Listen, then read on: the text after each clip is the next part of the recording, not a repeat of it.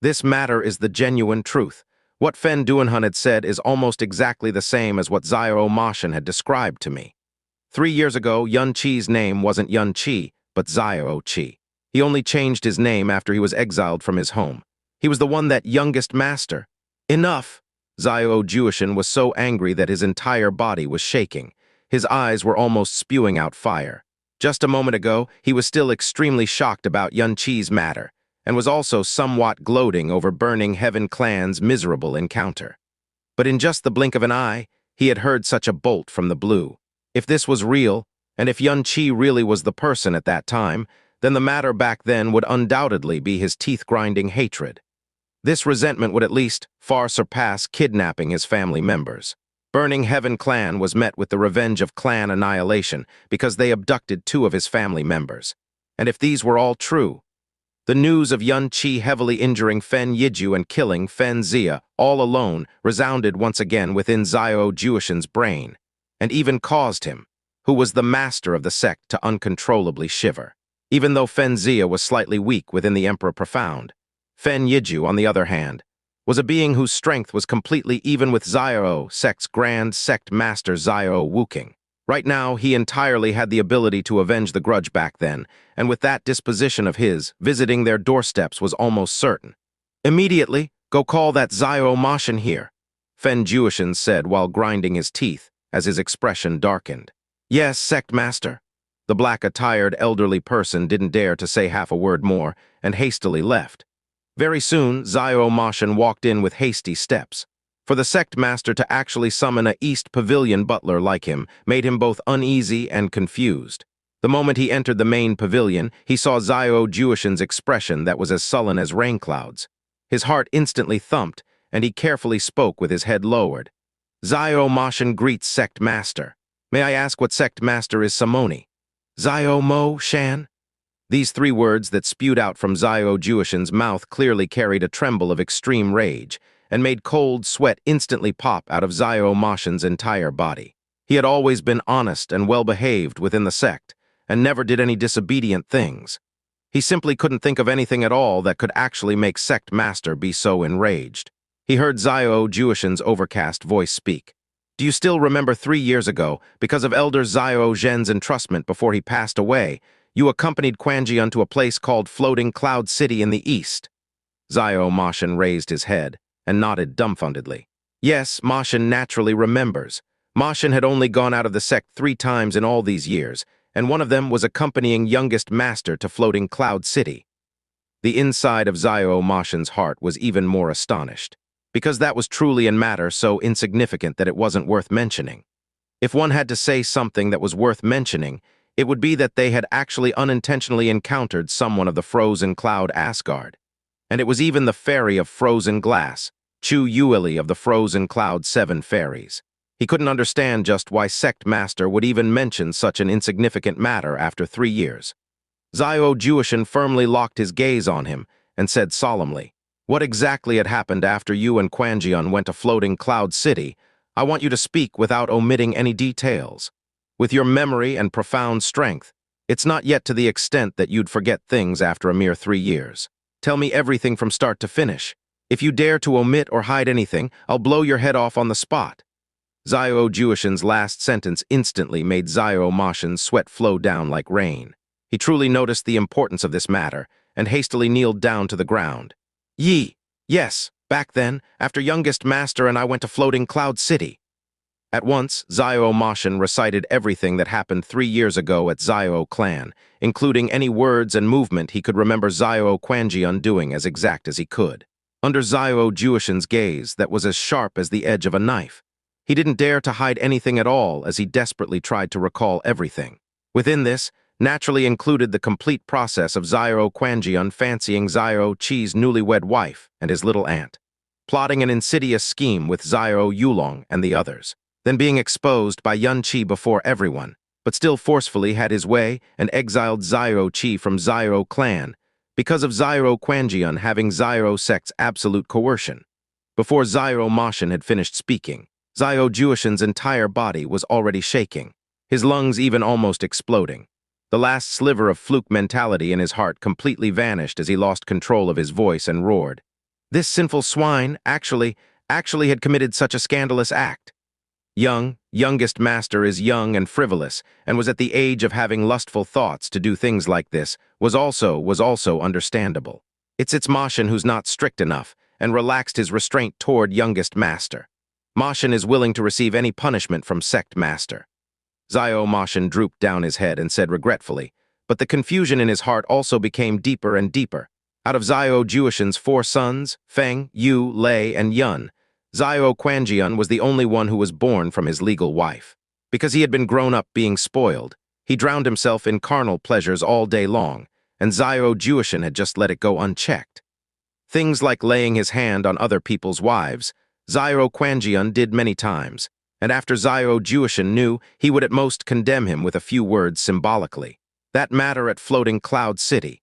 He didn't even get what he wanted in the end. He couldn't get just why Xiao Juishan would deliberately fly into a rage because of this small matter. Bastard! Under Xiao Juishan's rage, he knocked Xiao Moshin back a few tumbles with a kick. Did you know that person whose wife and aunt you guys wished to seize from, who was kicked out of Xiao clan, was precisely that Yun Qi who took first place at the ranking tournament back then, who has now destroyed over half of the Burning Heaven clan alone? Xiao Moshin, who had just stood back up in a fluster, instantly stared with wide eyes the moment he heard this, and said with fright, Impossible. That person back then wasn't called Yun Qi but Xiao Qi, and he was even a wastrel with crippled profound veins from birth. Impossible, simply impossible. Something must have been mistaken somewhere. Many things in this world won't just not happen because you think it is impossible. Xiao Juishan's chest undulated to the extent where it was almost going to burst apart. He pointed at Xiao Moshin with his fingers. He said each of his words in a heavy tone. You, scram right now and call Xiao Quanjian here, go right now. It was actually the first time he had ever heard Sect Master shouting out Xiao Quanjian's full name. His entire body started trembling. Youngest master he is currently. I don't care what he is doing right now. If he dares to not come, then beat him half to death and drag him here. Xiao Juishan explosively roared. Yes. Carrying a full body of sweat on his back, Xiao Moshin left as if fleeing. The elderly person who had always stayed beside Xiao Juishan walked over and said with a solemn expression, Sect Master, about this matter, how do you plan to respond? Xiao Juishan's brows tightly locked together. His expression became incomparably heavy and dark. If the rumors weren't fake, then Yun Qi's strength has already reached the point that we could not help but fear it. Accompany me to meet Father. This is something that absolutely cannot be waited upon. As for how to respond, we'll need him to personally decide. In a concealed ground within a withered forest, Yun Qi was currently sitting cross-legged. The snow phoenix guarded beside him, driving away all the nearby profound beasts. After an entire day of rest and Yun Qi's medicinal provisions, the snow phoenix beast had finally recovered 30% of its vital energy. Yun Qi's injuries had also recovered about 80%, and his profound strength 90%. And at this moment, the profound strength in his profound veins was suddenly in turmoil, and the originally tranquil profound energy surged and inflated like boiling water. This was the premonition of a profound strength breakthrough. After escaping from under Heavenly Sword Villa's sword management terrace, Yun Qi continuously fled and fiercely battled. Even though he didn't deliberately train, his profound strength had unwittingly neared the edge of breaking through under the accumulation of battle. Yun Qi quickly concentrated his mind right away, guiding the profound energy's movements and change. After 7 minutes had passed, a light pop sounded in his profound veins, and all of the profound energy fluctuation completely died down, becoming even thicker and richer than before. Yun Qi opened his eyes. His profound strength had also completely broke through and reached the 7th level of the Earth profound realm at this moment. And to him, every single time his profound strength increases, it would be a different concept with any other ordinary profound practitioner. Under the evil god profound veins berserking amplification. For every time his profound strength makes a breakthrough, the increase in his true power would be several times greater than that of ordinary profound practitioners. Yun Qi lit up the phoenix flames and roasted a pile of dragon meat. After a great feast, he changed a set of new clothes, then refreshingly stood up. If Burning Heaven clan knew that he only used a single day to recover almost all of his injuries and strength, he wondered if they would all just faint from despair. All right, I'll thoroughly smash Burning Heaven clan into a mesh tonight. Xianxia looked in Burning Heaven clan's direction and said with a cold smile, "Though I don't know whether they had been so scared out of their wits that they all ran away while tossing their so-called 1,000 years of heritage aside. After being forced to this extent, they must have taken actions. You'd best completely recover before going." Jasmine reminded him in an indifferent tone, "If they still have any trump cards, they ought to have played them long ago." Xianxia said disdainfully, "The most probable action they would take right now is to abandon the sect and flee. Otherwise, it would be to ask for assistance from other sects. Frozen Cloud Asgard won't bother with their request for help, and as for Xiao sect and Heavenly Sword Villa..." Xianxia's brows shifted, and he suddenly recalled Ling Jai's warning yesterday. After staying silent for a bit, he sat back down on the spot. "All right, you are right. I really should wait until my body completely recovers before I go. The price that they ought to pay, they'll never escape it." At the same time, a dark figure dressed entirely in black centered Burning Heaven clan without any sound. Looking at the Burning Heaven clan full of rubble in a foul atmosphere, he coldly laughed. That expression in his eyes was 50% pity and 50% gloating. He stepped forward, not making any sound below his feet, and sneaked into the main pavilion Fen Yiju resided in the turn of an eye. "Who is it?" Fen Yiju, who was meditating, abruptly opened his eyes. In front of him, it wasn't known just when a black silhouette had appeared. "Ha-ha, old friend, long time no see. Do you still recognize me?" The black-clothed man raised his head up and said while laughing, "It's you." Looking at the person before his eyes, Fen Yiju quickly raised up his body. After his expression complicatedly changed for a while, he suddenly said, "Just you alone." "Just I alone isn't enough," the black-clothed man said arrogantly. Fen Yiju knitted his brows and said, "Not enough. You clearly have completely underestimated Xianxia's strength. He is much more terrifying than what you imagined." As Fen Yiju was speaking, he suddenly noticed the 3 purple-colored spatial rings on the black-clothed man's fingers, and his gaze instantly went stiff as his face revealed joyous surprise. "Could it be you have even brought those things?" "Ha-ha-ha-ha." The black-clothed man loudly laughed with his head tilted upwards. "Grand Sect Master's orders. This time Xianxia is our common enemy. He must be eliminated from this world. If he dares to come, I'll certainly make sure he doesn't leave." The 4 major sects' position as overlords in the Blue Wind Empire had never been shaken. The imposing power carried by the name of each, and every one of the 4 major sects had all far surpassed that of the Blue Wind Imperial family. And today, one of the overlords that dominated the Blue Wind for 1,000 years had finally been shaken. Moreover, it was also very violently shaken, almost being pressed to the edge of total annihilation. Those sky-profound experts of the Burning Heaven clan who received countless profound practitioners' awe, who could act without restraint in any place, were exterminated by the dozen. Even the myth-like Emperor profound experts who were the foundation stones in the 4 major sects had a casualty of 1 death and 1 heavily injured. Burning Heaven clan's miserable state, as well as that battle before Bluefjord City's gate, swept through the entire Blue Wind Empire like a storm. The name Xianxia, that had already brought endless amounts of shock, once again stirred the entire Blue Wind in a single night. Early morning, before the sky was fully lit, the only core characters left within Burning Heaven clan gathered in the main pavilion once again to discuss issues of importance. Outside of the main pavilion, the Burning Heaven clan's encampment that almost turned into a wasteland for nearly half of the area was in a deadly silence. Those Burning Heaven disciples, whose arrogant air had usually been overwhelming, were all listless with melancholy written all over their faces. After the news of Grand Elder turning into a lying corpse and Grand Clan Master being heavily injured spread out, the last of their psychological defense had almost completely collapsed as well. "Let me introduce him to everyone." Fen Yiju was situated in the dead center. Even though he sat upright, his ghastly complexion testified the extreme severeness of the internal injuries he bore. He gestured at the black-clothed man beside him. "This here is Xiao sect's Xiao Wuyi." Xiao Wuyi wore a large and spacious black-colored cloak. His face was also largely blocked by it, as if he didn't wish for his face being seen by too many people. Before Fen Yiju spoke, everyone was guessing at his identity, but the moment they heard the name Xiao Wuyi, all of them stood up. Fen Duanhun couldn't hold his voice back and spoke. "So it was actually Senior Xiao Wuyi. This junior apologizes for his rude behavior before." Xiao Wuyi, Xiao sect's Grand Sect Master Xiao Wuking's brother of the same womb, one of the 2 great Emperor Profounds within Xiao sect. and one of the few current top experts existing in the pinnacle level of the current blue wind. Perhaps the younger generation wasn't familiar with his name, but to Fen Duanhun's generation, his name was like the rumbling of thunder through theirs ears. "No need to speak unnecessary words," Xiao Wuyi said indifferently. "I only have one goal for coming here this time, and that is to help you eliminate Yun Qi." Fen Duanhun took a glance at Xiao Wuyi and said, "Senior's strength is naturally peerless under the heavens, but please forgive this junior for being blunt. Senior had never personally witnessed Yun Qi's true strength and seems to have underestimated Yun Qi. My father currently bears heavy injuries, and with only Senior alone, I'm afraid." "Ha ha!" Xiao Wuyi loftily laughed. He extended his arm, and his hand slowly opened up. "Just me alone might indeed not be enough. In that case, what if this is added to the equation?"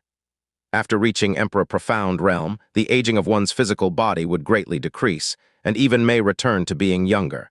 However, Xiao Wuyi's palm was overly withered, as if it was being permanently corroded by something. In the center of his palms, there was a light purple-colored ball. The ball-shaped object faintly glimmered with a purple glint, and if one looked closely, one would see one after another small, profound formations emerging on the surface. Fen Duanhun froze for a bit, then suddenly recalled something as the expression on his face greatly changed. And beside him, an elder had already uncontrollably shouted, could it be, the heaven-decimating orb?" The moment the three words of heaven-decimating orb came out, the complexions of all the elders had all quickly changed. A few had even uncontrollably retreated backwards as their faces revealed the expressions of deep fright. "Ha ha, that is correct." Xiao Wuyi laughed briefly. "This is precisely the heaven-decimating orb from our Xiao sect's armament sect, second only to the heaven-decimating bomb. However, in terms of power to a single point, it even surpassed the heaven-decimating bomb. I believe all of you had heard of just how powerful it is. Back then, it had instantly minced a dozen Sky Profound practitioners and 2 practitioners half a step into Emperor Profound Realm. And even the surrounding Sky Profound practitioners who luckily survived at first, all died within the poisonous gas it released after exploding. One by one, all the burning heaven elders gulped down a large mouthful of saliva. The expression of fright couldn't subside from beginning to end, as their gazes even didn't dare to look straight at that heaven-decimating orb. The terror of the heaven-decimating orb could be said to be well known by everyone throughout the 4 major sects. There was a special branch sect within Xiao sect called the Armament sect. This sect specialized in forging and producing various kinds of firearms. Even though the profound strength of the Armament sect's disciples were generally very low, each and every one of them hid various kinds of terrifying firearms on their entire bodies. Even same sect disciples over in great realm above in strength wouldn't dare to offend them. And the most terrifying of all these firearms was the heaven-decimating bomb and the heaven-decimating orb. Even from my Xiao sect's 1,000 years of accumulation, there are only 23 heaven-decimating orbs. To eliminate Yun Qi this time, I brought an entire 5 out. Heh, do you still think that I alone isn't enough? F5. Fen Duanhun hastily said, "Enough, entirely enough. With the might of your honored sect's heaven-decimating orb at most 2, ah no, just 1 would be enough to kill Yun Qi on the spot. Now that we have Senior assisting us this time, if Yun Qi dares to come again, he'd certainly never leave alive. Please forgive this junior for the offending words earlier." Rumors say that even an Emperor Profound expert would be gravely injured instantly if he were to be frontally struck with a heaven-decimating orb. If all 5 of the heaven-decimating orbs were to really be all used, it would be completely enough to blast Yun Qi into shattered pieces that couldn't be even more shattered.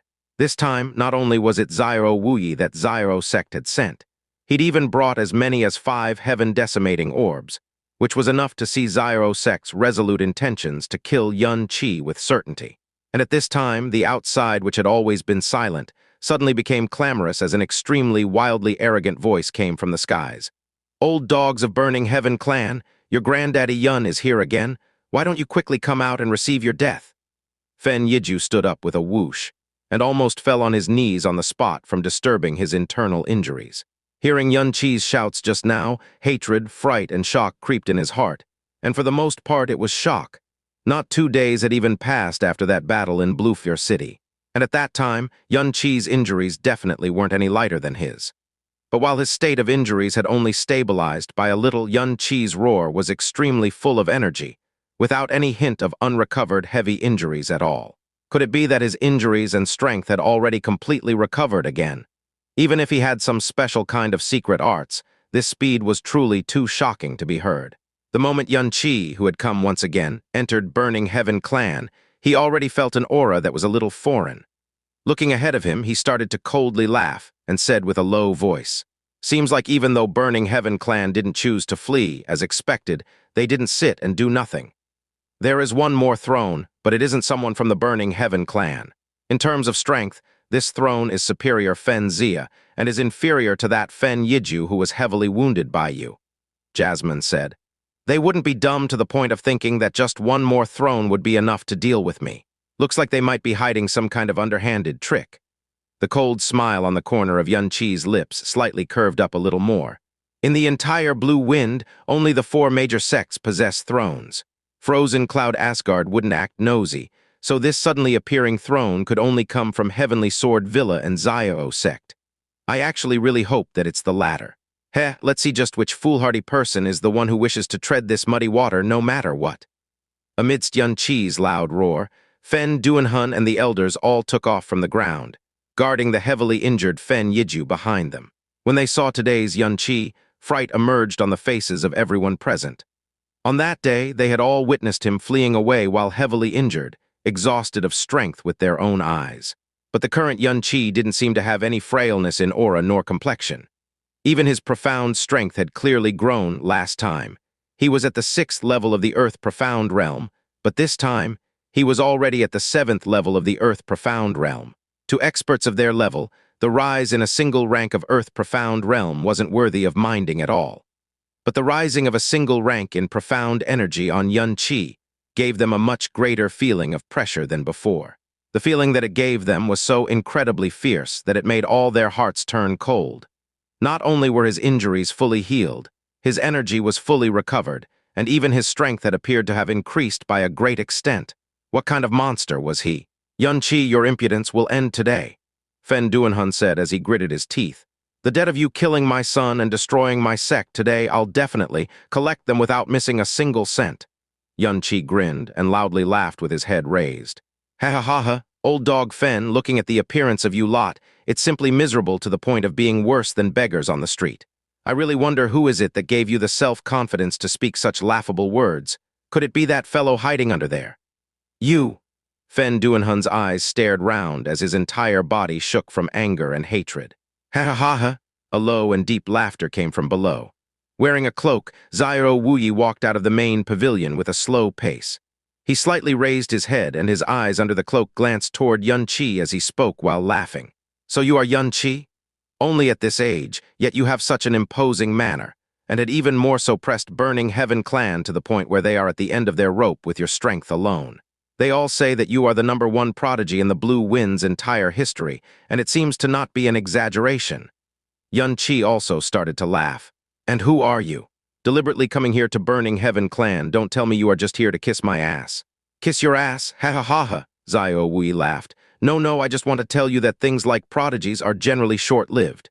"Is that so?" Xianxia's eyes slowly narrowed. "Even though you've made impertinent remarks toward me, I'll still benevolently gift you with a word." "Oh, what word? Scram? If you scram, you'd still be able to live a few more days. If you don't, Xianxia coldly laughed. "Together with these old dogs of Burning Heaven, your lives would thoroughly become short, and even the Xiao sect behind your back will also become short-lived." The moment the words Xiao sect was spoken, Xiao Wuyi's aura instantly appeared a little chaotic. On one hand, wearing a cloak and covering his face was to conveniently hide firearms. After all, throwing firearms out from one's body was much quicker and agile than taking them out from spatial rings. On the other hand, it was to not reveal his identity as much as possible. Even though he had 5 heaven-decimating orbs on hand, and he had great confidence in turning Xianxia into a pile of shattered corpse, Xiao sect couldn't become completely unafraid toward someone who could press Burning Heaven Clan into a state of despair, no matter what. Thus, when Xiao Wuyi came to Burning Heaven Clan, he had initially planned to not let Xianxia discover his identity before he had thoroughly killed him, even though this was somewhat like stealing a bell while covering his own ears to deceive oneself. After all, once the heaven-decimating orb was used, No matter how successfully he could conceal himself, Yun Qi would very soon find out that he came from Xiao sect. This also straightforwardly projected his dread toward Yun Qi, at least. He was definitely not as relaxed as he appeared on the surface. But he really didn't expect that Yun Qi would actually shout out the two words, Xiao sect, right away. His heart slightly sunk, but he started to coldly laugh right after. With a wave of his hands, a faint green-colored eagle slowly emerged behind his back. Yun Qi, your presumptuousness is truly far greater than the rumors suggest, but I just wonder how much your true strength actually matches the rumors. With the howling of the wind, Xiao Wuyi's cloak exaggeratedly puffed up as his entire person swooped over as though a hungry eagle. Sword mirages flashed from within his hands and instantly transformed into a strength of cyan-colored array of swords, shrouding the vitals of Yun Qi's entire body. Just as the net of swords formed, Xiao Wuyi's speed suddenly rose sharply, and his entire person rushed over as though he had turned into a black beam of light. Within the four major sects, Xiao sect's movement profound skills takes the throne, and Xiao Wuyi's speed had more so reached an extremely outrageous extent. Under his extreme speed, sword mirages sewn together and blotted out the sky, causing one's eyes to fail to keep up and be dazzled. Yun Qi's eyes narrowed. He was never advantageous in terms of speed, but he also never dreaded enemies whose speed far surpassed his. Because no matter how shockingly fast one's speed was or how fancy their skills were, all he needed to do was a simple sword strike. Stepping with Star God's broken shadow, Yun Qi took a casual step forward. As the mirages lengthened, he instantaneously shifted forward a distance of 20 steps and smashed a sword strike toward Xiao Wuyi's sword array. Clang, clang, clang, clang, clang. Xiao Wuyi's sword mirages were like a rampant tide as they teared the space itself to the point of near collapse. As for the blow from Yun Qi's heavy sword, it was like a flood dragon tumbling within the wild storm and tide, reversing the flow and looking down upon the world. In an instant, the overwhelming sword mirages were all blown into bits, and the sword body directly collided with Dragon Fault. Amidst an extremely ear-piercing collision noise, Xiao Wuyi grunted and tumbled away. When he landed, he raised up his sword horizontally with a frown, and shockingly discovered that over a few dozen nicks had actually appeared on the sword's body. Xiao Wuyi's facial expression convulsed for a while. Before he came here, he naturally had heard that the heavy sword in Yun Qi's hand was incredibly terrifying, and that one mustn't directly clash with it. But as a superior and lofty throne, how could he be willing to fear a junior? However, after just a single round of clashing with Yun Qi, both his arms were already struck numb. His beloved sword that accompanied him for a few dozen years had actually been ruined all over, even almost losing the possibility to be completely fixed. Xiao Wuyi put away the longsword, his fist tightly clenched to the extent that his bones creaked. You really do have some competence. Seems like I have to get more or less serious now. Screech! With an explosive noise, the majestic eagle behind Xiao Wuyi suddenly tore apart, turning into an enormous rotating cyclone. Right after this cyclone abruptly expanded with an extremely quick speed, until it expanded to nearly 100 meters around Xiao Wuyi. Extreme wind, domain! The glum voice seemingly resounded right beside one's ears. Xiao Wuyi's steps slightly moved, and in an instant he had already suddenly appeared in front of Yun Qi. This instant burst of speed was as fast as the rolling thunder, and was even several times faster than the speed from before. Everyone present, including Yun Qi, all could only faintly catch a hint of a suddenly passing afterimage. The cyclone moved along with Xiao Wuyi, instantly enveloped Yun Qi within. Following a roar from Xiao Wuyi, the cyclone suddenly went berserk, and everything within 100 meters around Yun Qi had completely become winds from hell. Each and every single thread of wind had turned into the sharpest blade. As it swept across, it was as if a green-colored turbulent billow crazily engulfed toward Yun Qi. The expression in Yun Qi's eyes slightly changed, but it wasn't panicked at all. With a loud roar, Dragon Fault furiously swept up as a dragon cry overwhelmed the fierce cyclone and traveled straight above the high skies. The greatly expanding heavy sword beam was like a roaring vicious dragon as it rushed into the cyclone as though breaking through bamboo. That terrifying might seemed as if it could even pierce through the void of space. Xiang, xiang, xiang, xiang. The chaotic green light connected together into an enormous field as the sound of the collision and tearing impacted everyone's eardrums. The cyclones within the extreme wind domain were wreaking havoc, as tens of thousands of sharp blades attempted to completely tear Xianxia into pieces. But when these cyclones touched Dragon Fault's sword beam, they were all shattered into nothingness. Amidst the dragon cry, a gap over 3 meters wide was directly blasted out from the 100-meter-wide extreme wind domain. Xianxia's figure shook and instantly vaulted out. Before he even landed, his body had already abruptly turned back around.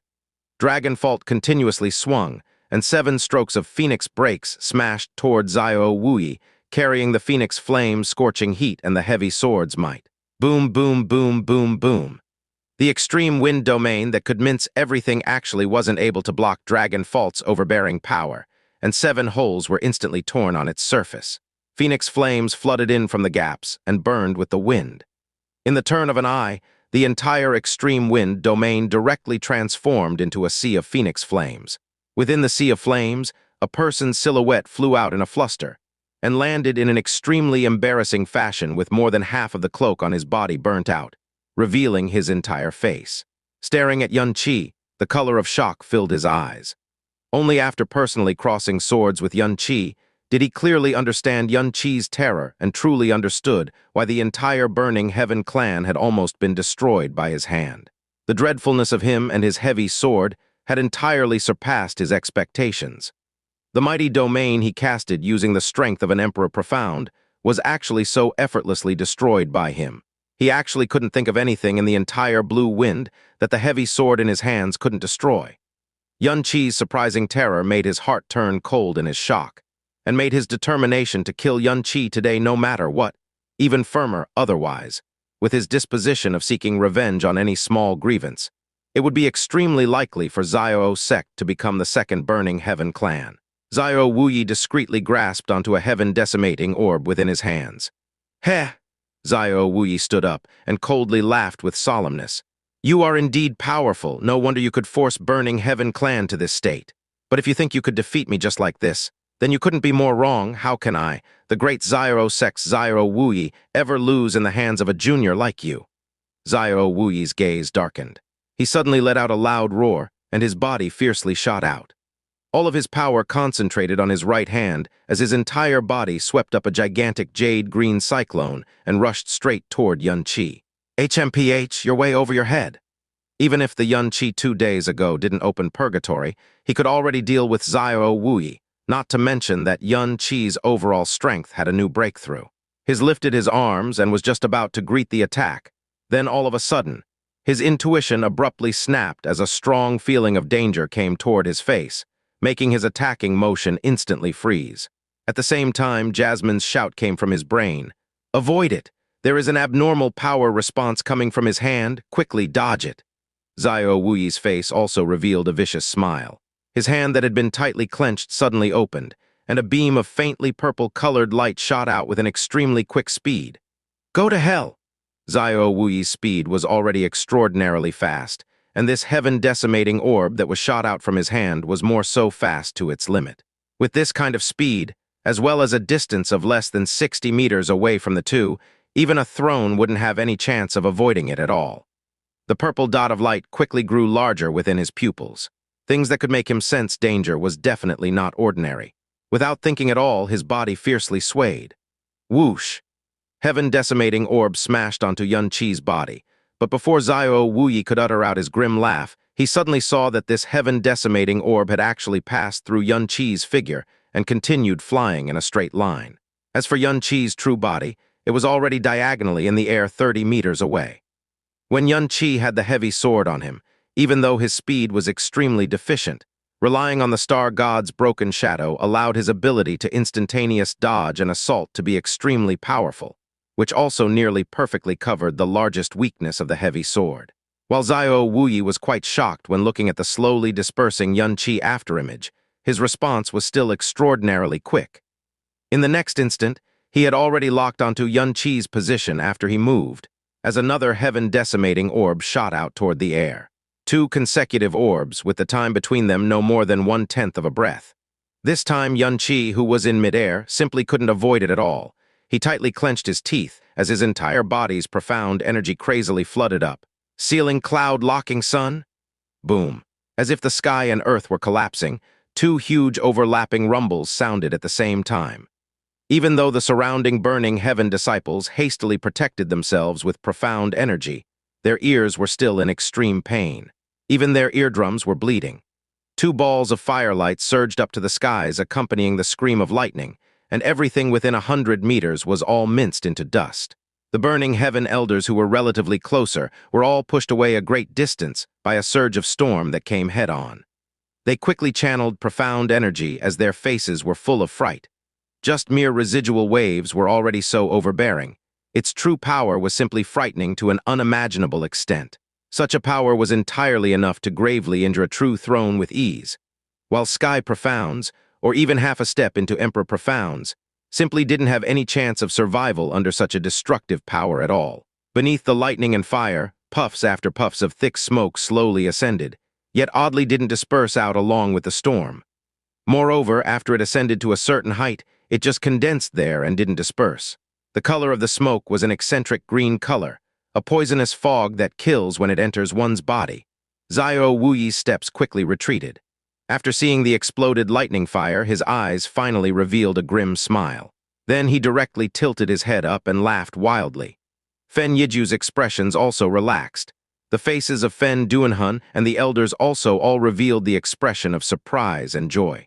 They had all seen Yuan Qi get struck by the heaven-decimating orb with their eyes wide open. With such a power, even if Yuan Qi didn't die, he would definitely be gravely injured on the spot. And if he touched the acute poison fog while being heavily injured, he would most certainly die. "Is he dead?" a burning heaven elder asked, full of excitement. This terrifying devil was finally going to fall before his eyes. He was so moved that tears almost filled his old eyes. "HMPH," Xiao Wuyi pridefully said while sneering. "Heaven-decimating orb's power is unparalleled. Even our sect's grand sect master wouldn't dare to face its edge head-on." The spot that the heaven-decimating orb had struck also just happened to be Yuan Qi's chest. He is undoubtedly dead. "Oh, is that so?" A mocking voice suddenly came beyond the smoke and fog. "Then I really apologize. It seems that I'm still alive and well." "WH, what?" This voice resounded beside everyone's ears like waves of thunder, causing them to simultaneously stare with wide eyes as their hearts abruptly tightened. After the voice fell, Yuan Qi's silhouette also slowly emerged beyond the smoke and fog. His eyes were vicious and sharp.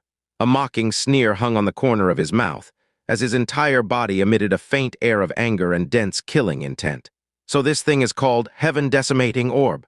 Tusk, this name really is boundlessly arrogant, and the impression it gives is quite good as well. Too bad it's goddamn useless." Even though Yuan Qi spoke lightheartedly, he genuinely did get startled to the extent of become covered in cold sweat just now. If not for Sealing Cloud-Locking Sun's powerful protection, the heaven-decimating orb's shocking power was entirely enough to heavily injure him on the spot. It wasn't like Yuan Qi had never made contact with Xiao Sect's firearms before. When he was at New Moon City's Xiao Sect branch sect in the past, he had found the poison fire rod and sky tremor bomb, but their might simply couldn't be mentioned in the same conversation if compared to the heaven-decimating orb earlier. After the fog dissipated, the position that Yuan Qi stood was offsetted by few dozen meters from where he was originally at, but there were no injuries on his body at all. Not even a speck of blood could be seen. You, Xiao Wuyi, who had always been lofty, indifferent, and believed that everything was in his control, widened his eyes to the limit in his stare. His pupils violently constricted, as if he had seen the most terrifying demon god. One word crazily bounced back and forth in his heart. Impossible, impossible, impossible. What had struck Yuan Qi earlier wasn't any low-level thunder tremor cracker or sky tremor bomb, but their Xiao Sect's crown treasure. The heaven-decimating orb that the entire Xiao Sect only had over 20 of, which even Emperor Profound practitioners couldn't endure. Not only was the heaven-decimating orb's power extremely great, it also would scatter poisonous smoke after it explodes. Once the poison meets blood, it would quickly invade one's body and cause the victim to die from the poison's activation in a few breaths of time. If breathed in, the poison would similarly show effect very quickly.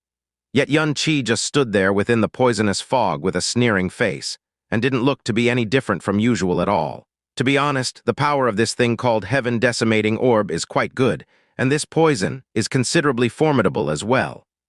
Xianxia stared at the Xiao Wuyi, who was in shock, and slowly spoke. This kind of poison is refined using burning vein grass, thousand vermin flower, midnight skeleton vine, demon weep bloodwoven flower, the venom of acute venom snake, and thunderfire toad's toad poison. The poison is incredibly acute and shows effect extremely fast. Once it invades the body, even a throne would find it hard to suppress. And if one was first struck by the heaven-decimating orb, then breathed in this kind of poisonous mist, perhaps even a throne wouldn't have much of a chance to survive.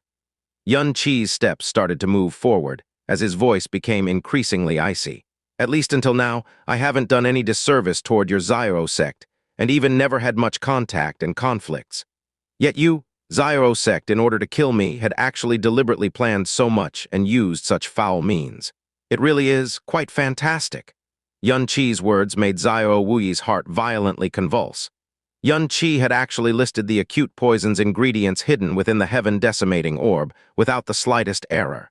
The impact brought by him being all fine and dandy under the heaven-decimating orb, along with these few sentences he spoke, had even made Xiao Wuyi's psychological line of defense violently sway. Thinking about burning Heaven Clan's miserable state, then thinking about the consequences of not being able to kill Xianxia, the cold sweat on his back instantly flooded down like rain. Xianxia's name seeped out of the gap between Xiao Wuyi's teeth. Xianxia walked increasingly closer in his view and gradually neared to a distance of only 30 meters between them. As he neared, an uncontrollable feeling of fear was quickly born in the bottom of Xiao Wuyi's heart. Staring his eyes wide and tightly clenching down his teeth, his right hand that had always been tightly clenched into a fist suddenly moved, and at the same time grasped onto two heaven-decimating orbs that he was about to toss out. Knowing that Xiao Wuyi had hid such terrifying things like heaven-decimating orb, Xianxia's entire body's consciousness stretched tight, and most of his awareness was concentrated onto Xiao Wuyi's palm. As his palm slightly moved oddly, Xianxia's eyes suddenly flashed, and phoenix flames ignited from his entire body. Empyrean Dance of the Phoenix! The reason why Xianxia had neared Xiao Wuyi step by step was precisely for this moment. Just as Xiao Wuyi took out two heaven-decimating orbs and was about to toss them out, a flame silhouette suddenly swayed in front of him, and an extremely ferocious power suddenly flooded over. Its speed was fast to the point that made him a throne, unable to react in time.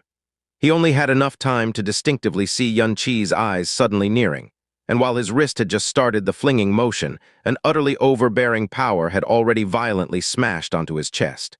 Boom, the power of Empyrean Dance of the Phoenix while using Dragon Fault wasn't at all inferior to a heaven-decimating orb.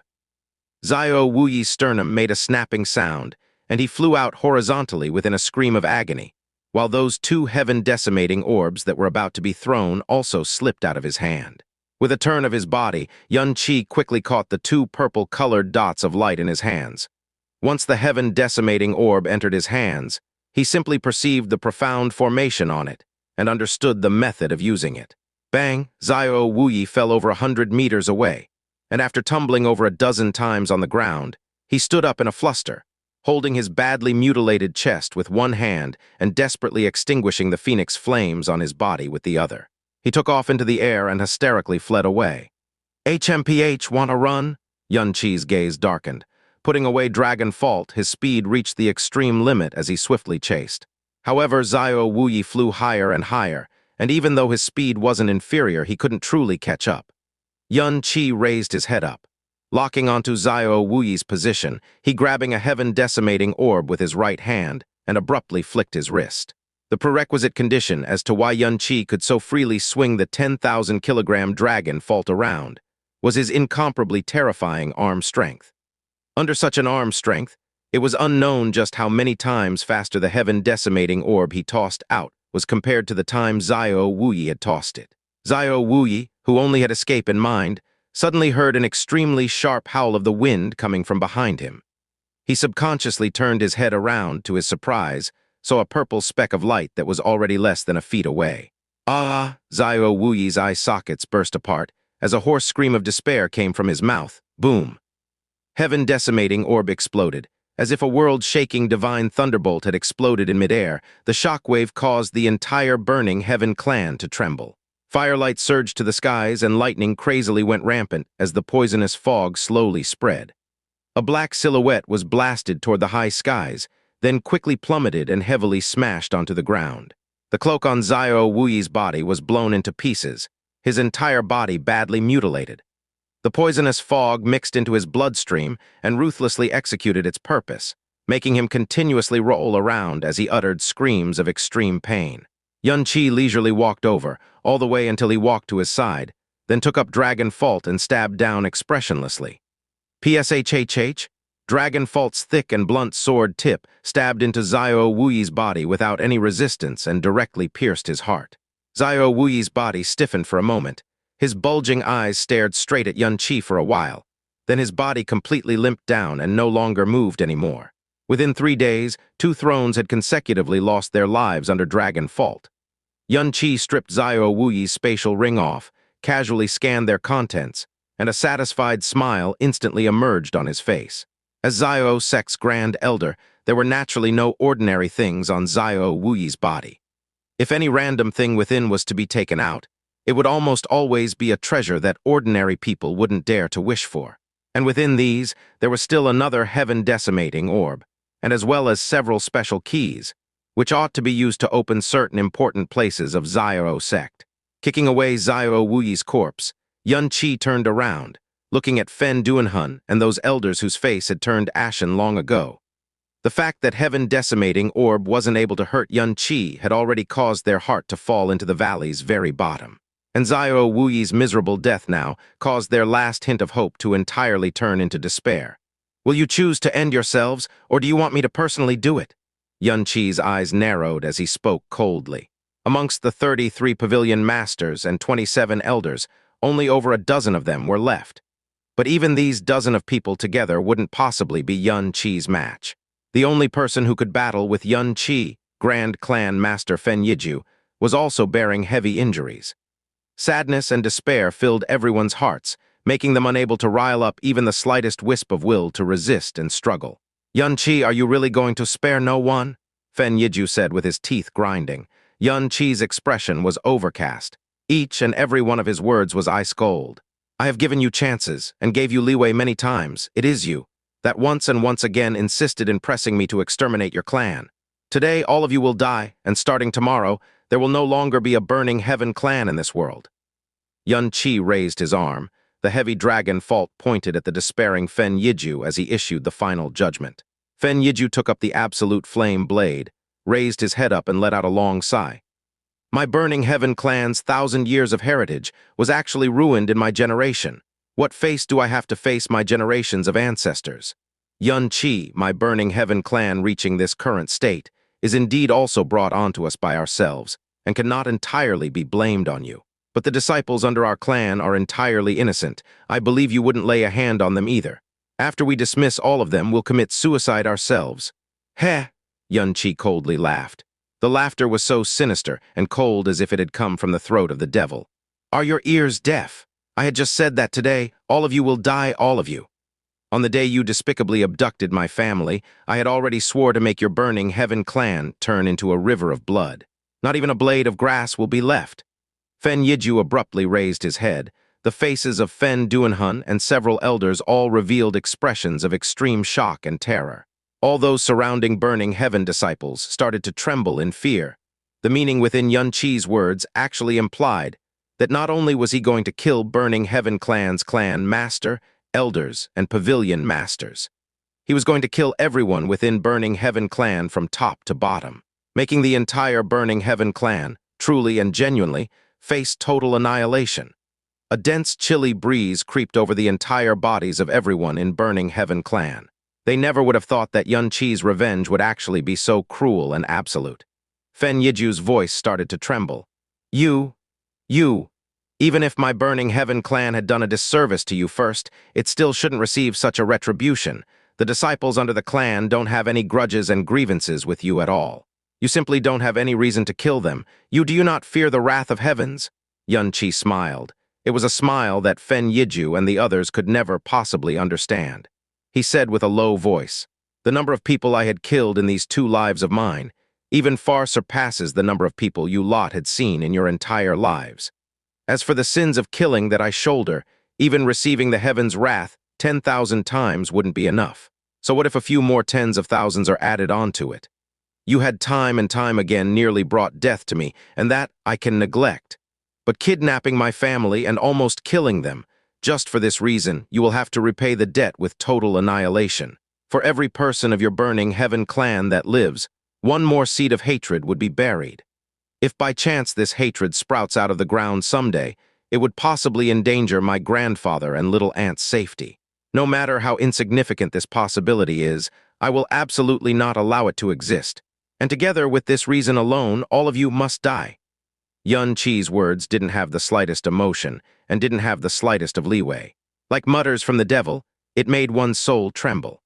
As his voice fell, he had already vaulted up, and as the heavy sword swung out, more than a dozen strokes of phoenix flames flew toward the surrounding burning heaven disciples amidst the howling wind. Boom, boom, boom, boom. Flames that surged up to the sky exploded at various locations, and then quickly spread, burning crowds and crowds of burning heaven disciples' bodies into ashes, completely drowning the entire burning heaven clan within the miserable screams of agony in the turn of an eye. Seeing the large crowds of clan disciples fall in the blink of an eye, the bodies of Fen Duanhun and the others trembled, and they almost wanted to wail out loud. They had originally thought that they had mistakenly provoked a vicious wolf, a ferocious tiger, but only at this moment did they truly realize what they provoked was simply a madman, a devil. You devil! Even if we are to be smashed into bits and pieces, we'll still drag you down to hell with us. Bringing their injured bodies with them, the burning heaven elders who had initially wished to end themselves grabbed their burning heaven blades and charged toward Xianxia carrying endless grief and despair within bloodshot eyes. From top to bottom, burning heaven clan no longer had the strength worthy to battle with Xianxia. Even though there were still tens of thousands of disciples, it still wouldn't cause any threat to Xianxia even if their numbers were to double. Following burning heaven elders' roars, everyone stepped on their fears of annihilation and the grief of the clan's destruction.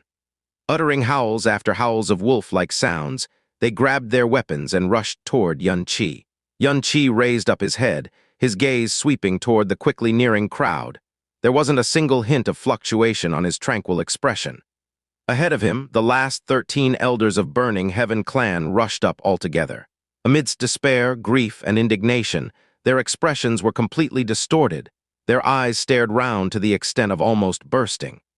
Carrying various degrees of injuries on their body, they erupted a strength far surpassing their ordinary selves. Xianxia unfeelingly raised the gigantic sword and stepped forward, which was also the first step of today's massacre. And it was more so the first step to send burning heaven clan into the abyss of total annihilation. Boom. The 13 burning heaven elders only wished that they could perish together with Xianxia. Facing Xianxia's strike, they didn't even bother to dodge and forcefully greeted forward.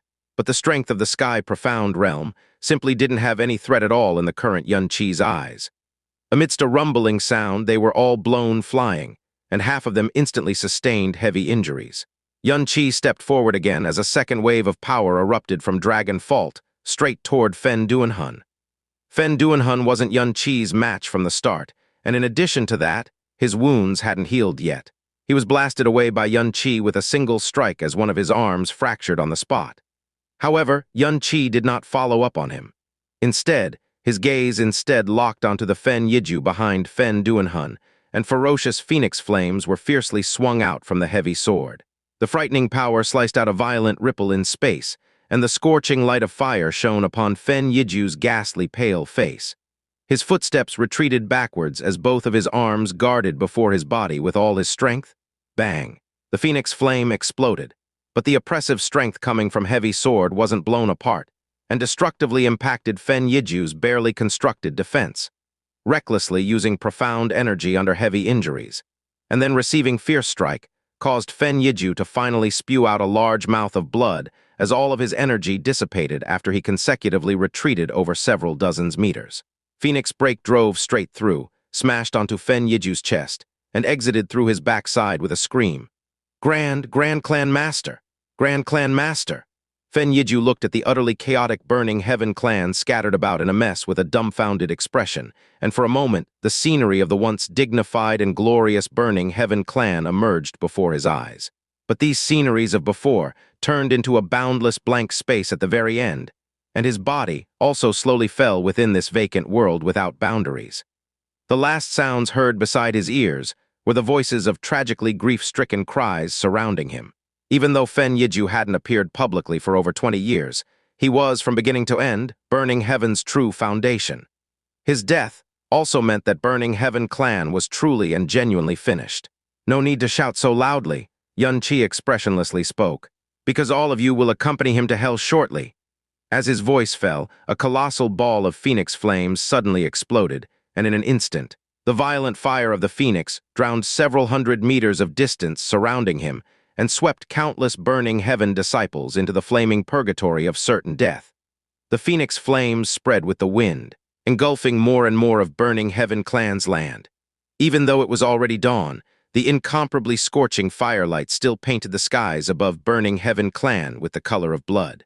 Xiao Juishan, who was in deep thought with his eyes closed, abruptly stood up as though he was suddenly struck by a thunderbolt. Both of his hands were trembling. His forehead was instantly covered in cold sweat. "Sect Master, what happened?" the elderly person beside him anxiously asked. The corner of Xiao Juishan's eyes trembled, and his face clearly displayed deep shock and fright. As the Xiao sect master, he had almost never revealed such an expression. Second uncle's soul imprint disappeared. He died. "What?" Black-clothed elderly person uncontrollably shouted with shock and then shook his head in fear. "Impossible. Elder Wuyi's profound strength is only second to Grand Sect Master and is almost unmatched in the entire Blue Wind. Moreover, he had an entire 5 heaven-decimating orbs on him. How can he possibly?" "I don't want to believe it either, but the soul imprint won't lie. Second uncle has indeed died. Moreover, from the weakening of the soul imprint to the time it completely vanished, only a few breaths of time had passed from start to finish. Not only did second uncle die, it had been tragically done in under an extremely strong power. With second uncle's strength at the 3rd level of the Emperor Profound, being able to kill him in such a short amount of time." As Xiao Juishan spoke till here, he could no longer bear to continue speaking any further. He clearly felt a gust of chilly wind surging within his spine. The cold seeping deep into his marrow, Yunqi heavily wounding Fen Yiju and killing Fen Zia had already caused him to be shocked at his might. And Xiao Wuyi quickly dying within a short period of time told him even more about how terrifying of an extent Yunqi's strength had already reached. Most importantly, Xiao Wuyi dying testified that not only was he unable to kill Yunqi, he was instead killed by Yunqi. After Yunqi finishes dealing with Burning Heaven clan, the previous hatred 3 years ago in addition to the new enmity now. Xiao Juishan's entire back was even quickly doused by cold sweat. He suddenly raised his head and said with an urgent voice, immediately go ask Bluefear's branch sect to scout the current state of Burning Heaven clan with all their power, quickly go." "Yes." The black-clothed elderly person quickly went away. After heavily breathing a few times, Xiao Juishan quickly calmed down, then dashed out of the main pavilion with haste, and headed directly toward the secret ground Grand Sect Master Xiao Wuking. Was that he had already felt that a great calamity concerning Xiao sect's survival was about to come, and there was almost no way this great calamity could be avoided. The entire Xiao sect had to make any preparations that could possibly be done starting now. Burning Heaven Valley's air today was extraordinarily scorching.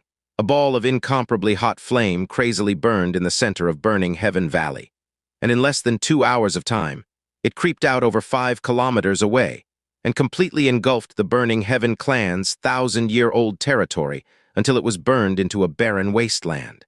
Under the flames was one after another, pile after another pile of corpses burned into charcoal. From Burning Heaven clan's elders to several tens of thousands of ordinary disciples, no one was able to escape from this sea of flames ignited by the Phoenix Flame, and all lost their lives under the Phoenix Flame and Dragon Fault. A true field littered with corpses, devoid of all life. The once high and mighty Burning Heaven clan, looked up with awe by others, and could be called the Blue Wind's sacred ground, was turned into charred ground just in this one single day, and became a graveyard looming with a burnt, barren, and despairing atmosphere. Standing within the blackened debris, looking at the Burning Heaven clan completely destroyed by him, Yunqi didn't feel joy, didn't feel pity, and didn't feel conceited or prideful from having destroyed one of the 4 major sects. What he felt instead was calmness.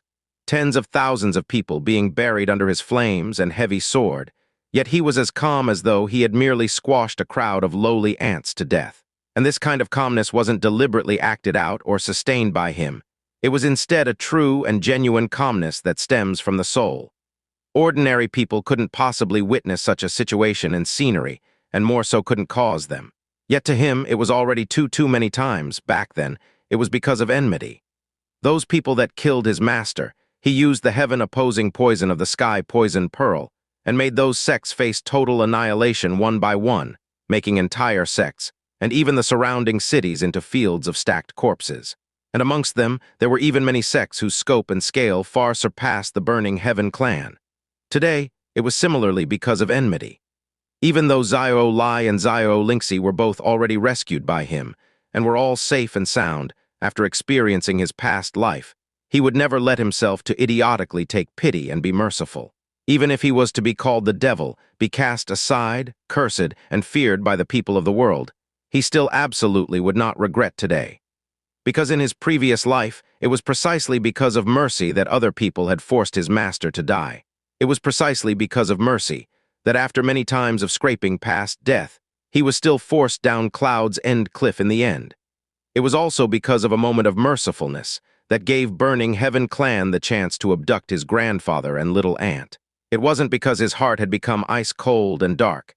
It was instead the two lives he lived once and once again teaching him that any mercy to the enemy was cruelty to the people by his side, and sometimes this cruelty was fatal. However, amidst burning Heaven clan's remains, not everyone beside Xianxia was a corpse. Just ahead of Xianxia, a figure shakingly stood up. His hair was messy, his face full of dust, and his body riddled with wounds. But his pair of eyes emitted a light even more vicious than that of a ferocious wolf. His body swayed, and he was only able to stand up after using almost all of his power. But along with an explosive roar, his entire body suddenly flooded out a surge of enormous strength from who knew where. As his entire body pounced toward Xianxia with his two hands tightly gripping toward Xianxia's throat. His actions made Xianxia's gaze abruptly jump. His body was already completely exhausted, yet he still erupted with such a strength. And this was evidently a strength squeezed out from the soul. Having lived two lives, it's actually the first time Xianxia had met someone similar to him, who had a willpower strong enough to squeeze out strength from within the soul. Xianxia raised his arm and casually swung. A gust of howling wind swept that person a great distance away. He laid on the ground, his entire body trembling, and then he actually slowly raised his upper body again. In those pair of eyes that stared wide with anger was a brimming hatred carved down to the bone and soul. Fen Juchen, you ought to just save some of your energy for breathing. Back then at the Blue Wind Profound Palace, even though you weren't my match, you could at least barely fight with me. But the you now doesn't even have the qualifications of making me take a straight glance at you. With your strength, even if I am to stand here without moving, you still wouldn't be able to harm a single strand of my hair. Xianxia apathetically stared at the youth in front of him whose entire body was filled with hatred and maliciousness. I won't kill you today, and only you. But don't worry, the reason I won't kill you is not because I pity you, and more so not because I don't want to kill you. I understand the consequences of not digging out the roots when cutting weeds better than anyone. But when my little aunt left, she had especially appealed to me and asked me to spare your life. I promised her, and anything I promise my little aunt, I will definitely achieve. Xianxia said coldly. Cutting weeds without removing the roots would certainly leave troubles, and the expression in Fen Juchen's eyes caused Xianxia to feel incomparably certain that sparing his life today would be much more dangerous than even leaving Fen Yiju alive. What would be left would perhaps be unpredictable future troubles. However, since he had already promised Xiao Lingxi to spare Fen Juchen, he would absolutely not kill Fen Juchen. Moreover, from what Xiao Lingxi had said, if not for Fen Juchen getting in the way several times, Xiao Lingxi might have ended her own life because of Fen Jucheng before he'd even reached burning Heaven clan. This was also enough to become the reason for him to spare Fen Juchen's life. As for the possible consequences, he was willing to completely shoulder them. As those words fell upon Fen Juchen's ears, he felt himself awash with immense humiliation. No matter the reasons as to why Xianxia had spared his life, it all seemed to him like a form of sympathy. Sympathy from a person who set out to kill his kinsmen and annihilate his entire clan. Xianxia, kill me if you have the guts.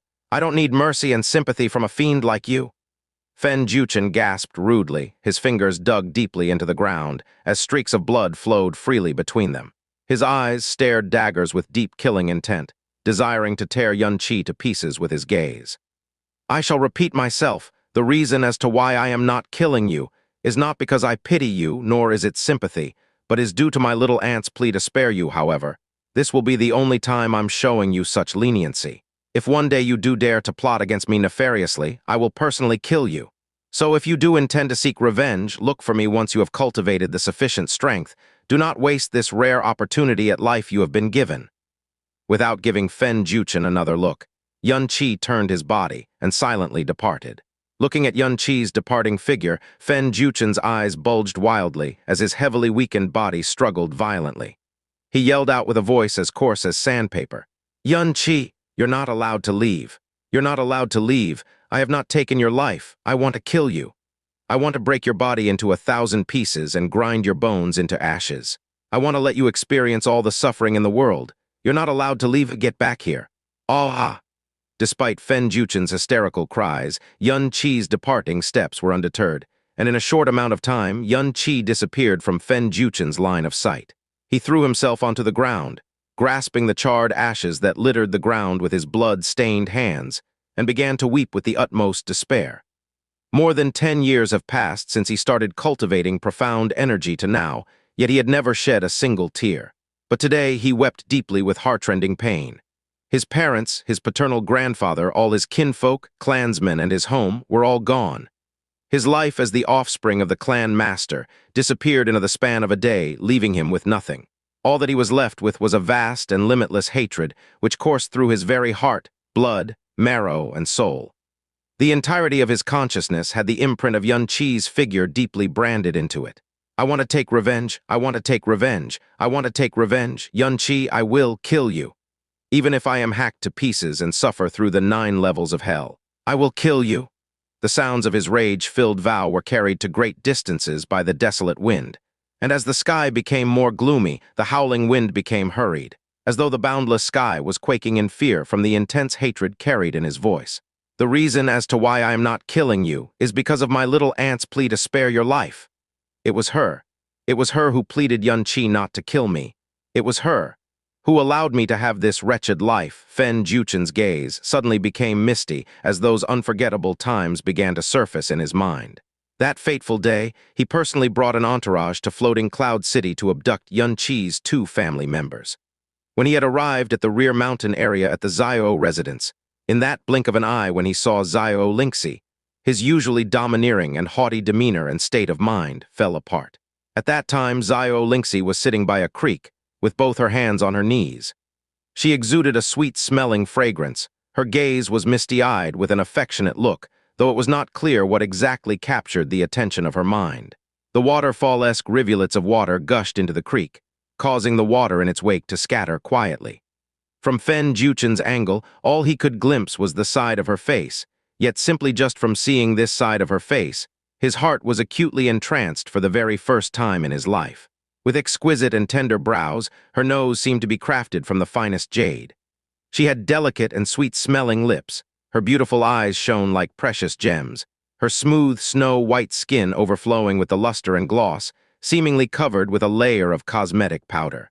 In the boundless mountains surrounded by pristine water bodies, and the blossoming of flowers heralding the arrival of spring, the luscious greenery, as well as the landscape that presented a beauty beyond imagination, completely dimmed when placed beside the illuminant beauty of the young lady, only able to serve as a mundane prop. Fen Juchen felt a ferocious tugging of his heartstrings. He who had never once seen a girl like her, felt his emotions run wild in that moment. He could not even be sure if what laid before his eyes was a girl or a beautiful and elegant fairy from the mountains. In that moment, he felt himself falling under an indescribable and inescapable spell. Going from the burning Heaven clan to Floating Cloud City took him 4 days. Yet the return journey back to the burning Heaven clan from Floating Cloud City took him close to 6 days. He meticulously slowed the pace, as he was worried that Xiao Lingxi could not bear the arduous quick pace back.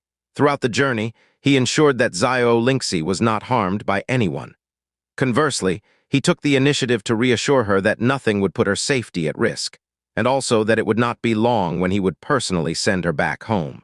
And he complied with what he had promised, even as to go so far as to come to blows with Fen Jiucheng, as he absolutely would not permit any harm to come to Xiao Lingxi.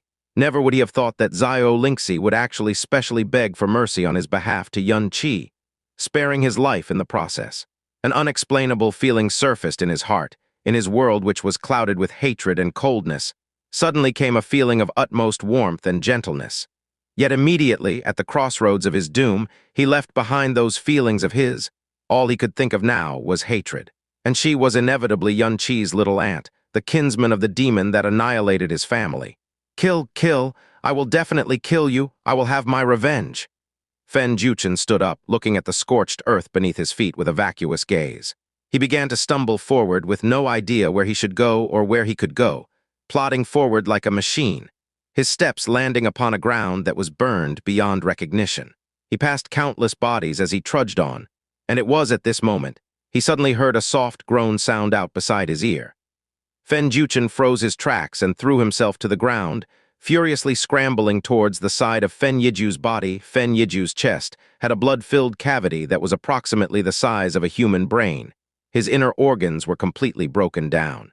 In that moment, he was completely breathless. Almost close to 2 hours had passed. Even if he was a throne, he should have passed on beyond the point of no return. Yet he was not completely dead, hanging on dearly to his final breath. In that moment when Fen Jiuchen threw himself to the ground beside him, his eyelids gently fluttered open. "Grandpa, Grandpa!" Fen Jiuchen and Fen Yiju usually did not have much interaction with one another. There was even no love lost between the two. Yet in that moment, looking at his paternal grandfather who still had life in him, Fen Jiuchen was trembling from his uncontrollable emotions. "Chenner," Fen Yiju called out in an extremely weakened voice, unhurriedly. He used all his remaining strength and lifted his right arm, and among his fingers clasped a pitch-black key which was shrouded in black mist. "Chenner, this key was left behind by your forefathers. Seals of forbidden taboo and a terrifying secret. Our forefathers left a message that only at the end of one's rope. Are we able to take out this key? Within this key lies a memory imprint. It will guide you towards the place where this key can be used. It will make you lose your soul, lose everything, even destroy the entire profound sky continent. However, our burning heaven clan should not be left in such dire straits. You must take revenge, take revenge." Fen Yiju's uplifted right arm came crashing down heavily. As the last breath of life left his body, he desperately clung on to the last vestiges of his life and refused to pass on, all for the need to pass down the burning heaven clan's last secret, a forbidden secret. Fen Jiuchen reached out with a trembling hand, closing Fen Yiju's eyes, who passed on without contentment. His other hand, which held the pitch-black key, tightened. Suddenly, a strange black mist started to flow out from the gaps between his fingers, and a strange demonic presence drifted out. With the destruction of the burning heaven clan came the exhaustion of Yun Qi's evil intentions. He was extremely clear of what he had committed, and even clearer of the troubles he would attract from the great stir he had caused, as well as the repercussions of doing so. After leaving the burning heaven clan, Yun Qi called out to the snow phoenix beast, which soared into the sky, heading towards the north, flying straight back to the blue wind imperial city. "You have indeed activated the mirror of samsara, passed through a reincarnation, and altered the karmic cycle." Yun Qi was just about to fall asleep on top of the back of the snow phoenix beast when Jasmine's voice suddenly rang out in his mind. Why do you say that?" Yun Qi's eyes, which had just closed, fluttered open as he questioned back. "Killing so many people in one go, yet maintaining such a somber expression, even your aura and pulse did not experience a single change. Even the most ruthless and murderous demon would not have been able to maintain his cool in the face of taking so many lives." Jasmine coldly said, "You are only at the age of 19. Based on your life's experiences, it is not possible to have achieved such a feat. The only possible explanation is that you have used the mirror of samsara and undergone a reincarnation. Before activating the mirror of samsara, your life experiences must not have been mundane, and you must have definitely taken countless lives, bearing upon yourself countless sins and blood debts. And the fact that the mirror of samsara had no reaction is proof that it had been used within these past 20 years. The Azure Cloud Continent's time period is misaligned with the profound sky continents. And during the time in which you were sent to the Azure Cloud continent by the evil god Soul, all kinds of unusual reactions took place. I had my suspicions at that point in time. I can now deduce you must have had a previous life on the Azure Cloud continent. That Sulinger He must have been one of your female companions. Who? Xianxia lightly let out a sigh. With Jasmine, there was definitely nothing in which he could keep from her. Closing his eyes, he gently spoke. Your guess is indeed correct. I did have an unfathomable past life. Moreover, it was on the Azure Cloud continent. But it was in that time that I should have lost my life after falling to my death, yet I had no idea why I was reborn here. It wasn't until I knew that I had the mirror of Samsara in my possession that I started piecing together the facts slowly. Yet this matter, other than you, who else would have believed me even if I had told them the truth? Do you remember that time I once mentioned to you, the people whom I have killed far outstrips the number of those you have killed? At that time you treated my words with contempt, yet I really was not joking with you at all. Not only are the people I have killed greater in number than those you have killed, the number is way more insurmountable than you can imagine if you think of yourself as a vile creature, a demon who could never been forgiven. Then I? Xianxia turned away and added in an indifferent manner, am the demon among all demons, but I have never once taken a life in vain or ever regretted every single life that I have taken. I believe you and I are alike in this sense. Jasmine became taciturn and turned silent for a long time. After a while had passed, Jasmine suddenly chimed. This time you spared the one person that you shouldn't have. That Fen-Juchen is extremely dangerous. In the future, perhaps there is possibility that he might have the ability to threaten you. I am aware of that. His willpower is astonishingly strong. Under the provocation he has suffered today, his desire to seek revenge against me will lead him to see to acquire strength at all costs, no matter the methods, and become a crazed lunatic who is willing to forsake everything. However, regardless of whether he had saved Little Ant, or because Little Ant interceded on his behalf, I was unable to take action against him. Following that, Xianxia's mouth twitched and added in a relaxed manner, I have the dragon god and phoenix's bloodline, and the evil god's profound veins within my body. Even if he became a lunatic among lunatics, it would not be possible for him to catch up to me in terms of strength. I instead hope that he can treasure this precious life that was given to him by my little ant, and find a place to spend his life peacefully and safely. If the day should come when he does come looking for me to take revenge, the only road left to me would be to reunite him with his deceased family members. Just when Xianxia had left Bluefear City and departed towards Blue Wind Imperial City, the shadow of a person silently appeared in skies above the burning Heaven clan. Fen-Juchen had already left, and a deathly silence hung in the air within the burning Heaven clan. The grounds were left in ruins and strewn with the bodies of the dead. The surrounding air was overflowing with a rotten and charred stench, as though it had recently experienced a catastrophic calamity. Occasionally, one or two brave souls would approach the area in order to scout for news, though upon glimpsing the calamitous ruins of the burning Heaven clan, their entire bodies would tremble in fear without exception, sweating profusely as they left hurriedly, and none dared to venture near the site. Alas, in the end I arrived a step too late. The shadow of the person in the sky gazed down upon the ruins and remained silent for a long time. At last, he let out a lingering gasp, causing an oppressing yet boundless aura to follow the sound of his gasp, discharging downwards from the sky and enveloping the entire burning Heaven clan. In a split second, the flow of air halted, causing even the blackened ashes in the sky to remain stagnant, as though time had become fixed in place. Such immense strength! If it was a righteous person, it would have been a boon to the Blue Wind Empire, yet unfortunately he possesses the heart of a fiend. With such a cruel slaughter that has befallen the entire burning Heaven clan, it does constitute a threat to the Blue Wind Empire, and I will absolutely not stand by idly. His gaze shifted towards the north. He did not turn back towards the direction from whence he came. Instead, he flew up into the air, streaking towards the north, and in the blink of an eye appeared countless kilometers away.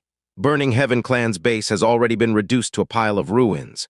The clan master, grand clan master, the 33 pavilion masters, 27 elders, and the entirety of the clan's disciples have all perished among the casualties. Not a single person survived, or managed to escape. The entire hierarchy of the clan have all been annihilated. Burning Heaven clan is utterly finished. Not only has the entire clan been annihilated, It has furthermore been destroyed to such an immeasurably miserable state. The malicious actions of that Xianxia far outstrips what we imagined. The various external branches of the Burning Heaven clan in all the large cities have now received the news, and have almost all severed ties with the Burning Heaven clan at the first opportunity, immediately changing their names thereafter, for fear that Xianxia's evil scheme would implicate them. After hearing this, Xiao Juishan's body experienced a graver chill, and after hearing the devastation that had befallen the Burning Heaven clan, even the gaps between his teeth felt a cold chill run through them. He was just like everyone. It never occurred to him that Xianxia's retaliation would be merciless to such an extent. He originally thought that Xianxia killing the clan master, as well as the rest of the core members, would be the limit of his reprisal against the Burning Heaven clan. Never did it occur to him what Xianxia had wrought would be a retribution straight from hell. After personally hearing the truth of the matter, he was immensely shocked. Furthermore, after knowing everything, he undoubtedly felt an even greater sense of foreboding. Based on Xianxia's personality, the events that transpired 3 years ago would not be so easily dispelled. However, this was a result of Xiao Quanjian's own personal machinations. If he were to bear the pain of abandoning his sole progeny from his first wife, and take the initiative towards handling matters with Xianxia, then the matter could be resolved peacefully. Moreover, reaching a compromise with someone capable of completely destroying the Burning Heaven clan was not something too humiliating. However, Grand Sect Master Xiao Wuking had been domineering and uninhibited all his life. As someone who placed the glory of the sect above his own life, he would never allow such a thing to happen. He had instead chosen to let Grand Elder Xiao Wuyi bring along the Xiao sect's forbidden weapon to aid the Burning Heaven clan in eliminating Xianxia. And as a result, they had completely lost all chance at amicality. "Sect Master, what should we do?" the elderly man beside Xiao Juishan inquired. "Our Xiao sect has never feared any external threats, yet this Xianxia absolutely should not be underestimated. He has the capability to annihilate the entire Burning Heaven clan in just a matter of a few short days, which means there's no need to harp on it anymore." Xiao Juishan's chest heaved as he grasped both his hands tightly and duly announced, "If Xianxia was only powerful in strength, if he does come here, we can have a fight to the death with him. Yet, his methods are unexpectedly merciless and extreme. Merely just by kidnapping his 2 relatives, who were eventually safely rescued, led to the clan's entire destruction.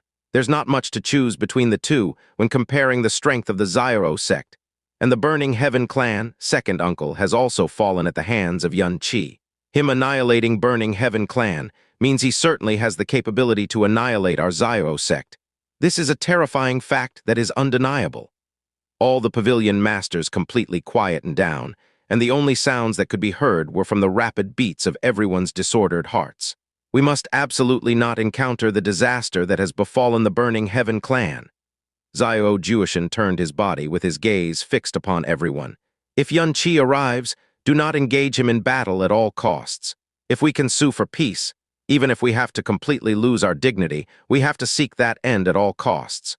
If we do need to engage in combat in the end, then bring all the heaven-decimating bombs, and we shall go down in flames together with him. We absolutely cannot let our Xiao sect become the next Burning Heaven clan.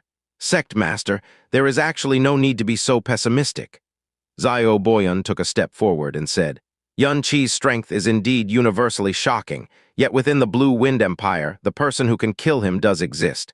And the person who has the ability to kill him, based on the recent report that just came in as of last night, has left the Heavenly Sword Villa unaccompanied." Xiao Juishan's consciousness shook. "You mean Sword Saint Ling Tianni?" "That's right." Xiao Boyan nodded his head. "Ling Tianni has been upright and plain-spoken all his life, treating evil with utmost animosity. Moreover, he had once been friends with Fen Yiju. He had been in seclusion for close to 10 years, not treading into the mundane world. Yet he left the Heavenly Sword Villa in a hurry the previous night, most likely in an attempt to rescue the Burning Heaven clan that was in peril. Unfortunately, he was too late. If he had seen the devastation of the Burning Heaven clan, on one hand he would feel a sense of guilt, and on the other, feel an extreme rage against Xianxia's fiendish methods. Both reasons would give sufficient cause to hunt down Xianxia. Perhaps Ling Tianni is already in the midst of hunting Xianxia at the moment." Xiao Boyan's words brought much relief to Xiao Juishan's expression. He added in a low voice, "Very well, if the truth is as such, Xianxia will undoubtedly die." Xianxia suffered heavy wounds in his exchange with Fen Yiju before escaping, which is sufficient proof that his strength is not much stronger compared to Fen Yiju. Yet even 10 Fen Yijus combined are no match for the Sword Saint. If the Sword Saint has truly left the Heavenly Sword Villa in order to aid the Burning Heaven clan's plight, then he will definitely personally go forth to punish Xianxia. News of Burning Heaven clan's destruction engulfed the entire Blue Wind Empire like a furious storm, sending the Blue Wind Empire to rise up in an earthquake-like uproar. This literally became the most shocking, most horrifying set of news that every Blue Wind citizen had heard in their lives. As they became more shocked than they had ever been in their lives, they were overwhelmed with horror and left incredulous. On one side was an aloof and remote, legendary clan that had stood tall for a millennium. On the other was a youth who was just 19 years of age. This 19-year-old youth, what he has wrought, literally became what could be compared to as a truth that defied the heavens, which was both hard to believe and accept.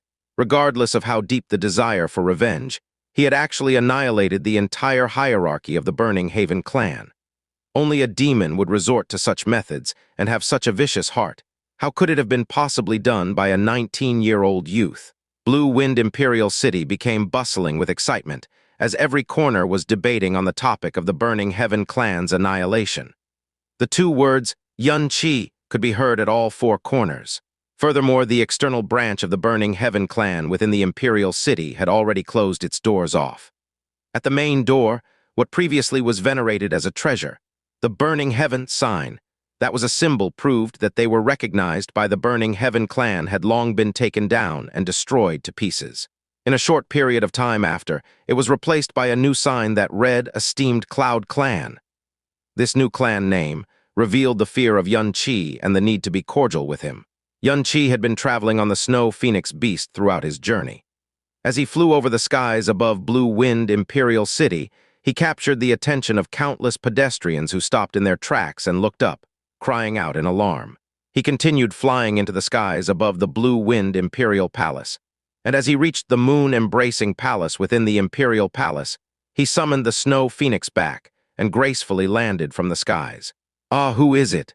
Just as he landed, a female's astonished voice cried out behind him. Xianxia turned his body around and saw a pale-faced palace maid. "Ah, young Master Yun." The first time Xianxia came to the moon-embracing palace, he saw this very palace maid, thus it was natural that he would be recognized by her. The moment she saw his face, she cried out in a voice that was 3 times louder than her astonished voice previously. The expression on her face was a mix of shock, admiration, and also what looked obviously like fear. To slaughter over 70,000 people within the Burning Heaven clan through such merciless methods made the bodies of everyone overwhelmed with shock, as their whole body trembled in fear at the thought of it. Xianxia took in the entirety of the palace maid's expression. He nodded and he expressed with a hint of impatience, "Where is the princess, Her Royal Highness? You seem to be a bit afraid of me." "No, not really. It's not true." Under Xianxia's direct gaze, the palace maid at that moment started babbling incoherently. Facing the character in front of her eyes whose exploits have become legendary, her natural instincts were frozen in fright. She didn't dare to directly look at Xianxia any further, urgently looked towards the moon-embracing palace and shouted, "Your Highness, young Master Yun! Young Master Yun has arrived!"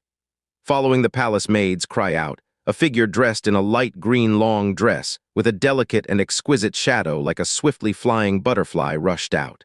Upon seeing Xianxia, her entire smart-looking countenance was overwhelmed with pleasant surprise, and from her mouth came a voice of utmost joy. "Lit Chi!" Xianxia threw herself forward and swooped into Xianxia's embrace, hugging him tightly. In his embrace, she could hardly contain her happiness and was jumping with joy. "You finally returned? Ah, have you suffered any injuries? Did you hurt yourself anywhere?" Being able to meet Xianxia there was of no surprise nor odd to Xianxia. Before he had arrived at the Imperial Palace, he already had at least 70% certainty and conviction that Ling Jai would bring Xianxia and Xianxia to safety at Kang Yue's side. He held Xianxia's waist and laughed as he said, "Don't worry, I do not have a single wound on myself. If you do not believe my words, I will strip off my clothes for your inspection later." "Ooh." Xianxia used her hands and lightly pinched him, pouting her lips as she said, "Humph, you're teasing me again." However, she could only maintain her feigned anger for a short while before it was replaced by joy. I always knew you would keep to your words. We've arrived here long ago. Dad and I were worried to death over these few days. However, it was fortuitous that the Imperial Palace had many interesting places, and also the princess herself had accompanied me, allowing me to play here happily. It was at this moment that Kang Yue appeared, dressed from head to toe in royal garments, looking splendid beyond comparison. Looking at the two in each other's embrace, she laughed lightly and walked over. "Junior brother Yun, you have finally returned. Sorry for worrying senior sister." Yun Qi lightly smiled as he said, "And to trouble you with taking care of my grandfather and little aunt. Your kinsmen are of course also my kinsmen." After Kang Yue finished her sentence, she suddenly felt a sense of obliquity as her snow-white countenance flushed red and became flustered, and she started a new topic. "Grandfather Xiao is currently at my father's side, and with Uncle Dongfang's protection, he is perfectly safe and sound. That said, have you seen Chu Yuechen already?" Yun Qi's breathing slowed as he shook his head lightly. "No, she wasn't at Frozen Cloud Asgard, and no one has any idea as to her whereabouts." Kang Yue's pink lips slightly parted, and she added softly in a consoling tone, "Do not worry, the fairy of frozen beauty has the strength of a throne. Within the blue wind, no one can harm her. The Blue Wind Empire's domain is small. You will surely find her in no time.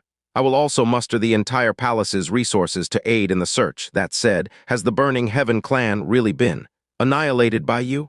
"Amen." Yun Qi nodded his head without hesitation. "Because they had provoked what they should never have provoked. This matter, even if the entire world bears a grudge or admonishes me, I will not feel any regret. Senior sister, little aunt, do you too blame me?" Kang Yue's expression instantly became extremely conflicted. Just when she was about to speak, she had instead heard Xiao Lingxi, who lifted her face. "Even though taking lives is wrong, if it was little Qi, the people he has killed are definitely those that should be killed, who are bad people. As such, I do not blame you." Xiao Lingxi was a person who had never before taken a life, and even had limited experience interacting with other people. Her temperament was as emollient as the leaves and flowers. Yet these words which were said were spoken as it should be by rights, filled with self-confidence and justice. Tens of thousands of lives suffered a massacre, yet she stood resolute. No, one should say that she naturally believed that Yun Qi was right. Kang Yue could not help but question, Why would you think so?" "Because little Qi is the best person in this entire world." Xiao Lingxi blinked her bright pupils that resembled black glorious gemstones and answered without a hint of hesitation. In that moment, Kang Yue stared with her gaze transfixed. All of a sudden, she immediately understood why Yun Qi had toiled so hard these past 3 years, and why he had borne a burning rage that led to the annihilation of the Burning Heaven clan after she was abducted. His relationship with Xiao Lingxi was long past one of trust and reliance. It was one that practically had one's life integrated into the other's. Especially with the way Xiao Lingxi treated Yun Qi. Even if she felt that the entire world was lying to her, she would wholeheartedly put her trust in Yun Qi. Even if the entire world treated him as a demon, she would still believe that he was the most kind-hearted person in the world. This deep and mysterious, yet subtle feelings caused Kang Yue to sincerely feel envious. She knew in this world there would never be someone who could take Xiao Lingxi's place in Yun Qi's heart. Kang Yue lightly smiled. Under Xiao Lingxi's gaze, those little complicated feelings that had dwelled in her heart disappeared without a trace. She looked at Yun Qi and saw a man that made her feel immense pride. In 2 short years, he had progressed from a frail youth, whom had his life threatened by the Xiao sect that hunted him, to a person capable of loftily holding up the entire Blue Wind Empire. It was at this moment, an apathetic and serious voice suddenly rang out from the distant skies. "Yun Qi, because of your personal grievance, you would go so far as to annihilate the entire Burning Heaven clan. Your methods are merciless, and your heart is malicious. Both the gods and people are outraged, and you deserve heavenly punishment to wipe you out. An old man like me will seek justice for the heavens on this day, and personally send you on the road to the Yellow Springs to pay your debt. Show yourself to me."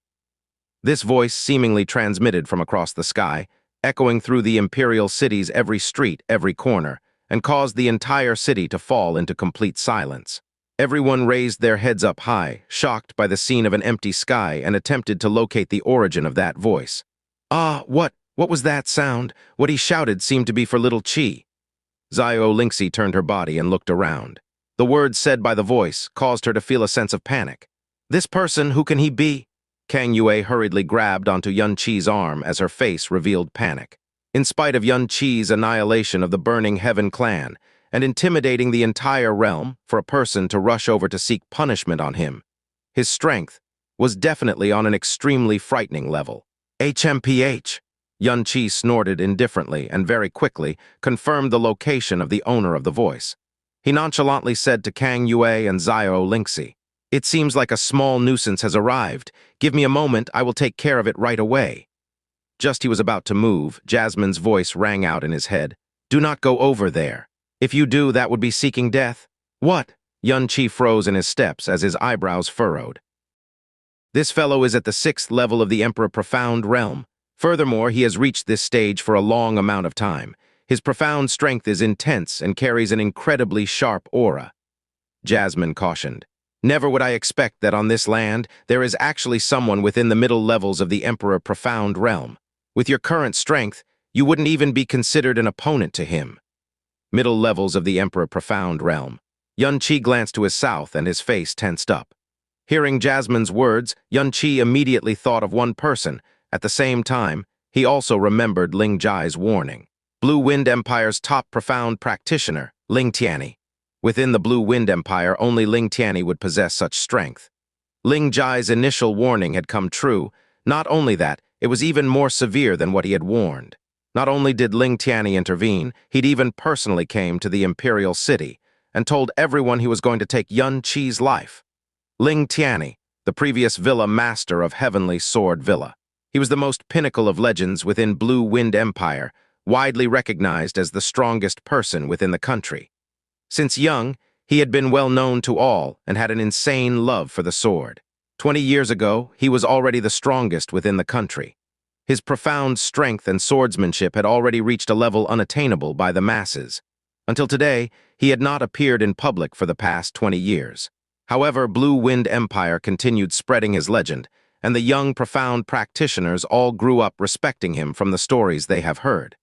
Today, this legendary figure had appeared with the sole objective of killing Yun Qi. Only Yun Qi could obtain such a prestige. When Ling Tianni transmitted his voice, he and Yun Qi was already relatively close. Yun Qi could tell that his was currently at a place within 2 kilometers from the front of the palace. He'd even suspected that Ling Tianni had already known where he was, but didn't want to attack him in the palace. No matter what, Heavenly Sword Villa and the Blue Wind Imperial family were very close at the time of their origins. Until eliminating Burning Heaven clan, he did not appear. I always thought that my worries were unnecessary. Little did I expect him to finally appear now. Yun Qi told Jasmine. However, since he is already so close and even transmitted his speech to the whole city to force me to appear, shrinking away is not something I, Yun Qi, would do. HMPH, I expected you to say that, Jasmine replied in disdain. If you don't want to escape, you could always rush in and fight him. Even though it is impossible to win with the protection of the Dragon God's bloodline, it wouldn't be that easy for him to kill you either. However, if you don't know when to retreat, death is all but assured. I understand. My life is more precious than any gold or silver. I would never allow myself to die here meaninglessly. Since he's already here, let's go meet the famous #1 in Blue Wind Empire. Little Chan, let's go. Carrying Yun Qi, the Snow Phoenix let out a long cry and flew directly towards Ling Tianni. Just as the Snow Phoenix lifted off the ground, a sturdy aura fixated strongly on Yun Qi. What? That person is Ling Tianni, the legendary sword saint? Since this was the Imperial City among the older generation, many have seen the former glory of the sword saint. Therefore, when Ling Tianni appeared in the middle of the Imperial City, some of the aged shouted his name in shock. Sword saint? Is that the legendary sword saint? Oh my heavens. I'm actually witnessing Blue Wind Empire's legend here. No wonder someone directly approached with the intent to kill Yun Qi, other than Sword Saint, who would have such strength and aura. Yun Qi's in trouble now. No matter how overpowered he is, he wouldn't stand a chance against Sword Saint. If Yun Qi is smart enough, he should hide immediately. It's been said that the Sword Saint has not cared about worldly affairs for 20 years. Not only did this incident of the destruction of the Burning Heaven clan shake the whole Blue Wind Empire, it even alerted him. It has also been said that the Sword Saint has a personality as straight as a blade. He destroys evil without hesitation, and also used to have very close relationship with Burning Heaven Clan's Grand Clan Master, Fen Yiju. Since Yun Qi eliminated Burning Heaven Clan this time, it wouldn't be weird that he personally took action this time. In the air 2 kilometers in front of the Imperial Palace, a black figure floated there. His black clothes were making noises in the strong wind. Below him, more and more people gathered, and chatter surrounded the whole place. Many people rushed here quickly to admire the figure of the legendary sword saint. Suddenly, a long cry was heard from the palace, and a white figure swiftly bolted past, stopping in front of the black figure. They stared at each other. Ah, it's Yun Qi. He was actually in the palace, and he even appeared. Although his strength was sufficient to eliminate the Burning Heaven clan, facing the Sword Saint, who is fully intent on killing him, he actually dared to appear. This is going to be a good show. Ling Tianni looked to be around 40 years old. Even though he was the Heavenly Sword Villa Master, Ling Yuefeng's father, he looked to be slightly younger than Ling Yuefeng. He looked largely similar to Ling Yuefeng. However, the sword aura on him was several times sharper than Ling Yuefeng. Ling Tianni turned his attention to Yun Qi, and at that moment, merely his gaze caused Yun Qi have the scary feeling that he had been stabbed several times. "You're Yun Qi," Ling Tianni spoke slowly, his voice calm like water. Junior Yun Qi greets Senior Ling. Able to meet the legendary Sword Saint, Junior must count himself fortunate. Yun Qi replied respectfully. "You're so young, and your profound strength is only in the 7th level of the Earth Profound Realm, yet you're able to eliminate the entire Burning Heaven clan. Such achievements at such a young age, you far exceed me." Ling Tianni complimented coldly. Being able to make the Sword Saint say the 4 words, "You far exceed me," Yun Qi was definitely the first. However, after complimenting him, all he had was a cold, killing intent. "With your talent, you could originally become a genius in Blue Wind Empire, become the talent of this generation. You could achieve things that even my Heavenly Sword Villa cannot fathom. If you were to represent Blue Wind Empire in the Profound Sky 7 Nation ranking tournament, you might be able to change Blue Wind Empire's 1,000-year shame and even obtain glory. However, you're too cruel and ruthless. Because of personal grudges, you actually massacred all 73,600 people of Burning Heaven clan. Such actions are truly hair-raising." Yun Qi smiled slightly and replied, "Senior is too harsh. Although I'm not any kind person, I'm definitely not the cruel and ruthless that you mention. Even though I killed many, not one of them is without reason. I eliminated Burning Heaven clan only because they crossed the line. They deserve it. Also, this allowed me to take this chance to warn anyone who dares to touch my family members. However, this is between me and Burning Heaven clan. How does it concern you?" "HMPH, what happened at Burning Heaven clan would probably anger even the deities.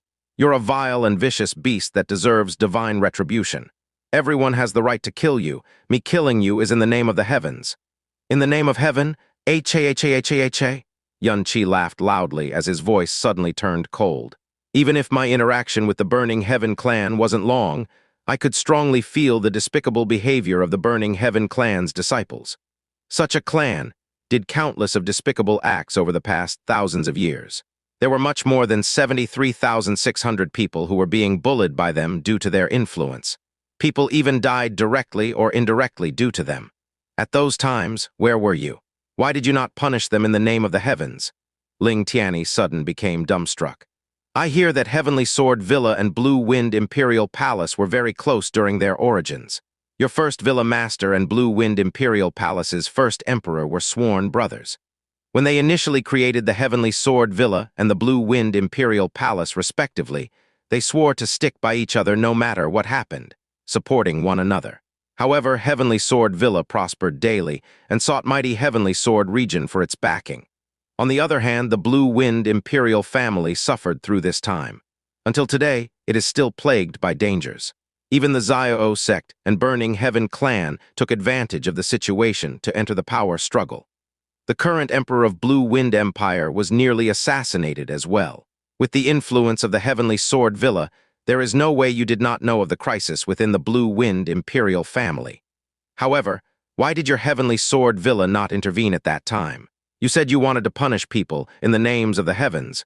Yet why do you not possess even the most basic form of moral and justice? Instead, I had to intervene to save the Emperor's life. If I did not intervene, the Emperor would probably be at his last breath already.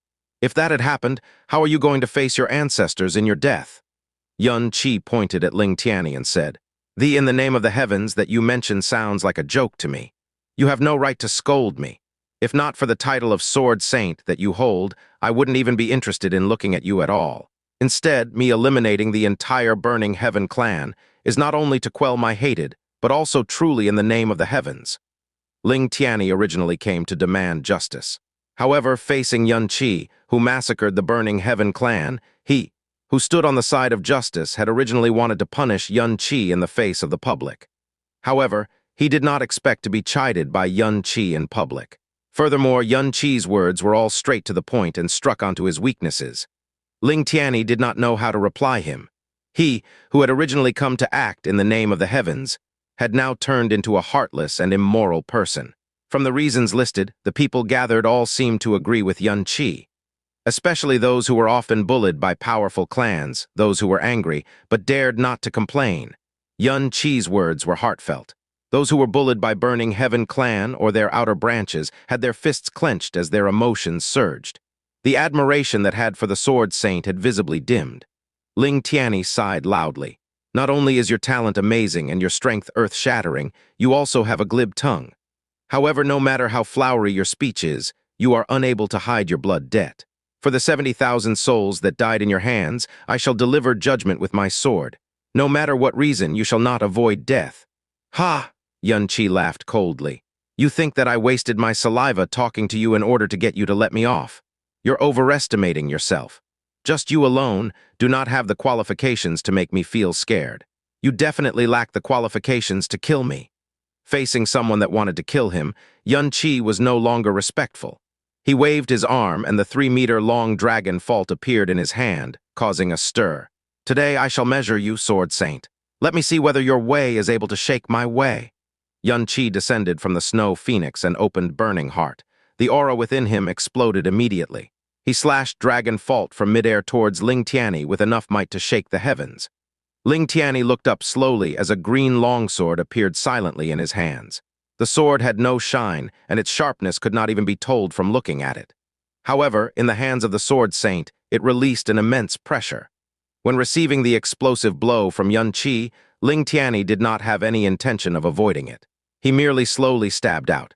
That's right, he slowly stabbed out. No matter Yuan Qi or anyone below, even a nascent profound practitioner could clearly see the movement of the sword.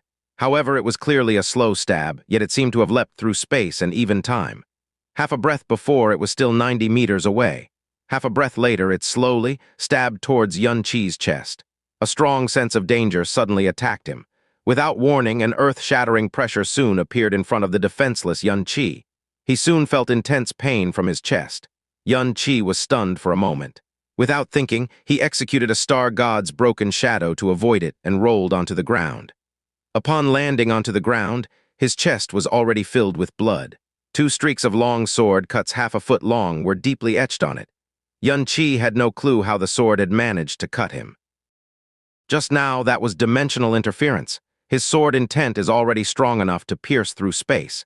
Even though it's the lowest grade and barely considered an entry-level space interference, it is more than enough against you. Jasmine coldly said, "Against him, you have no chance of victory. Space intervention? Interesting." Yuan Qi's finger gently touched his chest as he quickly stopped the blood from flowing out of the wound. The larger the stepping stone, the wider the world one gets to see. In this world, one can actually stab through space using sword intent. Heh, no wonder he is known as the strongest man in Blue Wind Empire, the Sword Saint. However, your 2 slashes only gave me 2 wounds that neither hurt nor itch. It wasn't much.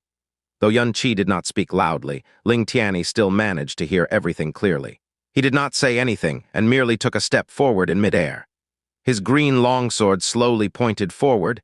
Instantly, a 2-meter-long sword beam burst out from the tip of the sword.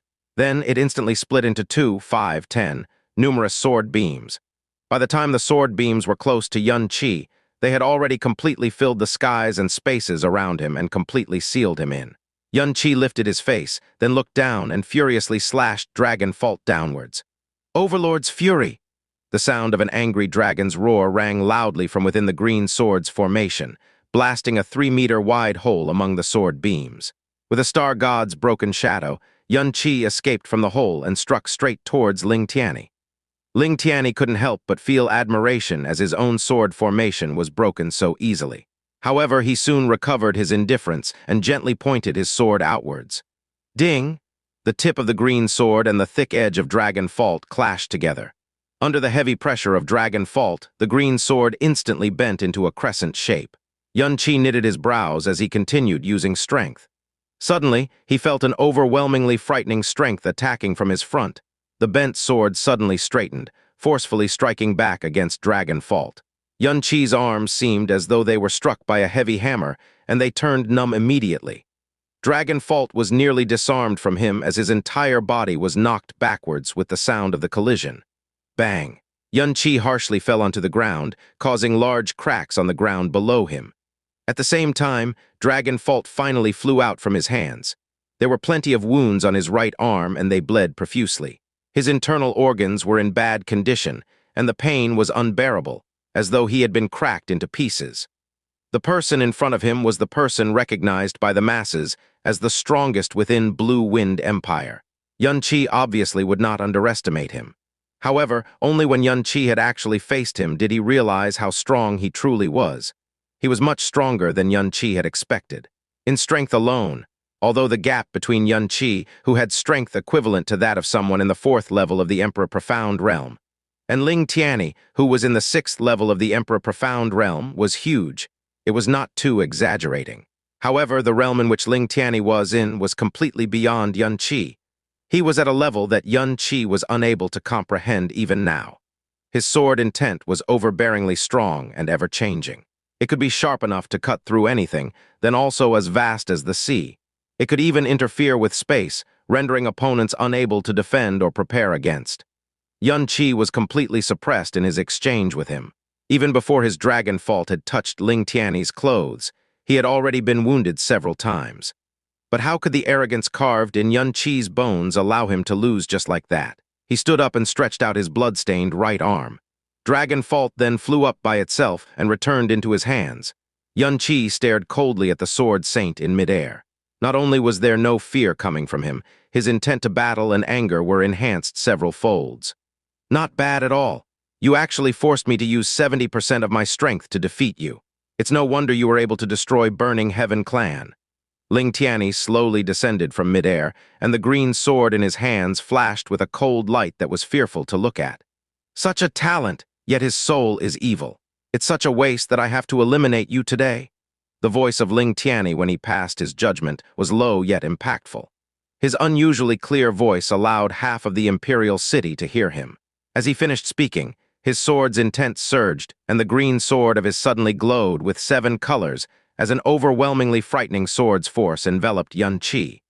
Suddenly, a green figure rushed out from the imperial palace. The figure was that of a flying fierce zephyr bird. On its back was a youth with a face filled with worry who shouted anxiously from a distance away. "Grandpa, stop!" Ling Tianni's sword stopped in midair as his gaze wavered, looking at the youth who suddenly appeared. "Jie, what are you doing here?" The fierce zephyr bird swept forward quickly, bringing Ling Jai in between Ling Tianni and Yun Qi. Ling Jai wiped the sweat on his head in one motion and nervously placed his hands together, begging. "Grandpa, you can't kill him. I've known him for a very long time. He is definitely not the type of evil person Grandpa speaks of." Ling Tianni did not withdraw his sword, and the 7 colors on his sword glowed exceptionally beautifully, causing one to shudder at the same time. "Instead of obediently staying in the villa, you have come here to protect this evil kid. He massacred more than 70,000 people. Just this sin is unredeemable no matter how many times he dies." Ling Jai shook his head strongly and pleaded. "You're wrong, Grandpa. Although him killing the entire Burning Heaven clan is a little overboard. But I'm more aware of the entire situation than you, Grandpa. It was Burning Heaven clan who had been provoking him all along, and even forced him into near-death situations several days ago. He was forced to an extent where he could no longer tolerate it, and therefore eliminated the Burning Heaven clan in anger. HMPH, killing an entire clan over a personal grudge. Even if half of the Burning Heaven clan are evil, wouldn't the other half, that were innocent, have died for nothing? You are actually protecting such an evil person. I'm truly disappointed. Quickly stand down." Ling Tianni had supreme in authority in Heavenly Sword Villa, And although Ling Jai was a little frivolous and often ignored what his father, Ling Yuefeng, said, he did not dare to act presumptuously in front of Ling Tianni. His every phrase was like an immovable mountain pressing on Ling Jai, making him so nervous he could barely breathe. His face was now flushed red as he gritted his teeth and replied stubbornly, "Grandpa, he is the big boss that I recognize and the only person in this world I truly admire. If he was indeed the person that Grandpa think he is, how would I willingly recognize such a person as my boss? Grandpa, I beg you to please stop. Don't kill him. If you are bent on killing him, you'd have to kill me first." "You!" Ling Tianni stared at him, slightly swinging the sword in his hands. Yun Qi's expression was stiff. Never did he expect that Ling Jai would say such a thing in front of Ling Tianni. All of these had happened because of Yun Qi. Ling Jai ignored all consequences and used his life to protect Yun Qi. This made Yun Qi exceptionally thankful. However, how could he allow his own matters to affect the relationship between Ling Jai and his own grandpa? He walked forward a few steps and placed a reassuring hand on Ling Jai's shoulder and said smilingly, "I will forever remember you standing up for me. However, that's already enough. This is my own matter and I will settle it myself." Ling Jai turned around and looked at him extremely worriedly. "But don't worry," Yun Qi said straightforwardly. "Even though your grandfather is frighteningly strong, it's still not that easy for him to kill me. If my life ceased so easily, I wouldn't be alive now. Stand down, I assure you everything will be all right. You being here would make matters more troublesome and also difficult for me and your grandfather." Yun Qi's words always seemed to possess some sort of power that made Ling Jai believe in him. He hesitated for a moment before nodding and retreating slowly. However, his eyes continued to nervously stare at both of them. At this point, the seven-colored sword on Ling Tianni's sword finally burst forth. A bright and beautiful mirage appeared in midair, shining straight at Yun Qi. Yun Qi looked up and in his eyes, a savage madness flashed past. "Purgatory?" Yun Qi's eyes instantly turned scarlet, and the phoenix flame within him ignited ferociously, savagely burning under the encouragement of the purgatory state, which made it seem like he had turned into a bright sun. Boom! The sound of a frightening explosion came from Yun Qi's surroundings, as the strength in his body surged tremendously before gathering at both his arms, causing it to instantly grow to thrice its size. The sudden surge in profound strength caused the surrounding air to berserkly flow, tremoring space. "Destroying sky, decimating earth." The moment Dragon Fault struck, the surrounding space distorted largely. Even observers who were several kilometers away all held their breaths. It was as though all the air in the world had been distorted at that moment. Once again, Yun Qi had executed the most frightening move he possessed. The strength of the Sword Saint was beyond his expectations, and his chance of victory would only lie in this attack that he had put his all in. Facing this attack, Ling Tianni's expression changed. As the strongest person in Blue Wind Empire, Ling Tianni possessed strength unrivaled within the whole empire. There was no one in Blue Wind whose profound strength could exceed his. However, the strength that had exploded from Yun Qi's sword had obviously exceeded even Ling Tianni's limits. It was a frightening strength that he could not muster even if he used his all. In that instant, Yun Qi seemed like a massive primordial dragon in his eyes. 19 years old, 7th level of the Earth Profound Realm, how could he have such explosive power? In his shock, all the muscles in Ling Tianni's body swelled. He had released all 100% of his power without restraint. He adopted a weird stance, and all his body had now released a milky white glow. Bang! The crisp noise was exceptionally ear-piercing, and the massive sword's intent within the seven-colored rainbow sword beam was easily shattered by the berserk power of Dragon Fault. The strength of the evil god and the heavy sword instantly filled the air like a massive roaring dragon rushing through the skies and completely swallowed Ling Tianni. Just as it had come into contact with the milky glow, an eerie roar could be heard by the entire city as it completely overshadowed the involuntary screams of the masses present. Facing this frightening strength, even Ling Tianni had chosen to use all of his strength to protect himself. However, when the strength of destroying sky, decimating earth, collided against the Sword Saint's protective strength, it was suppressed by the true God's law.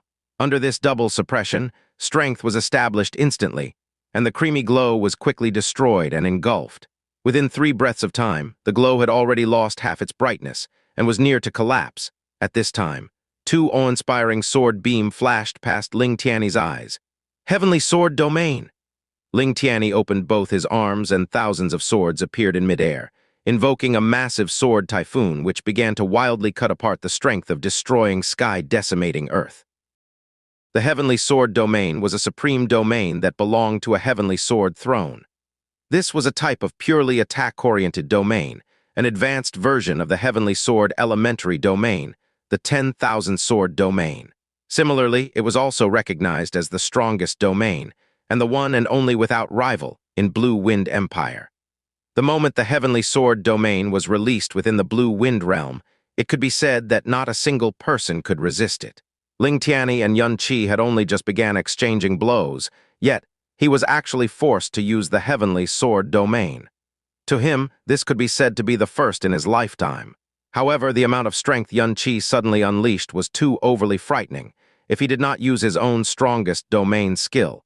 With this one strike from Xianxia, he could have suffered heavy injuries right there and then. This was Xianxia's third time using destroying sky, decimating Earth. The first time was when he defeated Xianxia, whose abilities far surpassed his back then. The second time was when he killed one of two great Emperor Profound practitioners, while injuring the other, and this time, he forced the incredibly strong Blue Wind Empire's #1 expert to the point where he had no choice but to use his full strength. Boom, boom, boom, boom, boom, deafening explosions rang wildly, to the point where even space seemed to cave in. The power of the heavy sword was as violent as lightning. As the countless of sword beams tore through dimensions, the sword beams shattered bit by bit, while the violent power also began to weaken layer by layer. The Sword Saint was at the exact center of the windstorm, yet his entire body did not move an inch, as though he was a boulder that had lasted 10 millennia. Just at this moment, his eyes suddenly opened up glaringly. More than 70% of the sword beams exploded, forming numerous thousands of sword-intent vortexes, spreading out and swallowing all of the surrounding violent, profound energy. Boom.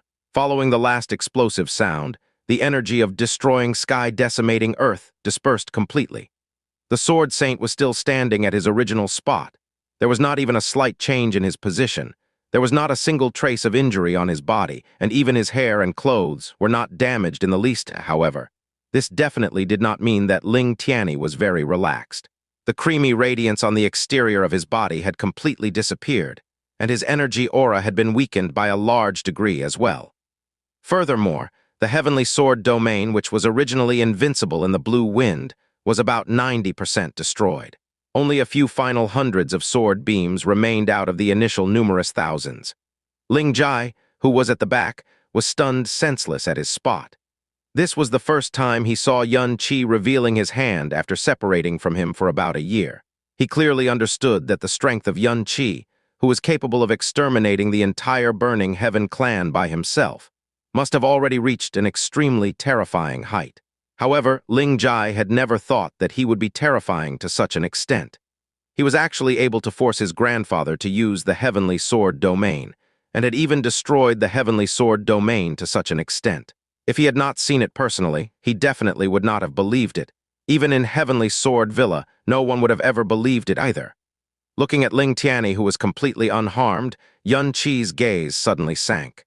Ling Tianni looked calm on the exterior, however. His heart was surging like the waves of a stormy sea. In order to block that one strike from Xianxia, his Heavenly Sword domain was close to collapsing completely. As for his profound energy, a total of 40% of it had been consumed. He blocked one of his opponent's strike, yet it had consumed a total of 40% of his energy. To him, this was basically something he could never imagine. Hence, at the same time, the killing intent in his heart rose explosively once again, with profound strength at the Earth Profound realm. He was able to possess such terrifying fighting potential, and adding his growth rate, once he were to reach the Sky Profound realm, it would be impossible for he himself to match up against him. Within the Blue Wind, there would not be anyone else that could act against him either. No matter what, on this day, he had to kill him right now. In contrast, Xianxia, who had forcefully opened Purgatory and had forcefully unleashed destroying sky, decimating Earth, his energy consumption had exceeded more than 80%. However, he did not keep any reserves. He had kept a bit of energy to escape. Fiend die? Xianxia's energy aura had weakened by a large amount. Ling Tianni clearly understood that one blow from Xianxia earlier was definitely a desperate gamble, and currently he was nothing more than a burnt-out lamp with almost no strength left. With a loud roar, the numerous hundreds of swords behind him flew out, and then they swiftly gathered, forming a gold heavenly sword that was 30 meters long and 3 meters wide. Carrying an unmatched sharpness that looked down upon the world, it flew towards Xianxia. "Grandpa, stop!" Before Ling Jai could wake up from his shock, he suddenly saw that terrifying heavenly sword that came from his grandfather. His face instantly paled as he flew over with all his might. However, how could his speed be compared to the speed of the heavenly sword? Regarding his loud cries, Ling Tianni basically did not care at all. The speed of the heavenly sword had instead suddenly accelerated and came crashing down. "Boss!" Ling Jai's pupils shrank as he roared out with a hoarse voice. As long one had a slight bit amount of profound energy, it would be possible to clearly sense that Yun Qi's current energy aura had already weakened by an extremely huge degree. In his current state, he probably might not even be able to block a single regular sword strike from Ling Tianni, let alone this terrifying heavenly sword. And this heavenly sword was the true core existence of the heavenly sword domain. After the countless sword beams shatter all of the opponent's attacks and defenses, at the end, they would form a sword which covered the heavens, bestowing the opponent a strike of despair. Although only 10% remained of the might of this heavenly sword due to the collapsed heavenly sword domain, it was still completely enough to completely disintegrate Yun Qi in his current state. A change suddenly occurred in the light above. Yun Qi raised his head and saw the eye-piercing golden light that covered the skies and blocked out the sun. The unmatched aura that was contained within the sword beam was so strong that it caused his body to feel as though it was being pressed by a 10-ton boulder, and it seemed as though he was unable to move. Sealing cloud-locking sun? With the heavenly sword sinking down, Yun Qi straightened his body and instantly unleashed the defensive barrier that came from the evil god. Boom! The heavenly sword struck onto the sealing cloud-locking sun protective screen. Boundless sword intent accompanied the sword beams that filled the sky as it was released wildly, as though a golden sun had exploded on the surface. The heavenly sword pushed inwards bit by bit, however, it was unable to break through that layer of evil god barrier. It could only push Yun Qi's body as he withdrew step by step. Cling! Cling! A crack appeared on both the heavenly sword and above the evil god barrier at the same time. The two cracks spread rapidly. One crack encompassed the entire blade of the sword, while the other crack encompassed the entire barrier. Bang! Seemingly at the same time, the evil god barrier and the heavenly sword burst out completely, turning into fragments of energy which filled the sky. Yun Qi's body was pushed numerous tens of meters away, and the moment he landed, his body flashed with a star god's broken shadow and avoided all of the aftermaths from the exploded heavenly sword. Not a single strand of hair on his body had been harmed. However, his energy aura had once again weakened. The moment he stopped his body, he was gasping huge breaths. Under the heavenly sword, Yun Qi was actually completely unharmed. Shock once again surfaced on Ling Tianni's face. However, his reaction was incomparably swift. With a wave of his arm, in an instant, the energy fragments exploded off from the heavenly sword once again formed into several dozens of golden sword beams. As they emitted out shrills from tearing space, they flew towards Yun Qi, who had just landed. Yun Qi had just took on the heavenly sword, and to dodge the aftermath, he had used Star God's broken shadow. Currently, his energy was depleted, and before he could put in any force, the gold sword beams had seemingly followed after him. The moment the tip of his foot landed the ground, the gold sword beams were already less than a meter away from him, leaving him with no possibilities of dodging. However, with his dragon god's physique, it was basically impossible for sword beams hastily gathered by the sword saint to penetrate his body. At the very most, it would leave dozens of wounds that were neither light nor heavy. Just when he clenched his teeth tightly, preparing himself to take on the sword beams with his body, an ice-cold blue light suddenly showered down from the sky above, and the surrounding space instantly condensed as well. When the flying sword beams were but a few centimeters away from Yun Qi, they suddenly stopped there, and then, very quickly, their color turned from gold into an even deeper blue. Afterwards, they shattered with a crisp-sounding bang, turning into fine ice-blue fragments. These ice-blue fragments naturally fell, but before they landed on the ground, they had already completely disappeared in midair. Yun Qi hurriedly raised his head and looked towards the high skies. Ling Tianni's brows furrowed greatly, letting out a growl. Frozen cloud arts? No, wait. Could it be? That devilish ice-blue color. and that form of mysterious and strong aura that did not belong to the frozen cloud arts, caused Ling Tianni to suddenly recall something. At that very instant, his facial expression suddenly changed, and he hurriedly turned to look towards the high skies. A few hundred meters high in the sky, a light blue figure was floating there. Her appearance at that very moment masked over all of the brilliance between heaven and earth. The moment people saw her, they were no longer able to shift their gaze away, as though they had seen a goddess who had descended from the heavenly court, who was obscure, mysterious, fantastical, and beautiful beyond compare. "King Xianxia murmured softly. Back then, when he headed to frozen cloud Asgard, he did not see her. He did not expect that they would actually meet again in a situation like this. And having not seen her for more than a year, the feelings he felt from Xianxia had underwent a very big change. She was still a woman with unearthly beauty, yet a cold pride and a mysterious feeling that could not be described with words were now mixed in as well. In the surroundings of her body, ice spirits were still floating about. However, they were completely different from before, the crystals condensed by the cold air, which was naturally released by the ice spirits before, were beautiful and ethereal. They were ice cold, yet pleasing to the eyes, but other than having good looks, there were no other uses. However, the ice spirits that were currently floating about around Xianxia seemed as if they were alive, as though every single one of them had a life of its own, ice-snow spirits that existed independently. These spirits flew and danced freely, clustering near their owner as though they were the many stars surrounding the moon. "Fairy of frozen moon, Xianxia, why is she here? And she actually completely froze my grandpa's attack from such a long distance." Ling Jai raised his head, staring dumbfoundedly as he uttered out, while sounds of discussion came from his surroundings.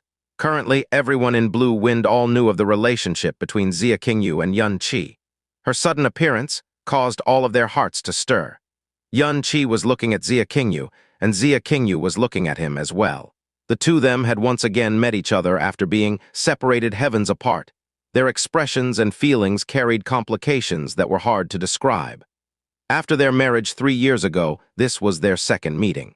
In their every meeting, they would always feel familiarity and unfamiliarity. He was no longer the Xianxia from last time, and she was no longer the Xianxia from back then either. With the rise in strength, naturally, it would be accompanied by the change or even sublimation in one's state of mind. They would not be able to know if what was currently important to either of them and what they were pursuing were the same as before. Even more so, they would not know if their feelings, which had slightly warmed up in the heavenly basin secret realm, had once again grown cold again due to this separation of heavens apart. Perhaps the answers they had in their hearts were simply a blur. Ling Tianni did not continue attacking Xianxia. He raised his head, looked at Xianxia, whom he did not know when she appeared, and gave a long sigh. Last year, I had once heard that an absolute stunning disciple had appeared from the frozen cloud Asgard. Not only is her talent astonishing, even more so, she is bestowed with great fortune. At just an age of 17, she was already at the second level of the Emperor Profound Realm currently.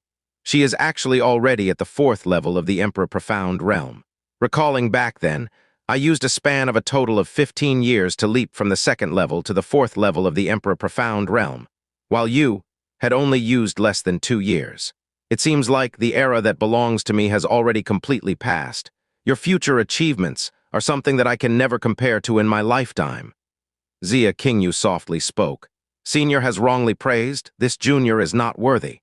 Earlier, this junior has offended you by intervening. I beg for senior's indulgence, and I only hope that senior lets go of Xianxia. He is not a treacherous and evil person." Ling Tianni was expressionless. He said with a sigh, "You wish to protect Xianxia. Is that your personal wish, or is this the frozen cloud Asgard's intentions?" Xianxia answered, "It is my personal wish and also the sect's intention. He is after all my husband. As his wife, I cannot just turn a cold shoulder. He and my sect are well acquainted, and he has also done favors for my sect. Our Asgard mistress expected that after Burning Heaven clan is annihilated, Senior would definitely act. Thus she requested King to make sure she come here and ask Senior to grant our sect a little face. Asgard mistress promises that she'll definitely visit the Heavenly Sword Villa to pay her gratitude at a future date." Surprise flashed through Ling Tianni's face. He hadn't expected that frozen cloud Asgard would actually use the sect's name in order to save Xianxia. But after exchanging blows with Xianxia for a while, He had felt shock and dread in his heart several times, and had already decided that Xianxia absolutely could not be spared. Otherwise, the future troubles would be endless. I naturally wouldn't view the honorable Asgard's face as nothing, but Xianxia's sins are overwhelmingly heinous, and he definitely cannot be spared. Xianxia let out a faint sigh, and the ice phoenix snowflower ribbon fell from the sky, circling and dancing around her body of ice. Since Senior insists on doing so, then forgive this Junior for her offense. As Xianxia's voice fell, the ice phoenix snowflower ribbon suddenly swung, flinging out an ice chain that was nearly 100 meters long, as her body also descended, bringing along a bone-piercing chill. That ice chain fluttered near, as if a flying snake of ice. With Ling Tianni's realm, even though such an attack was swift and fierce, it wasn't to the extent of being any threat to him at all. But seeing the nearing chain of ice, his expression wavered yet once again. Just as the ice chain was about to wrap onto his body, his arm extended and raised up. Instantly, golden light explosively shot out from his body all of a sudden, and golden-colored profound energy, as well as shapeless sword intent, flooded out.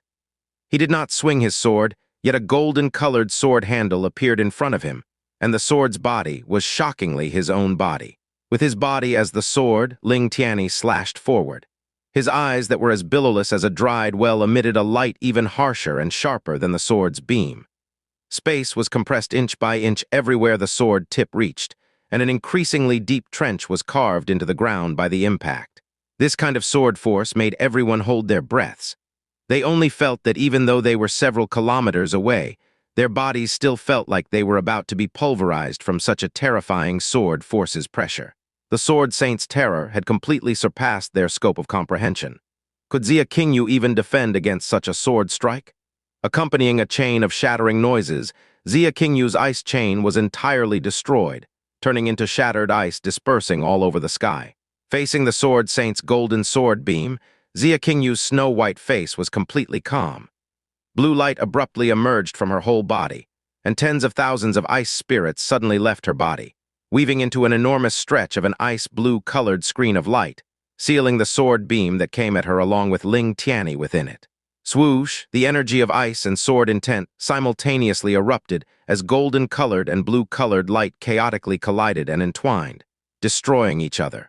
The air was violently pushed aside, and the chaotic streams of air swept up waves after waves of rampant storms. At first, the golden sword beam was at an immense advantage, shattering the blue-colored ice spirits by the chunks. But right after, the speed that the sword beam assaulted became increasingly slower, and more sword beams were even directly frozen and shattered. Bang! The two's profound strength surged at the same time, and then they simultaneously retreated back over 100 meters. The ground beneath them had deeply caved under in an exaggerated fashion. The shattered ice crystals covering the sky quickly fell, covering the caved-in ground with a thick layer of ice. Ling Tianni's head, shoulders, and even the sword were all covered with a layer of thick frost, and he actually looked to be in a slightly sorry state. With a shift of his profound energy, all the ice crystals were blasted away. When he looked at Xianxia again, the expression in his eyes were once again completely different from before. The expression on his face more so made no secret of that astonishment and exclamation of praise coming from the depth of his heart. So it really isn't frozen cloud arts. Could it be you have actually already cultivated frozen end divine arts? The moment frozen end divine art was spoken, everyone present were all at a loss. However, Ling Jai's body shook and revealed an extremely shocked expression. Everyone all knew that the core profound art of Frozen Cloud Asgard was Frozen Cloud Arts. But very few know that Frozen Cloud Asgard also had a series of profound arts far surpassing Frozen Cloud Arts in might. Frozen End Divine Arts. As the inheritor of Heavenly Sword Villa's Villa Master's bloodline, Ling Jai knew a secret very well. His ancestor 1,000 years ago, who was also the founder of Heavenly Sword Villa, had lost to a person within Blue Wind Empire before, and also had only ever lost to one person. That was precisely the founder of Frozen Cloud Asgard, Mu Bingyun. Back then, Heavenly Sword Founder's cultivation was at the 8th level of the Emperor Profound Realm, and his Heavenly Sword Divine Art had reached the peak of perfection. Mu Bingyun was only at the 6th level of the Emperor Profound Realm, 2 levels lower than him. Yet amongst the 3 battles between him and Mu Bingyun, he had lost all of them under her Frozen End Divine Arts. According to the records left by the Heavenly Sword founder, Frozen End Divine Arts was an unparalleled profound art that far surpassed Heavenly Sword Divine Arts, and wasn't even inferior to the level of sacred grounds. Cultivating frozen cloud art to the extreme could freeze all objects, and even freeze profound strength and profound energy. But Mu Bingyun's Frozen End Divine Arts could even freeze his sword intent, sword heart, and even his heart and soul. Only, in order to cultivate Frozen End Divine Arts, not only would one need frozen cloud art as foundation, one would also need an extremely high comprehension ability. However, after Mu Bingyun established frozen cloud Asgard, 1,000 years later, no one had ever successfully cultivate Frozen End Divine Art from start to finish. This mighty profound art that was acclaimed by the Heavenly Sword founder to surpass the Heavenly Sword Divine Art had also been gradually forgotten amidst the 1,000 years, and only the other three major sects had records of it. Facing Ling Tianni's gaze of exclamation, Xianxia didn't speak, but her silence was tacit acknowledgement. Frozen End Divine Art appearing in the world once again endlessly stirred Ling Tianni's heart. He said with a sigh, "I didn't expect that I could actually personally witness the legendary Frozen End Divine Art. With a successor like you, Frozen Asgard would definitely rise up in glory. If you could use Frozen End Divine Art to perfection, reaching the legendary realm of freezing the sword intent and soul, perhaps I wouldn't be your match even today. Yet it is evident that you have just reached the fundamental level. It is impossible for the current you to be my match. You should withdraw." Ling Tianni's body rushed straight out, the green sword in his hand swiftly slashed. Instantly, the sword's force soared in the air, swallowing all beneath the heavens. The golden-colored sword beam that blotted out the sun cut apart space, and also seemed to split the sky apart from the middle. Under the imposing force of this sword, the crowd actually had a feeling that even the heavens and earth were about to be severed. The Ice Phoenix Snowflower ribbon faintly trembled, and uttered a moan as thought it couldn't bear the heavy burden. Even the fluttering of the ice spirits had also begun to slow down. Xianxia's expression still stayed the same, like a sculpture of ice and snow that wouldn't melt in tens of thousands of years. As she opened her arms wide, her complexion suddenly became entirely snow-white, and even her fluttering long hair had instantly become light blue like that of ice crystals. An ice-cold yet glamorous ice lotus bloomed extravagantly in front of her body. Cha-cha-cha-cha-cha-cha, the blooming ice lotus and the sword saint sky cleaving strike fiercely clashed, and the golden and blue-colored light once again chaotically interweaved. But the stalemate only lasted for 10 breaths of time. The golden sword beam's light suddenly became increasingly powerful, violently suppressing and engulfing the ice-blue light. Just like Ling Tianni had said, even though Xianxia had successfully cultivated the Frozen End Divine Art, she had merely learned the rudiments. After all, from her studying to cultivating, merely half a year had passed in total. In such a short amount of time, even if her comprehension ability was extremely great, she could only cultivate Frozen End Divine Art to the 3rd stage. Furthermore, with Ling Tianni's 100 years of cultivation, his profound energy was incomparably rich and thick, far surpassing Xianxia. To be able to form a stalemate with Ling Tianni was already a feat enough to look down upon the world with pride. Bang! The frozen end lotus completely bursted apart, and Xianxia's body was blown far away. Forming a sword with his body, Ling Tianni slashed down. Xianxia assaulting him without any hesitation at all clearly showed that she was hell-bent on saving Xianxia. Then, if he wanted to kill Xianxia, he had to first make Xianxia lose the capability to fight. The golden-colored sword beam pierced through more than half of Xianxia's protective, profound energy in the blink of an eye, as if piercing through bamboo. And at this time, a surge of extremely ferocious storm suddenly flooded at him from behind. "Are you treating me as if I don't exist?" Xianxia's entire body burned with phoenix flames. The black hair on his head unbridledly hung astray, like a raging devil. His eyes were as red as blood. His vicious face, as well as the terrifying power swing out by the dragon fault, made even the sword saint's heart stop for a moment. His body turned around with the quickest speed, and the sword beam retracted from Xianxia's direction, meeting dragon fault with full force. Boom! Heavy sword against the green sword without any fancy tricks at all. A frightening noise exploded between Xianxia and Ling Tianni. The profound energy storm directly caused the ground to deeply cave in, as sand and stone blotted out the sky. The terror of the imposing might wasn't at all inferior to a roar from the sea. Direct smash attacks close in proximity was precisely the greatest advantage of the heavy sword. Under the explosive strength of Dragon Fault, even the Sword Saint's entire body greatly shook as his right arm instantly went numb. Yuan Qi's gaze was vicious. The veins of both his arms popped up, and with a low cry, the second wave of strength flooded out from his body and erupted once again. Boom! As though he had been swept away by a storm, Ling Tianni was flung far away, and was only able to stabilize his posture in midair after being sent over 150 meters outwards. Yuan Qi's body quickly fell back and staggered as he landed. He quickly walked over to Xia Qingyu's side, his gaze falling to her thin and tender body as he asked, "Qingyu, are you okay? Why didn't you leave earlier?" Xia Qingyu's charming eyes were devoid of expression, her voice gentle yet ice-cold. "It's been so long since we've met, and when we finally met, your first sentence is actually for me to leave." Yuan Qi had on an expression of being heartbroken. "Isn't the role of wife that you are playing a bit too heartless?" Xia Qingyu's gaze fell onto his face, lingered for a bit, then silently left. She said quietly, "Senior Sword Saint's might is not something I can match.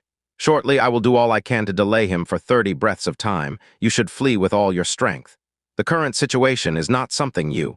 The reason why I didn't leave wasn't because I was being conceited, but was because he simply isn't able to kill me." Yuan Qi interrupted her words. His steps shifted forward and stood beside Xia Qingyu. He pressed his hand onto his chest and said with a low voice, "Since I dared to appear before him, then I naturally had the confidence to not be killed by him. I had originally decided that after contending with him for a bit that I'll flee far away, but now I've changed my mind." On Yuan Qi's chest, 3 balls of scarlet-colored flames that came from who knew where suddenly began to burn. Yuan Qi half narrowed his eyes. "Even though Ling Tianni is extremely strong, our current level of power isn't the difference of cloud and mud compared him either. When exchanging blows with him earlier, he had already been forcefully exhausted of 40% of his strength. If we join forces, it may not necessarily be impossible to defeat him." Whoosh! Flames surged up on Yuan Qi's body as the 3 drops of Phoenix blood began to crazily burn. His aura that had been largely weakened also sharply rose at this moment. Initially, he had planned on fleeing using the power exchanged by burning the Phoenix blood as the price. But Xia Qingyu's appearance made him change his plans. He will mercilessly thwart this Sword Saint, whose existence was like the Judicator, under everyone's eyes within this imperial city, and make him pay the price that he had to pay. What? Yuan Qi's sudden change caused the inside of Ling Tianni's heart to immensely shake. Because his aura that was originally weak to the extent of being less than 10% of his normal strength, had actually surged sharply all of a sudden when the flames flared up, instantly reaching his condition before the fight. No, even surpassing his condition before. The extensiveness of Ling Tianni's experience on the way of cultivating the profound could be said as unmatched by anyone. Yet on Yuan Qi, anomalies that he was unable to comprehend continuously appeared one after another. This was the second time Yuan Qi had directly burned the Phoenix's blood. This would make him directly overdraft all of the power within these 3 drops of Phoenix blood, and the price was that he wouldn't be able to use the Phoenix flames again for the next 2 or 3 months. As he clenched both fists tightly, 2 distinct balls of scarlet flames burned within his eyes. "Qingyu, the power in my body, can at most last for 20 breaths of time. I need to borrow the help of your frozen cloud domain. I must make him face miserable defeat before me, within 20 breaths of time." To make the Sword Saint face miserable defeat within 20 breaths of time could only be considered an extremely funny joke to anyone's ears. Xia Qingyu's gaze faintly rippled, and just as she was about to say something, Yuan Qi had already vaulted up toward the skies with a loud roar. Dragon Fault blasted out several strokes of Phoenix flames, bringing about dragon howls and Phoenix cries that shook the heavens. Xia Qingyu faintly sighed in her heart. Without any further words, she flew up as the Ice Phoenix Snowflower ribbon swung out overwhelming auroras of ice, Phoenix flames, and frozen end. One left, one right, simultaneously blasted toward Ling Tianni. It was as if Ling Tianni's body was instantly half thrown in lava and half in the purgatory of ice. With a swing of his green sword, he swept up an immensely vast sword energy, cutting apart the Phoenix flames and frozen end at the same time. Yuan Qi and Xia Qingyu also approached his front at this moment. "Qingyu!" Yuan Qi uttered a low shout from his mouth. Several tens of ice chains condensed out of nothing, sealing all of the escape routes around Ling Tianni. Xianxia's hair of ice fluttered as a blue light explosively flashed on her entire body. Tens of thousands of ice spirits scattered apart, and the surrounding 300 meters of area instantly transformed into an ice-blue world. Frozen cloud domain open. The air suddenly became bone-piercingly cold, and the sword saint's movements instantly appeared to stall as the force of his sword had also been weakened to a large extent. However, even though frozen cloud domain was enough to cause hindrance to the sword saint, it wasn't enough to be threatening to him. Ling Tianni swept the green sword upwards with an indifferent expression. As a noise of the air being pierced sounded, an extremely long fissure emerged on the ice-blue domain. Heavenly sword divine arts can easily cut through various types of domain. Unless you suppress me in terms of profound strength, using domains before me would be completely useless and will only speed up your profound energy expenditure. Ling Tianni spoke in an indifferent tone. Just as his voice fell, he suddenly sensed an extremely eccentric aura. His hand's movement stopped as he abruptly turned around and looked toward Xianxia. Currently, Xianxia's eyes emitted a shocking touch of an azure-colored fantastical light. Behind him, an azure-colored image indistinctly floated and drifted. That shadow roared toward the heavens with fangs bared and claws spread, appearing majestic and awe-inspiring. Even though it was indistinct and hazy, it was unleashing an prideful air that looked down upon the entire world. It was actually an azure-colored dragon silhouette. An imposing and overbearing dragon roar descended from the heavens, shaking one's soul as it traveled through the world.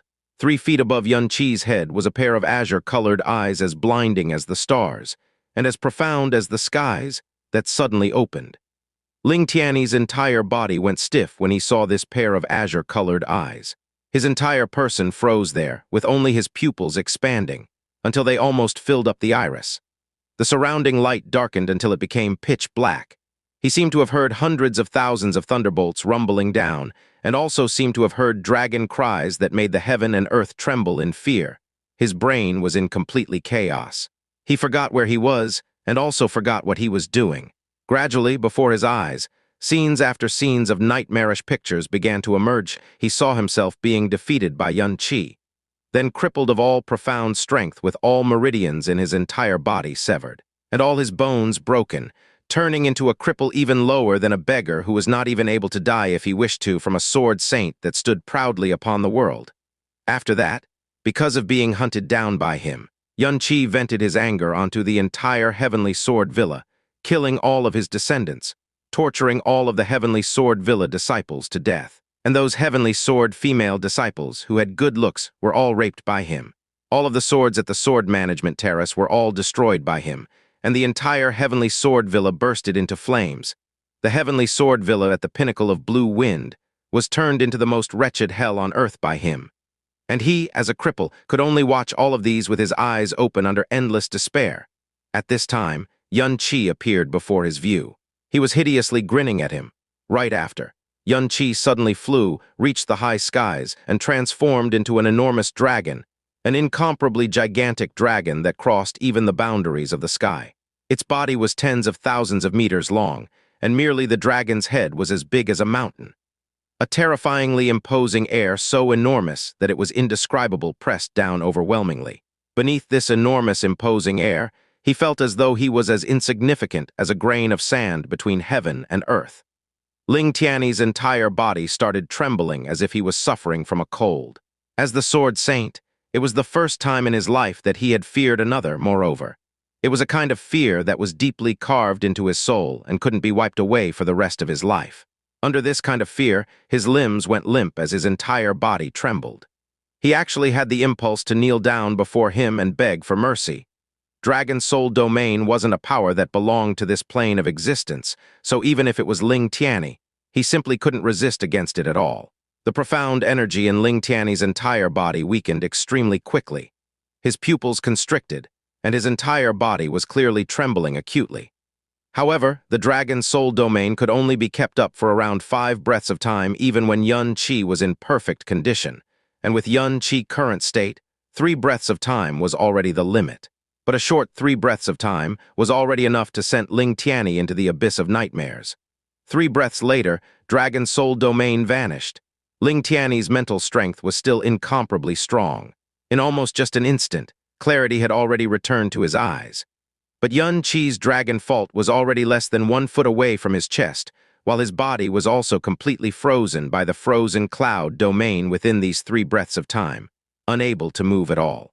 Under the double domain, Ling Tianni's spirit, strength, and defense all had collapsed. Falling moon sinking star! Boom! The ferocious sword strike heavily smashed onto Ling Tianni's chest. With a loud noise, the layers of ice at Ling Tianni's chest instantly bursted apart as his entire person flew outwards like a cannonball. With Ling Tianni's tremendous profound strength, even though it would end badly for him, being directly smashed by Yun Qi's sword strike wouldn't cause him to be heavily injured. But under the dragon's soul domain, his spirit and profound strength collapsed entirely, and that layer of protective profound energy didn't reach even 30% of his usual. Although he channeled his profound energy with the fastest limit of his speed, under the continuous freezing of the frozen cloud domain, his entire body was stiff and numb, and even the channeling of profound energy became incomparably slow. Yun Qi's falling moon-sinking star directly smashed his innards away from their initial positions. Empyrean Dance of the Phoenix! Phoenix flames fiercely burned on Yun Qi's body, and phoenix wings faintly appeared behind his back. His entire person brought up a stroke of scarlet-colored light in the sky, instantly catching up to the Ling Tianni who was flying backwards, and Dragon Fault violently smashed down. Boom. Boom, boom, boom, boom, boom, boom, boom. The heavy sword blasted onto Ling Tianni's body in a chain combination, with each strike heavier than the previous. Every single strike that fell had all brought up a rumble that shook the heavens and earth. All of the surrounding crowd were stunned in pace. Even if they had witnessed it with their own eyes and heard it with their own ears, they still couldn't believe that such power was blasted out by a sword. This kind of sound and might was like the profound thunder of the 9 heavens shaking the earth. It could be imagined just how terrifying of a power was hidden within every single sword strike. Under the frozen cloud domain's continuous freezing and dragon fault's consecutive smashing, let alone turning around and counterattack, even the last of the profound energy supporting him was gradually nearing collapse. The strength that Yun Qi crazily released also was nearing exhaustion bit by bit. Taking in a deep breath, he looked at Ling Tianni, who was already entirely covered in blood with both arms smashed broken. He raised Dragon Fault high as a howling image of the Sky Wolf emerged behind him. Sky Wolf slash! Boss! Just as the Sky Wolf slash was about to be smashed down, Ling Jai's hoarse shout faintly traveled to his ears. His actions stalled slightly, and he instantly retracted 60% of the Sky Wolf slash's power. Bang! The blue-colored wolf image crushed onto Ling Tianni's chest, and a ball of blood wildly blew up from his chest. Seeing that flower of blood blooming, Yun Qi's hands that held the sword slowly drooped down as a wave of irresistible heaviness assaulted his brain. He let out a long breath, and his entire body plummeted down powerlessly. Frozen cloud domain vanished. As a faint shadow swept through, the falling Yun Qi was already lightly supported up by Xia Qingyu using her palm, then slowly landed onto the ground. On the other side, Ling Tianni also heavily fell onto the ground. Ling Jai uttered a loud shout and swiftly ran over, kneeling halfway beside him. This place was within the Blue Wind Imperial City, so the crowd was already incredibly dense from the start. Those who were attracted here had long surpassed 100,000. Yet at this moment, such an enormous crowd of people was completely silent. Every single person was absent-mindedly looking at that stretch of completely destroyed land, and had almost lost the ability to think. Sword Saint, the unparalleled #1 within Blue Wind, actually lost. Anyone could tell that after those consecutive dozens of strike from Yun Qi, Ling Tianni had clearly received incomparably heavy injuries, especially that last attack. His chest had completely bursted open, and perhaps even the inner organs were already completely destroyed. This young man who had only risen to fame 2 years ago, within a short 2 years of time, he grew in an unimaginable speed and established one legend after another.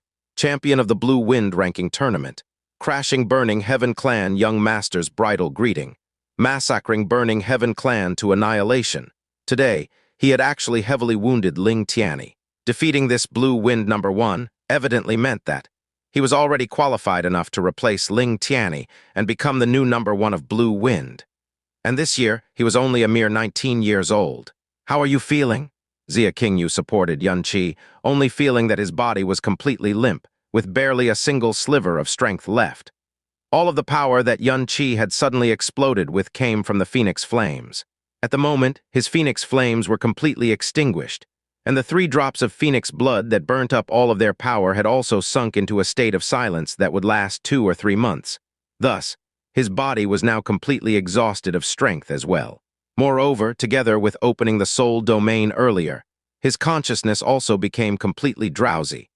It could be said, without the slightest bit of exaggeration, that the current Xianxia could even be killed by any random profound practitioner at the elementary profound realm. "I'm fine, just somewhat tired." Calming his aura, Xianxia spoke as he breathed heavily.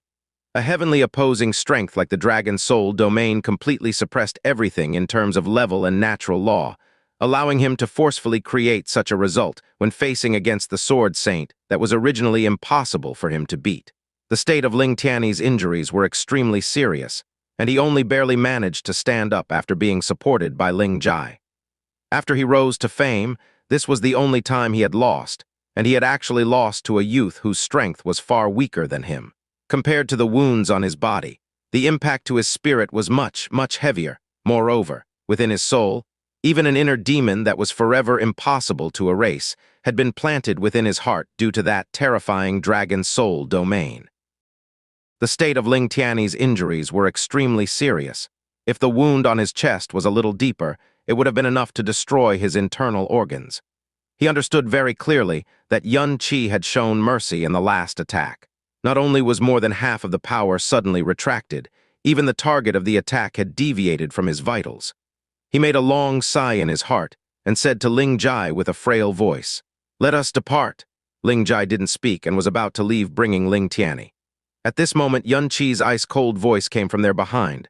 "Ling Tianni, you want to leave just like that?" Ling Jai's footsteps stalled, and Ling Tianni also faintly shook, and Ling Jai had actually clearly felt Ling Tianni's body tremble. That's right, it was trembling. Moreover, it seemed to be a tremble from fear. The moment such a thing like a demon of the heart was planted down, even such an unparalleled expert at the level of the Sword Saint would find it extremely difficult to free oneself and resist against it. Xianxia stared at Ling Tianni with a menacing gaze. "Leaving just like that? Are you not afraid that I'll hold a grudge in my heart because of this, and one day slaughter my way into Heavenly Sword Villa, transforming your Heavenly Sword Villa into a second Burning Heaven clan? Do not doubt whether or not I have the capability to do this. 3 years ago, I didn't possess the slightest bit of profound strength. 1.5 years ago, I took the first place of the ranking tournament. Now I can single-handedly annihilate Burning Heaven clan, even though I cannot defeat you alone right now. And it is more so impossible to destroy the Heavenly Sword Villa at the moment, in 2 years. If I am given at most 2 more years of time, I'd be able to transform Heavenly Sword Villa into rubble as easily as lifting a hand. Do you believe it or not? In 3 years of time, from no profound strength at all, to being capable to heavily wound Ling Tianni. This kind of speed of growth could be said as unheard of in all history, and could shock the entire world, even to the extent of making one shiver without feeling cold. No one could imagine just how terrifying of a realm Xianxia's strength would reach in 2 more years of time with such a speed of growth. Perhaps at that time, he really would be able to single-handedly match the entire Heavenly Sword Villa. Ling Tianni's body trembled once again, a junior not even 20 years of age yelling to annihilate Heavenly Sword Villa. Originally ought to be an extremely funny joke. But not only was Ling Tianni unable to laugh, he instead felt his entire body turn cold. Even assuming he didn't have the inner demon, these few words of Xianxia were still enough to make his innards shake with fright. Because today he had already personally experienced Xianxia's terror, even he was already very much regretting coming to hunt Xianxia down. In the end, not only was he unable to kill Xianxia, he had instead received grave injuries and was also left with an inner demon. Furthermore, he had invited in an extremely frightening enemy for Heavenly Sword Villa. "But worry not, I won't," Xianxia said as he slightly clenched his teeth, "because the person who wished to kill me was only you, and not the entire Heavenly Sword Villa. And even you I did not kill because little Jai is my brother, and I absolutely am not willing to strike and kill his loved ones. The reason why I am saying these is to let you know that I am not the utterly vicious and evil person in your words. What I do, who I kill, I have my own standard and bottom line. The enmity between me and Burning Heaven clan does not implicate anyone else at all. If burning Heaven clan's remnants or descendants comes to seek revenge with me, then that is right and proper. Yet you, Ling Tianni, you are just an outsider who knows nothing at all. In what justification do you have to appear before me with the role of judicator, and even claim that you would execute justice in place of the heavens? Even though I still have enough strength left to kill you, I'll spare your life today. Later on, I won't go find trouble for Heavenly Sword Villa either.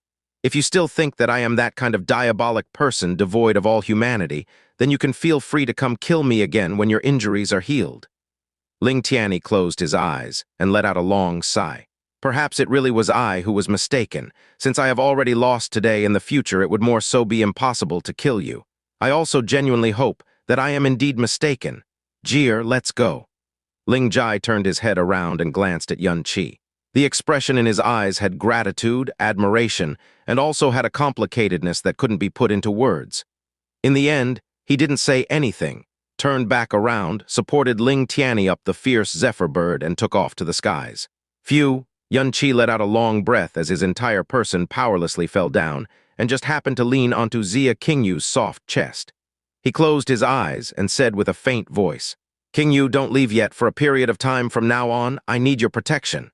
After he finished speaking, Yuan Qi's consciousness could no longer hold up and sunk into complete blank vacancy. When the news came, Xiao Jiashan's hands and feet turned ice cold, his scalp became numb, and his head almost even bursted apart. "Are what you've said all true?" "Undoubtedly true," Xiao Boyan spoke with a solemn expression. "Ling Tianni indeed acted based on our expectations and even chased to the Blue Wind Imperial City. But not only was he unable to kill Yuan Qi in their fight, he was instead gravely wounded by Yuan Qi and Xia Qingyu joining forces. Yuan Qi deliberately held back in the end. Otherwise, perhaps even Ling Tianni would have just died by Yuan Qi's hands. They had battled within the Imperial City, and countless people within the Imperial City had personally witnessed it. Moreover, Xia Qingyu had come to assist Yuan Qi under the name of Frozen Cloud Asgard, and didn't hesitate to attack against Ling Tianni. Yuan Qi's strength alone is already incomparably dreadful. But behind him, there was actually Frozen Cloud Asgard's protection in full strength as well. Also, it has been said that everyone present had heard the 4 words, Frozen and Divine Arts. Xia Qingyu may have already successfully cultivated the Frozen Cloud Asgard's unmatched profound art in the legends. Even Ling Tianni could not do anything but face defeat against Yuan Qi and Xia Qingyu joining forces as husband and wife. In the entire Blue Wind, simply no one would be their match. Xiao Jiashan fell back onto his chair, his head fully covered in sweat. Sect Master, after Yuan Qi heavily injured Ling Tianni, his own strength had also been greatly exhausted, and he had even fainted on the spot. He must be extremely weak right now, should we? Even though Xiao Boyan didn't continue his words, his tone and expression in his eyes had already conveyed the intent clear enough. Xiao Jiashan's brows slightly moved, and after that he suddenly asked, "Did Xia Qingyu leave?" The moment he heard these words, Xiao Boyan's complexion slightly changed, as he then shook his head. She took Yuan Qi to the Blue Wind Imperial Palace, and hadn't come out yet. It is said that Frozen End Divine Arts is a peerless, profound art whose might even surpasses the Heavenly Sword Divine Arts. If Xia Qingyu has really successfully cultivated it, then even my father may not be her match. What do we even have to assassinate Yuan Qi under Xia Qingyu's protection? If the assassination fails and leaks our tracks, then we would no longer have the last bit of leeway of compromise. Xiao Jiashan said with bitterness. He abruptly stood up and said, "Prepare the purple-veined heaven crystal, purple jade golden scale ointment, and scarlet eagle profound blood right away. You will personally go visit Yuan Qi to wish him well. Also, bring 15 kilograms of purple crystals, 10 kilograms of white profound jade. Also, from amongst the female disciples below 18 years of age in the clan, pick out 3 female disciples with superior aptitude and looks, and gift them to Yuan Qi. Depart before night falls today, and make sure everything arrives before Yuan Qi's injuries are healed. Purple-veined heaven crystal, purple jade golden scale ointment, scarlet eagle profound blood. These were the 3 rarest and most valuable amongst the tens of thousands of miraculous medicines Xiao's sect possessed. In order to express his sincerity toward Yuan Qi, it could be said that Xiao Jiashan had steeled his heart and spent the capital of blood. Hearing these, Xiao Boyan's flesh hurted so much that his entire body trembled non-stop. But since things had already come to this point, Facing the threat of the clan being annihilated, they also had no other choices. Xianxia was unconscious for an entire 2 days before he finally woke up. The main reason why he fainted for so long wasn't because of too much overdrafting of strength, but was because the mental exhaustion was overly enormous. After all, with his current abilities, using the Dragon Soul domain was too far-fetched. "You're awake!" The moment Xianxia opened his eyes, a clear and cool voice rang beside his ears. He saw himself currently laying atop a soft bed, and around it was an extravagant draping curtain embroidered with golden feathered phoenixes. A hint of a faint, pleasing fragrance traveled to the tip of his nose. He turned his gaze to the side and saw Xianxia's graceful silhouette beside the bed. "Qingyu," Xianxia called out, his voice somewhat dry and bitter, as his body was still filled with a heavy sense of feebleness. "How many days did I sleep?" "2 days," Xianxia turned around. "I'll go call them." "Ah, wait." Xianxia hastily called her to stop, and Xianxia's footsteps also stopped with it. "This time it's really fortunate that you came," Xianxia said as he smiled. Xianxia half turned her body around. Her voice was serene and cool, but also gentle. "Without me, Ling Tianni wouldn't be able to kill you all the same. Even if he can't kill me, I would only be able to run away flustered in the end. But with you, I was able to make him go back with an ashen face. The outcomes are entirely different. Ling Tianni being heavily wounded by you is being widely spread outside. The title of Blue Winds #1 can already change its ownership." Xianxia took a glance at Xianxia. "Is that so? But such things like titles had always been the most useless of things." Xianxia said very indifferently. His pair of eyes looked straight at Xianxia, and he suddenly said, "Qingyu, can you come a little closer? I feel like I have not taken a good look at you for a very long time." The conversation that suddenly became dubious, instantly making Xianxia's breathing become a little disordered. Her body didn't move, but after a little while, she still faintly moved her steps and sat down beside the bed. Xianxia also sat up at this moment. Even though his body was sluggish, his profound energy wasn't empty. In these 2 days of unconsciousness, his profound strength had already recovered to about 1/3. Since he had woke up now, his recovery speed would also speed up by several times. The moment Xianxia sat down on the bedside, he suddenly reached out his arms and carefully hugged onto Xianxia's shoulders. Xianxia's body visibly stiffened a bit, and she subconsciously wanted to move away. "You, Qingyu, close your eyes." Xianxia gently yet resolutely hugged her from behind. His arms slowly slid down from her shoulders slowly onto her willow branch like tender waist.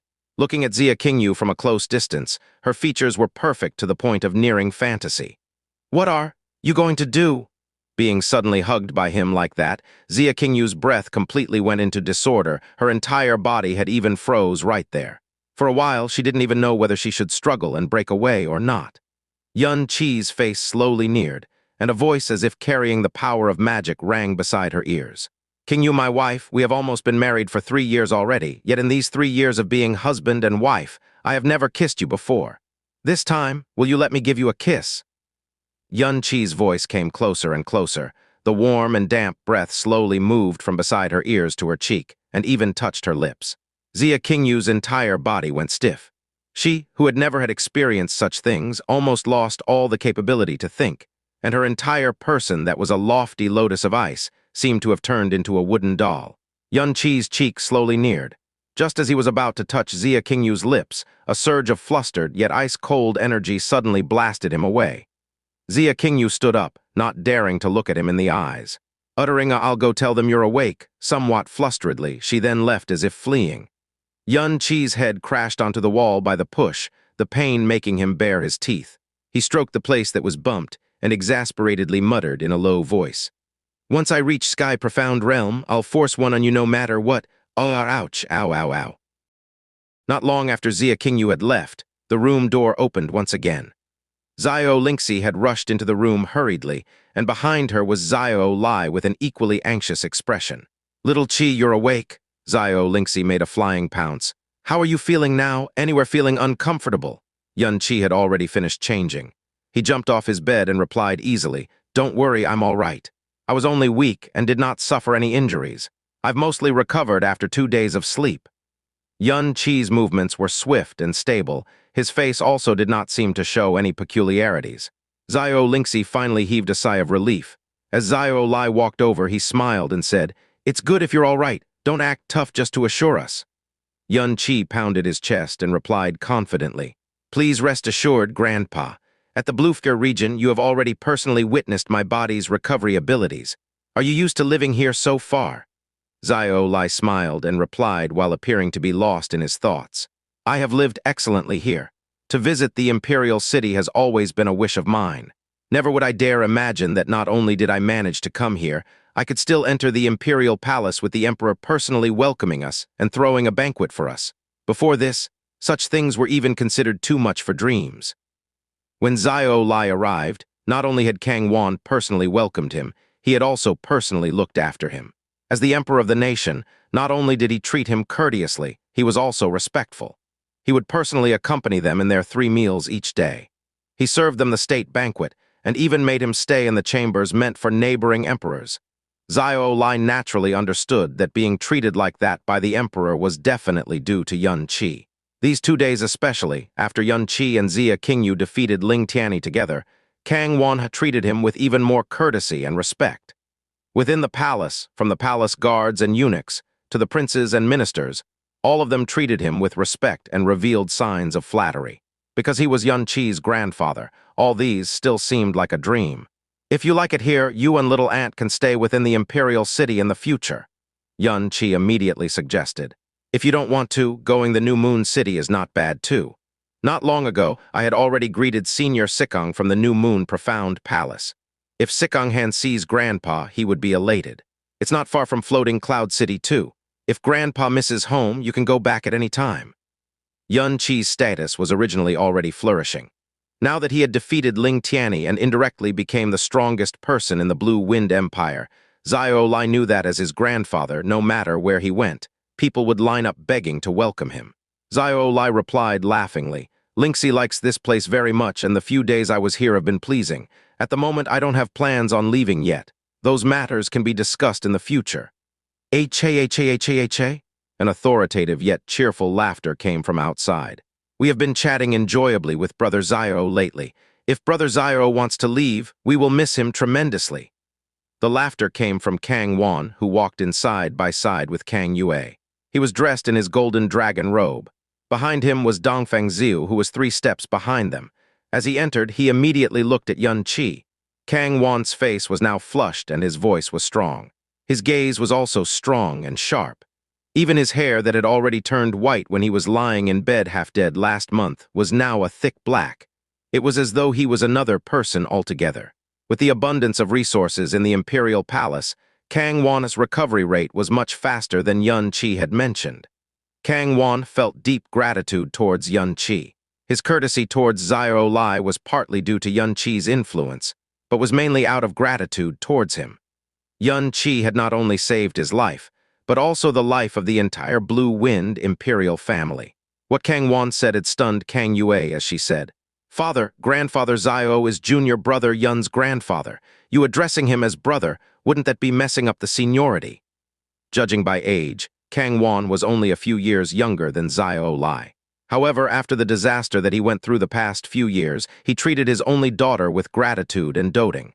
Once she finished speaking, Kang Wan became embarrassed and laughed loudly. Yes, Yuer's scolding was right. We cannot mess up the seniority. Then we shall refer to you as Senior Xiao. This cannot be. Xiao Lai was hugely shocked as he frantically placed his hands together respectfully. If your majesty were to call me like that, I am truly undeserving. Kang Yue smiled instantly, dragging along her elegant phoenix dressed forward as she gently spoke. Junior brother Yun, you've just woken up, your body must still be weak. It's better for you to rest in bed. No need. Yun Qi pounded his chest. I know my body well. I'm definitely not as delicate as Senior thinks. Ha ha, Kang Wan laughed loudly. He has the ability to defeat the Sword Saint. We are not worried about him at all. Yuer, you don't have to be this worried. You have barely slept or ate these past 2 days and visited every hour. We are more worried about you. Father, in front of so many people, Kang Wan completely exposed her feelings without reserve. She uttered an elegant cry and lowered her head, avoiding everyone's gaze. Her actions made Kang Wan and Dongfeng Xiu unable to hide their laughter. Yun Qi felt touched, and he laughed slightly before looking at Kang Wan and asking, Your Majesty, Palace Chief Dongfeng, in these 2 days that I'm unconscious, did anyone try to break in? Dongfeng Xiu shook his head without hesitation. Originally, I was also afraid that someone might attempt to assassinate you while you were unconscious and raised security. However, it seemed as though I was too worried as the palace was very calm. No one tried to intrude. Maybe it was because Xia Fairy stayed in the palace. Even though they had such intentions, they were wary of Xia Fairy and did not dare to attempt it. Following the growth of Yuan Qi's reputation, more and more people knew of his past, which had been spread widely. Among those, his grudges with the Xiao sect's Xiao Quanjian were naturally included. What Dongfeng Xiu was wary of the past 2 days was also Xiao sect. However, there were numerous people bringing gifts to visit. Kang Wan laughed. There are more than 1,000 various big and small sects and clans bringing you elixirs and treasures. Your gifts are piling up like a mountain, and even though our palace is big, we almost have no more space to keep your gifts. Even though we have been the emperor for such a long time, we have never seen such a sight before. Ha ha ha ha. Among them, Xiao sect's gifts were the most precious. Kang Yue said. They had sent a purple-veined heaven crystal, purple jade golden scale ointment, and the scarlet eagle profound blood, which are all invaluable treasures. Furthermore, they also sent 15 kilograms of purple crystals and 10 kilograms of white profound jade, which is much more than the palace had managed to accumulate for the past tens of years.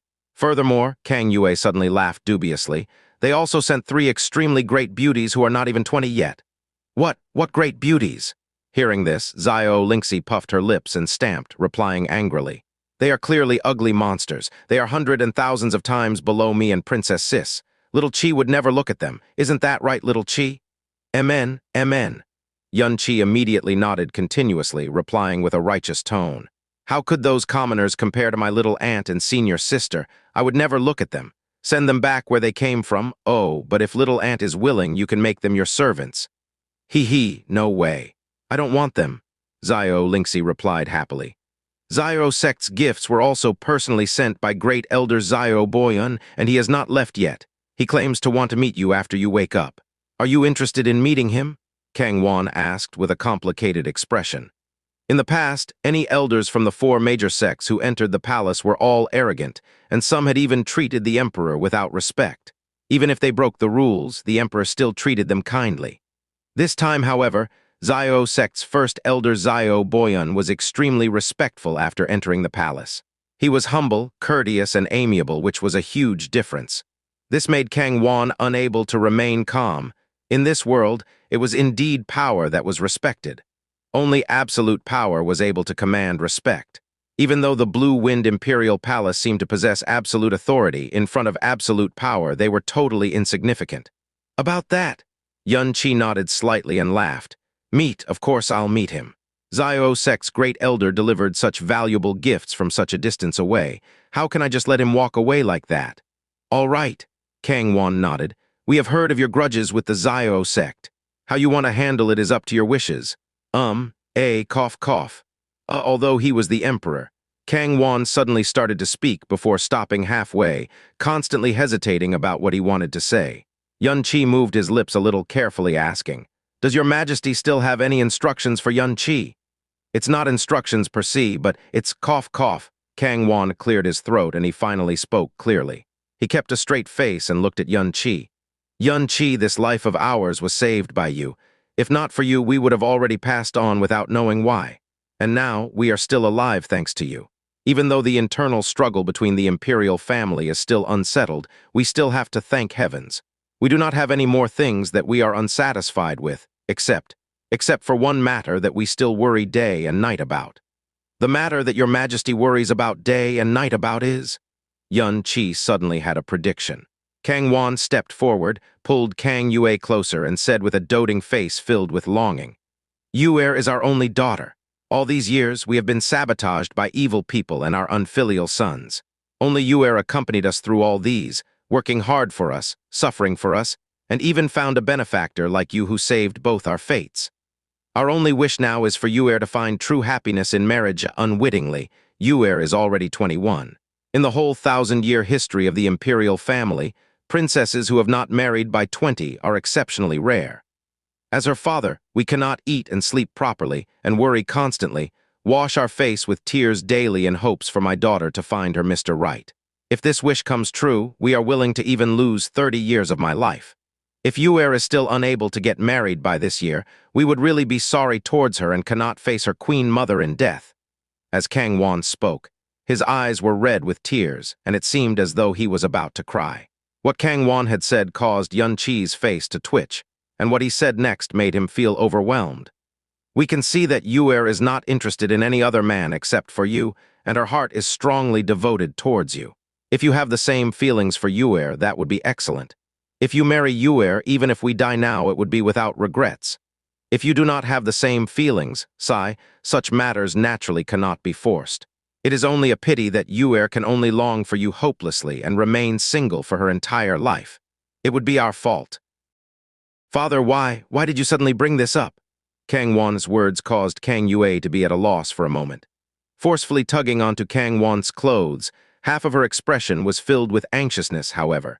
The eyes she quietly cast on Xianxia revealed expectations that she was making an utmost effort to hide. As long as one was not an idiot, anyone would clearly understand what Kang Wan's words meant.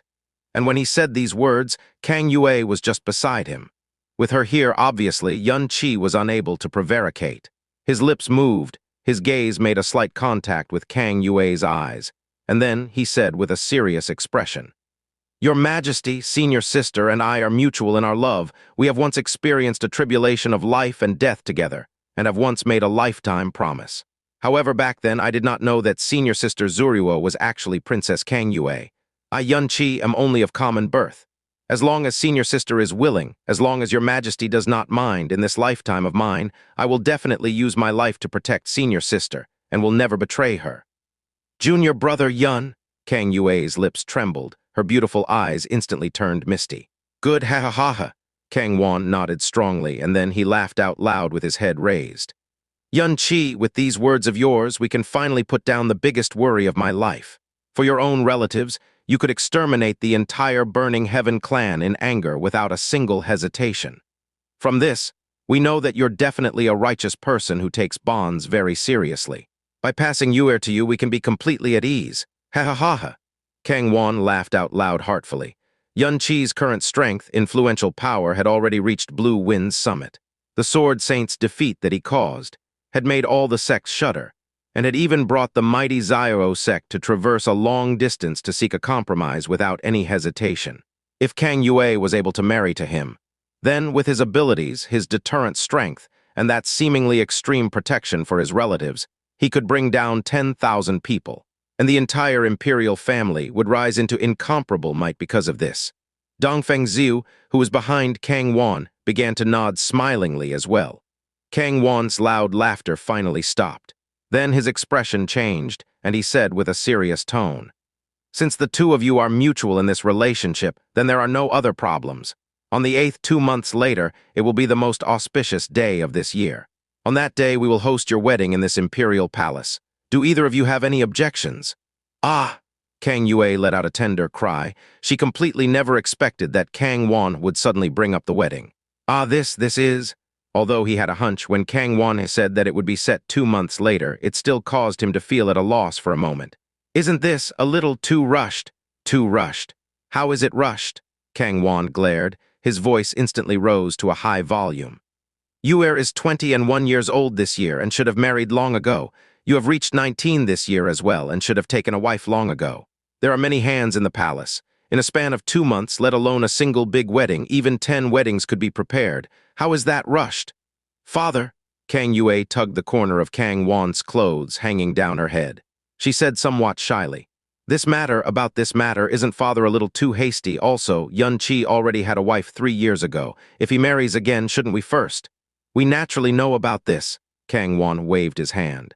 "In this day and age, which man does not have 3 or 4 wives? This basically isn't a problem. Xianxia, I say, as a man with only a single wife at the age of 19, even we look down upon you. Even if you yourself don't progress in this aspect, you have to think of your grandfather as well." When he spoke of grandfather, Kang Wan slapped his own head.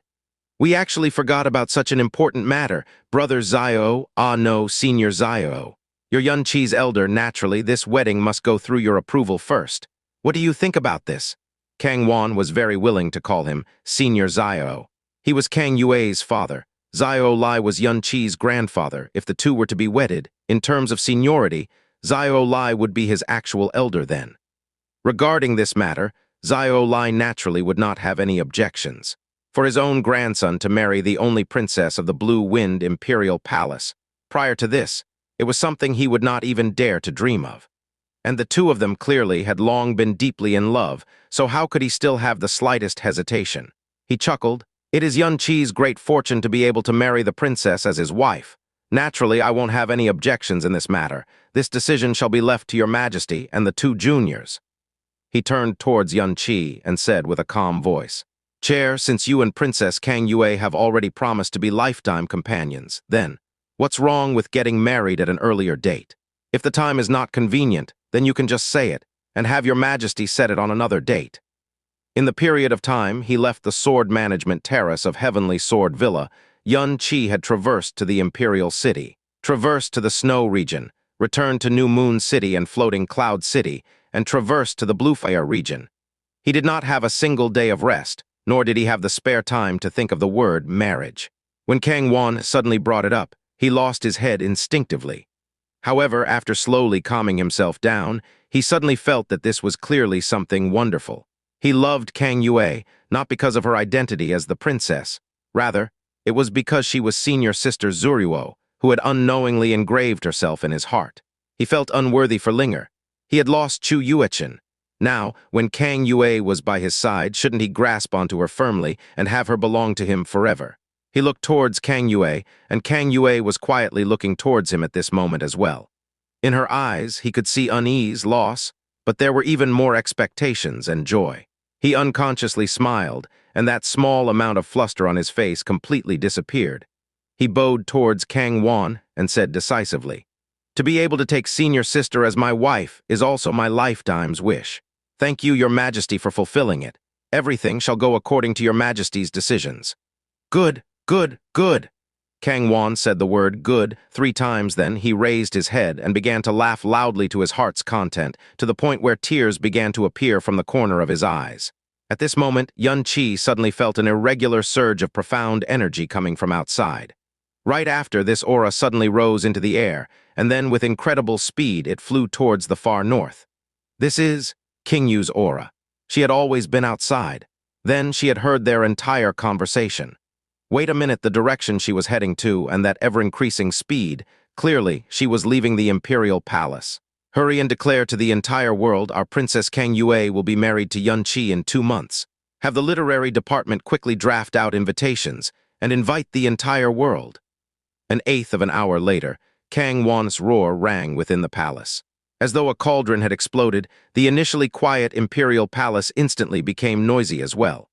While Xia Qingyu, however, left without saying her goodbye, unknowingly, 2 months passed. The Blue Wind Empire was not calm in these 2 months, and there was only a single reason for it, which was the great wedding between Princess Kang Yue and Yun Qi. Originally, although a princess's wedding was an event where half a country celebrated it, that would still only be limited to among the commoners, and could be said to be unrelated to those sects. However, with Yun Qi's inclusion as the other party, that would be 2 completely different notions. Someone who was merely 19 years old this year, who had exterminated the Burning Heaven clan and heavily injured Ling Tianni, his future could only be described as immeasurable. Undoubtedly, he had caused countless of people to worship and admire him, and similarly, he had caused countless of people to dread and fear him. Now that it was the day of his great wedding, it was exactly the opportunity for them to express themselves. If they could be on site personally, even if all they could do was leave a tiny bit of impression, that would still be an incomparably huge harvest. From another aspect, if other sects were to go, while one's own did not, that would undoubtedly be a sign of disrespect. Yun Qi could even exterminate the Burning Heaven clan just as he had said so, if they were to really incite this master's dissatisfaction. Exterminating their sects might as well be child's play to him. In an instant, no matter if they were big sects or small sects, no matter if they received the invitations or not, they began to get busy, racking their brain juices to find various gifts that could satisfy Yun Qi. The best would be a congratulatory gift that he would pay attention to, and for this, The auctions of various large cities were packed in every session, and the moment some priceless treasures appeared in the Black Moon Merchant Guild, the various big sects would swarm there at a moment's notice. Because of this, several fights between huge and small sects were brought about. Elegant Wind City was situated in the west of Blue Wind, and was one of the few larger main cities in the Blue Wind Empire. Currently, in a tavern of Elegant Wind City, several people were chatting by their own tables. 3 days later, it will be the day of Xianxia's and Princess Kang Yue's big wedding.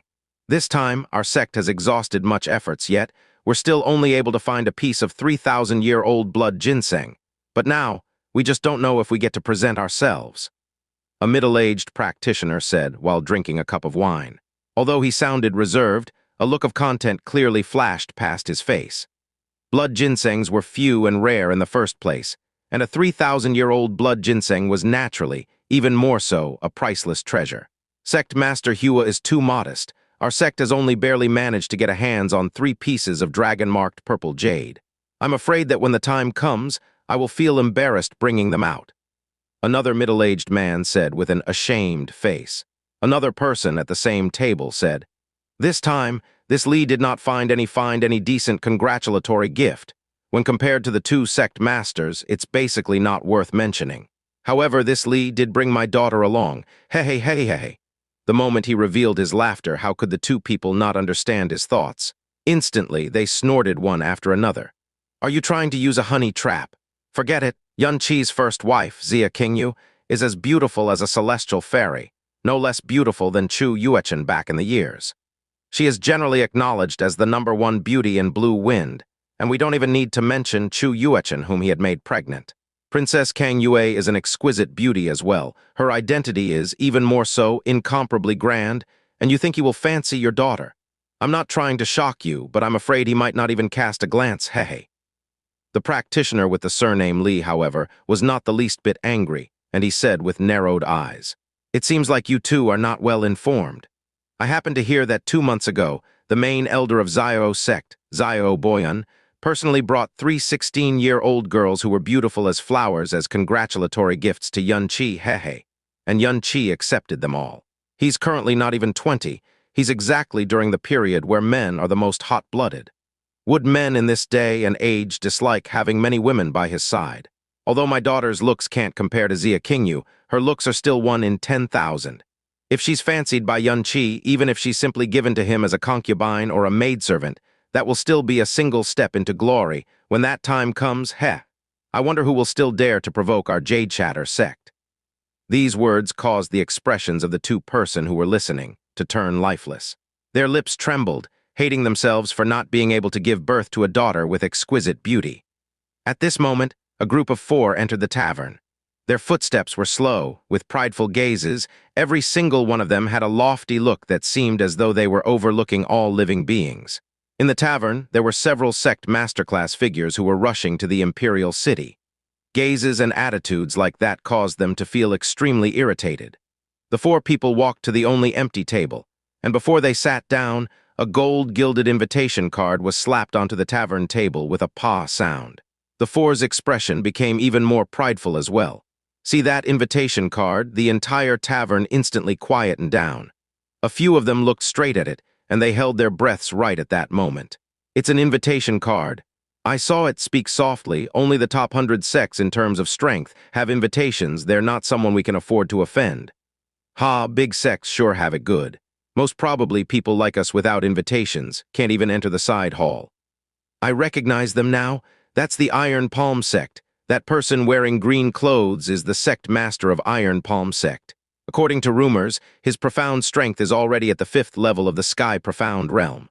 The Iron Palm sect is one of the 3 ruling sects in the Northwest. In the previous ranking tournament, they were ranked 27th. The moment the people from Iron Palm sect revealed their invitation card, the entire tavern quietened immensely. The lively chit-chatting earlier instantly turned into soft whispers. 4 people silently sat down, using the gaze of a superior person to sweep across the surroundings with a distinct arrogance on their face. Rubbish. With strength at that level, they can actually rank 27th in the ranking tournament. Haha, I can't be hearing a joke, right? At the corner of the tavern, 3 people sat by a somewhat out-of-date table. The young man in the middle looked to be around 20 years old, wearing a Qilin robe. His eyes were sharp, possessing extraordinary qualities. His tied-up hair carried a touch of scarlet. Playing with the cup of wine in his hands, his face carried a light smile. The person who spoke was him as well. His voice was definitely not soft, however. Not a single person out of the rest of the people in the tavern heard him. It seemed his voice was being isolated by a certain invisible barrier. Sharing the same table were two elders who looked to be 50 to 60 years old. One was in a black robe, while the other in a red robe. Their gazes carried a form of profoundness which could not be seen through. The black-robed elder lightly said, "Your Majesty, you have no need to be shocked. In this Blue Wind Empire, spirit-profound practitioners are already experts. Earth-profound experts can be taken as instructors. Sky-profound practitioners can already be a master revered by thousands of people. And late-stage sky-profound practitioners are near invincible. Thrones are as rare as a phoenix's feather. Other than the four major sects, there's no other sects with the existence of thrones. The sect master of this sect is at the 5th level of the sky-profound realm. In Blue Wind Empire, it can already be considered to be a first-grade sect." "Oh," the young man laid down his wine cup and laughed faintly. "I've always heard that amongst the 7 nations, Blue Wind was the weakest, but didn't expect that it would be weak to such a pathetic and laughable extent. Moreover, together with narrowness of this region, it could only be considered as tiny as a marble. I really don't understand why my royal father was suddenly interested in this place. His Majesty would never do things without reason, let alone such a major matter." The black-clothed elderly man laughed as he said, "I, however, have vaguely heard that the reason why His Majesty took this action was because not too long ago, the Spirit Earth Hall had accidentally detected a huge purple crystal mine's aura. And this purple crystal mineral deposit is situated within the borders of the Blue Wind. Before it is discovered by the Blue Wind, we have to seize this purple crystal mineral deposit. The best method of doing so is naturally, regardless of whether it is a rumor or truth. Even though His Majesty is already meticulously preparing for it, he didn't intend to act any time soon. I'd say that at least His Majesty ought to start after the 7-nation ranking tournament is over. A grand occasion that only comes once every 20 years. If it is missing a nation, that would certainly be quite a pity." The red-clothed elderly man said with an expressionless face. "Ha ha," the black-clothed elderly man laughed faintly. "There is no relationship between His Majesty tentatively not mobilizing and the 7-nation ranking tournament. In the 7-nation ranking tournament, the Blue Wind Empire had always been at the very bottom, filling in as the joke material. There is no difference whether it's there or not. At the moment, the primordial profound arc has reappeared, and the arc's gateway will also open not long from now. What His Majesty is currently focusing all his energy on is naturally the primordial profound arc. Before exploring all of the primordial profound arc's mysteries, how could His Majesty possibly disperse his energy to deal with a little Blue Wind Empire? However, it seems that we truly did not arrive at the right time to actually run into that Xianxia's big wedding day." The young man narrowed his eyes. His influence in this tiny little area is truly not that bad. In these couple of days, the times that I've heard his name come up was no less than 100. I've heard that Xianxia had annihilated the Burning Heaven clan, one of Blue Wind's 4 major sects, all by himself. HMPH, for such a talent had actually suddenly appear out of nowhere in this impoverished land. "The cause of this is naturally self-evident," said the black-clothed elderly man. "Bloodline?" The red-clothed elder lowered his eyelids and answered expressionlessly. "Heh, I wonder who it was that accidentally gave birth to a bastard in the outside. To actually rely on our divine phoenix bloodline and spread his prestige within this little Blue Wind nation. However, to have just happened to run into this big wedding day, I'm actually finding it a little hard to be hard-hearted now. Moreover, if we just go like that, it would be more or less somewhat disrespectful, wouldn't it? At the very least, the person he is currently marrying is Blue Wind Imperial family's only princess." As the young man said this, his eyes radiated a mocking light, until they landed on the bodies of the 4 Iron Palm sect members, which immediately caused his smile to become even more wanton. After the Iron Palm sects 4 ate and drank to their heart's content, they left the tavern, heading straight in the direction of the Blue Wind Imperial City. Throughout the entire journey, once the name Iron Palm Sect was displayed, of the surrounding pedestrians, there were none who did not give way. Once they entered a place barren of people, a lazy voice suddenly sounded from there behind.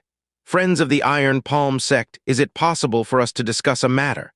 From within this silky voice leaked out an insufferable arrogance and was obviously not up any good. The four turned around, and Sect Master Tai Ruide swept his gaze across the three people. Seeing the young man in the middle's clothes and his bearing that was out of the ordinary, he didn't really underestimate them either as he replied indifferently. "If there is a matter, say it quickly. Do not delay my Iron Palm sect's journey." When he said the name Iron Palm sect out, he originally thought that it would give the other party a fright.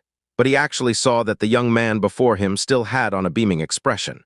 The young man flicked his palm, and a white jade folding fan had already appeared in his hands. Flapping the jade fan, he leisurely said, "We don't really have that big of a matter to discuss. We only want to borrow the invitation cards of the few of you." "You're courting death." An elder of the Iron Palm sect took a step forward as his angry brows raised in a slant. "Sect Master, these three are obviously here to pick a fight. Looks like since our Iron Palm sect haven't really flaunted our might to the outside lately, we've even let a group of rats like these to dare mess with us." Tai Ruide's brows sunk as he coldly said, "If you are looking to start a fight, I'm afraid that you have looked for the wrong people to do so. I'll give you 3 breaths of time. Immediately scram from my line of sight, or else." "Ha ha ha ha, or else what?" The young man started to laugh heartily. He closed the fan and smiled while walking in Tai Ruide's direction. "Seems like our friends do not wish to cooperate with us. Then this humble one shall just help himself." "Junior, you're courting death?" In a great fury, an Iron Palm sect elder took a step forward. He extended his right arm out. His palm brought along a sinister gust of ice-cold wind as he grabbed towards the young man's throat. Since they were the Iron Palm sect, the core of their cultivation was naturally a pair of iron palms. This palm smash was strong enough to smash a deep handprint even on fine steel. Yet facing this iron palm, the young man actually laughed disdainfully. With a slight flick of his wrist, the jade fan in his hands casually fell upon on the incoming iron palm. "Ahhhhhh!" An incomparably miserable shriek sounded. The Iron Palm sect elder who had attacked felt like 10,000 swords had pierced through his heart as he hugged onto his arm whilst rolling on the ground. His entire arm was instantly dyed blood red, and the appearance of wishing that he was dead seemed as if the skin, flesh, and bones of his entire arm had been shattered into pieces. "Great Elder!" Tai Ruide turned pale with fright. Great Elder's profound strength was as high the 3rd level of the Sky Profound realm. In the Iron Palm sect, he was second only to himself, yet he had been heavily injured so easily to such a state by this young man in one move. After his initial shock, he attacked in a fury as both his palms changed into a shocking metallic color. In the midst of his furious bellow, he pushed at the young man. "Tusk, tusk!" the young man uttered disdainfully. Facing Tai Ruide's attack of full strength, he didn't even take a step back as he gave the folding fan in his hands a little wave, thrust, and sweep. Bang, bang, rip. Tai Ruide's iron palm strength that reached the middle stages of the Sky Profound realm had disappeared without a trace, as if it was a mud doll sinking into the ocean. An additional gaping bloody hole had appeared at the place where his throat used to be. A deep bloody line had also appeared on the throats of the other 2 elders behind him, dangerously close to chopping off their heads from their necks. You! Tai Ruide's eyes were filled with the greatest horror he had ever displayed in his life. With widened eyes, he collapsed together with the other 2 elders, and the 4 no longer made any sound. In a mere few breaths of time, the 4 strongest members of the Iron Palm sect, 4 supremely strong Sky Profound practitioners, had lost their lives by this young man's hands. It was so fast that the 2 other elders who didn't even have the time to act did not even know how they had died in the end of their lives. Truly too weak to withstand a single blow. The young man put away his jade fan that did not even have a speck of bloodstain on it. The black-clothed elder stepped forward and grabbed at the air as the 4 spatial rings on the corpses were all sucked into the palm of his hand. He found the invitations within them and then tossed all 4 rings to the side, not even bothering to glance at what things were stored inside. For this level of a sect, even if it were to be their most valuable of treasures, in their eyes, they were merely a little more than simple trash. After opening the invitation card, the black-robed elder swiped across it with his finger, and the original names on it disappeared. With another wave of his finger, he used profound energy to engrave new names on top of the invitations. Then he closed the cards and gave it to the young man. "Very good." the young man said as he received the invitation letters while laughing heartily. As someone from a nation of etiquette, I still know the proper ways of a guest, ha ha ha. Let's go. Let us go take a look at just what kind of rubbish this Xianxia is. Today could even be said to be Blue Wind Imperial City's most lively and bustling day in the past several hundred years. The huge imperial city was practically bursting with streams of people. Every tavern and inn, large or small, had already been sold out as early as several days in advance. Even though their prices had been inflated by more than 10 times, waves and waves of people still scrambled over as if they had lost their minds. On those few main streets before the imperial palace, it was near impossible to even turn one's body around. As far as the eye could see, the entire imperial city was decorated with lanterns and colorful banners, soaring with a joyous atmosphere. Shining red lanterns and bright red carpets were everywhere. Gift carts with extremely lavish decorations came in cart after cart, composing an incredible scenery. Within the imperial palace, colorful streamers fluttered in the air, and tens of thousands of flowers bloomed together. For the princess's marriage, the scene would naturally be exceptionally luxurious and grand. But in all of the Blue Wind imperial family's 1,000 years of history, there had never been such an exaggerated occasion for the wedding of a princess. Moreover, this princess didn't even seem like she was being married off. Since the place of the great wedding had been selected to be in the imperial palace, no matter how one looked at it, it was the other party marrying in. Kang Wan had nearly made the imperial family's grand occasion become the entire nation's grand occasion. He badly wished the whole world to know that his only daughter had gotten married to Xianxia. Among those who had arrived in the imperial city first, not one of them did not get a huge eyeful of the gorgeousness and the endless streams of people. Even if they were some leaders of sects with extensive knowledge and experience, they were still dumbstruck at the scene. My heavens, isn't this a bit too exaggerated? Once Ling Tianni arrived above the imperial city after rushing over to join the wedding ceremony, he was stunned for quite a while as he unceasingly moaned in his heart. Every mayor of every large city, medium city, and small city had all gathered inside the imperial city, with not one missing. Every sect leader with impressive reputations had also all appeared within the imperial city in piles. No one who had received invitations did not come, and there were many who turned up without being invited. If it was merely the princess getting married, it was absolutely unlikely for such a scene to occur. But Xianxia was the future Blue Wind Empire's #1 overlord. They wanted to join in even if they had to desperately pretend to be lowly. At 9 in the morning, they began to welcome the guests. In regards to guests who had come in uninvited, the imperial palace also did not refuse any. Only, their seating location at the banquet was less conspicuous, less grand, and far away. Elegant Wind City's Mayor Ma Tengyu has arrived with his lady. Western Plains' Great General Li Liancheng has arrived. Heavenly Sword Villa's young villa masters Ling Yun and Ling Jai have arrived. Supreme Ultimate Sect Master Du Kangren, Great Elder Du Yunshan, and Young Sect Master Du Zaiting have arrived. Northern Blue City's Mayor Aoyang Bo has arrived with his lady. Zio Sect Master Zio Juishan, Great Elder Zio Boyan, and Medicine Sect Elder Zio Wuji have arrived. Those names that were each scarier than the previous made the voice of the Master of Ceremonies by the entrance tremble, as the cold sweat on his head torrented down his face. He had lived for so long, but all the big shots that he had known all his life, even if added all together, would not be as much as he had met today. And those who had received invitation cards were all people that Xianxia and the imperial family wanted to invite, as well as those sects and VIPs with influence in a region, or possibly mighty lords of a region. Even those at the level of mayor could only sit on the side of the reception hall. As for those influential big shots that were usually extremely difficult to meet, and those sects and clans who possess outstanding fame, they didn't even have the qualifications to receive an invitation. When they arrived, they had no other choice but to sit in the seats outside the main reception hall and be attended to by the palace eunuchs and imperial bodyguards. Yet not one dared to express any dissatisfaction, compared to those one after another great names called by the Master of Ceremonies. The little authority and fame they had were simply not worth mentioning. Frozen Cloud Asgard's young mistress Xia Qingyu and Fairy of Frozen Glass, Chu Yueli, have arrived. In the main hall, Xianxia had always been attentively listening to each and every arrival's name. When he had heard Xia Qingyu's name, his heart stirred abruptly as he looked in the direction of the hall's entrance. From the direction of the hall's entrance, Xia Qingyu's goddess-like figure walked in with slow steps. Her appearance was like the bright moon coming out from behind the clouds, instantly robbing the splendor of everything, making the originally clamorous hall quiet down at once. All of the gazes focused onto her, especially those young disciples. Without exception, every one of them had their eyes stared fixedly as they held their breaths, and even their hearts had almost completely stopped beating.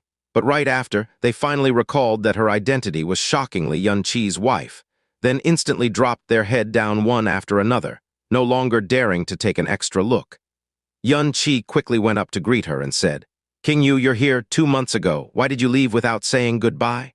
Xia Qingyu spoke in a light voice, her tone as soft as silk.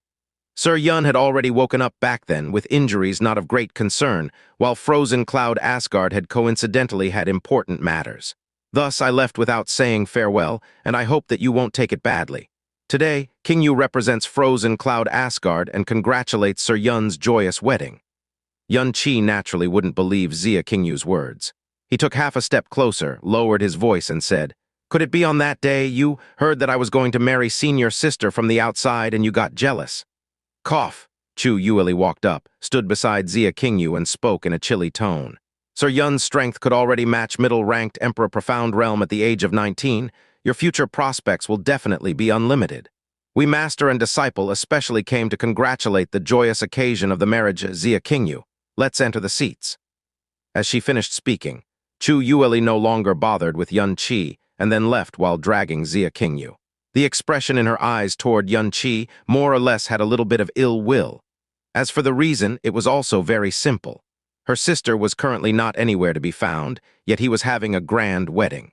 Her disciple Xia Qingyu was his main wife. She hadn't really want to recognize this layer of relationship before, but the present could not be compared to the past, and now Yuan Qi also was about to marry Kang Yue. As Xia Qingyu's master, the inside of her heart was more or less in a bit of a bad mood, and the odd emotions that Xia Qingyu occasionally revealed, though not too evident, was enough for her to sense them. Yuan Qi walked to the hall's front, and instantly a large number of people hastily approached in greeting. "Brother Yun, for royal sister to be able to become your wife, this elder brother here is sincerely happy. From now on, we are of the same family, Brother Yun. Oh no, brother-in-law's troubles from now on will also be mine. If there's anything your brother here is able to help in, you've got to speak without hesitation." Crown Prince Kang Lin spoke as he came forward with a quick pace. Even though he behaved generously, open-handedly, and excited enough, Yuan Qi saw the perturbation, dread, as well as the fear he tried hard to cover up in the depth of his eyes with a single glance. Royal sister and brother-in-law are a pair designated by heaven and earth. For royal sister to have such an abode to return to, I, as the elder brother, am truly extremely joyous and ecstatic. Even to drink oneself drunk for 3 days wouldn't be too much for such a great matter of joy. Ha ha, ha ha ha ha. Third Prince Kang Xiu said while dryly laughing, only that he seemed to not be as tactful as Crown Prince Kang Lin. When he was speaking to Yuan Qi, the muscles on his face were clearly cramping non-stop, conspicuously revealing the fear inside his heart. The two of them were undoubtedly terrified of Yuan Qi to the extreme limit. They wouldn't forget what they had done before. Now that Kang Wan's illness had fully recovered miraculously, and he took political power upon himself once again, Yuan Qi's marriage with Kang Yue had thereupon also given Kang Wan a backing that could be considered the greatest in the region of Blue Wind. It caused their ambitions to completely shatter in a night's time, as they no longer dared to make any odd movements, and more so had fell into a constant state of fear daily. Before, perhaps they wouldn't even enter the Emperor's bed chambers once a year, but now the two of them would definitely go pay respects morning and night every single day, and never had stopped since 2 months ago. As they faced Yuan Qi and thought about his terrifying measure of annihilating the burning Heaven clan, they both trembled from head to toe from fright. Yuan Qi made a faint smile and didn't reply. Ling Jai squeezed in at this time and said with a broad grin, "Boss, congrats, hee hee, you and Princess Sis have finally gone official. Princess Sis was someone I wanted to take as wife back then, you know. You definitely can't bully her in the future, got it?" "Ha ha," Yuan Qi laughed candidly. "If I am to bully her, then I'll just let you slash me 100 times. How are your grandfather's injuries?" Hearing Ling Tianni being mentioned, Ling Jai wasn't affected in the slightest and said with a relaxed expression, Even though Grandpa's injuries are heavy, his life veins weren't hurt, and the injuries he received were all ones that could be healed. As of now, his injuries had already recovered around 60% or so. This is owing to Boss showing mercy back then. In this period of time, Grandpa had sent people to gather all the information about you, and he basically already knows everything about you now. Right now, even though Grandpa still has resentment toward you for annihilating Burning Heaven clan, he no longer has any intention of killing you anymore. I had once heard him say, while sighing, that he had nearly destroyed a peerless genius whose intrinsic disposition wasn't bad because of him acting rashly. Ha ha ha ha! Xianxia let out a hearty laugh, and the ill feeling he had toward Ling Tianni also instantly vanished by a great deal. After all, Ling Tianni was definitely not some evil person. Ling Tianni wanted to kill him that day was also for the reason of removing a great sprout of disaster for Blue Wind. Little brother Yun, this Xiao here congratulates you for the joyous occasion. At the ranking tournament back then, little brother Yun had already greatly taken this Xiao aback. I didn't think that in not even 2 years of time, your strength could already be considered the #1 in Blue Wind. Such an accomplishment can be said as shocking the common sense, surpassing the ancients, amazing the contemporaries, and even making one exclaim in astonishment.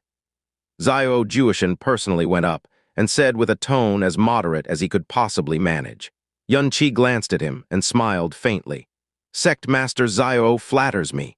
Xianxia is only of common birth, and Sect Master Xiao actually had personally granted the face to come on the wedding day. This junior is extremely honored. One day, Xianxia will definitely, personally, visit and express his gratitude. Once the Xianxia's last sentence was spoken, Xiao Juishan's heart fiercely thumped. The complexions of Xiao Boyan and Xiao Wuji behind him also changed. They couldn't be sure whether Xianxia's so-called personal visit was to visit and solve the enmity or to visit and collect debts. With his vicious and merciless measures added onto the old enmity 3 years ago, as well as the new enmity from helping Burning Heaven clan in dealing with him, it was clearly most likely to be the latter. As the Xiao sect's master, Xiao Juishan's back was actually fully drenched in sweat in an instant, but he definitely didn't dare to reveal any abnormality as he forcefully held up a smiling face. If little brother Yun really is willing to grant us face and visit, this Xiao will definitely bring the entire sect's disciples to line up in welcome. Xiao sect knows that a person of despicable conduct in my sect had grievances with little brother Yun before. Xiao sect will definitely give little brother Yun a satisfactory answer at that time. If one were to say that Xiao Juishan was still somewhat hesitant after Burning Heaven clan was annihilated, then after Xianxia had heavily wounded Ling Tianni, Xiao Juishan truly did not have the slightest intent to bloodily battle to the bitter end with Xianxia anymore. What he had in his entire mind was how he could appease Xianxia's fury. He would be willing to do anything, no matter how great of a price he had to pay, because no matter how great the price was, it would be hundreds of thousands of times better than following after the steps of Burning Heaven clan and getting totally annihilated. New Moon City's Mayor Mu Rongbo has arrived. Golden Bell Mountain's clan head Jade Sword Taoist has arrived. Divine Phoenix Empire's 13th Prince. The Master of Ceremonies' throat seemed to have suddenly choked onto something, as his voice immediately stalled there. And the 3 words, Divine Phoenix Empire, he said, were like 3 exploding bombs that resounded beside the ears of everyone, making the clamoring main hall instantly become incomparably silent, as everyone's gaze all concentrated toward the same place. Divine Phoenix Empire's 13th Prince, Feng Zichin, has arrived. What?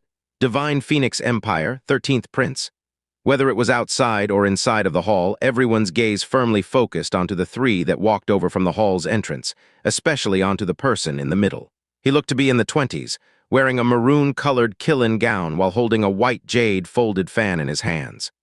Under the crowd's gaze, he wasn't the slightest affected as he leisurely walked in the great hall with a faint smile on his face, as though he had entered a place without anyone present.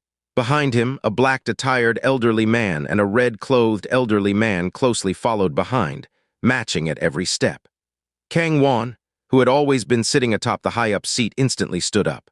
With an extremely shocked gaze, he looked at the young man who walked in bathed within everyone's gazes.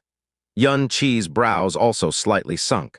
Someone of the Divine Phoenix Empire, and it was even the prince of the Divine Phoenix Empire. Was it real or fake? If it was real, why would a dignified divine Phoenix Empire's prince come to this place? Following Fen Zichen's arrival, the entire wedding hall's atmosphere changed severely, because the three words, Divine Phoenix Empire, by themselves already had an enormous impact. But together with Prince, this power of impact would sharply surge by thousands of times, making everyone, including those sex heavyweights who were usually insufferably lofty, feel shocked in their hearts that had turned cold. The Divine Phoenix Empire was the empire with the greatest overall national power and size amongst the profound sky's 7 nations. Its size was several tens of times of Blue Wind. The prosperity of its national power, as well as the mightiness of its profound practitioning world, all far surpassed Blue Wind Empire. Blue Wind Empire compared to Divine Phoenix Empire would be like a village compared to an imperial city. Rumors say that the 4 major sects, whose strength were the most overbearing in Blue Wind Empire, could only be barely considered middle-ranked sects in the Divine Phoenix Empire. And the most important point was, in the Blue Wind Empire, even though the position of prince was honorable, it also only applies to the common folk. In the profound practitioning world, the identity of prince simply couldn't be considered much. Not only the 4 major sects, even those mighty sects with enough power did not put the imperial family in their eyes at all, and the imperial family would even need to voluntarily curry favor with them.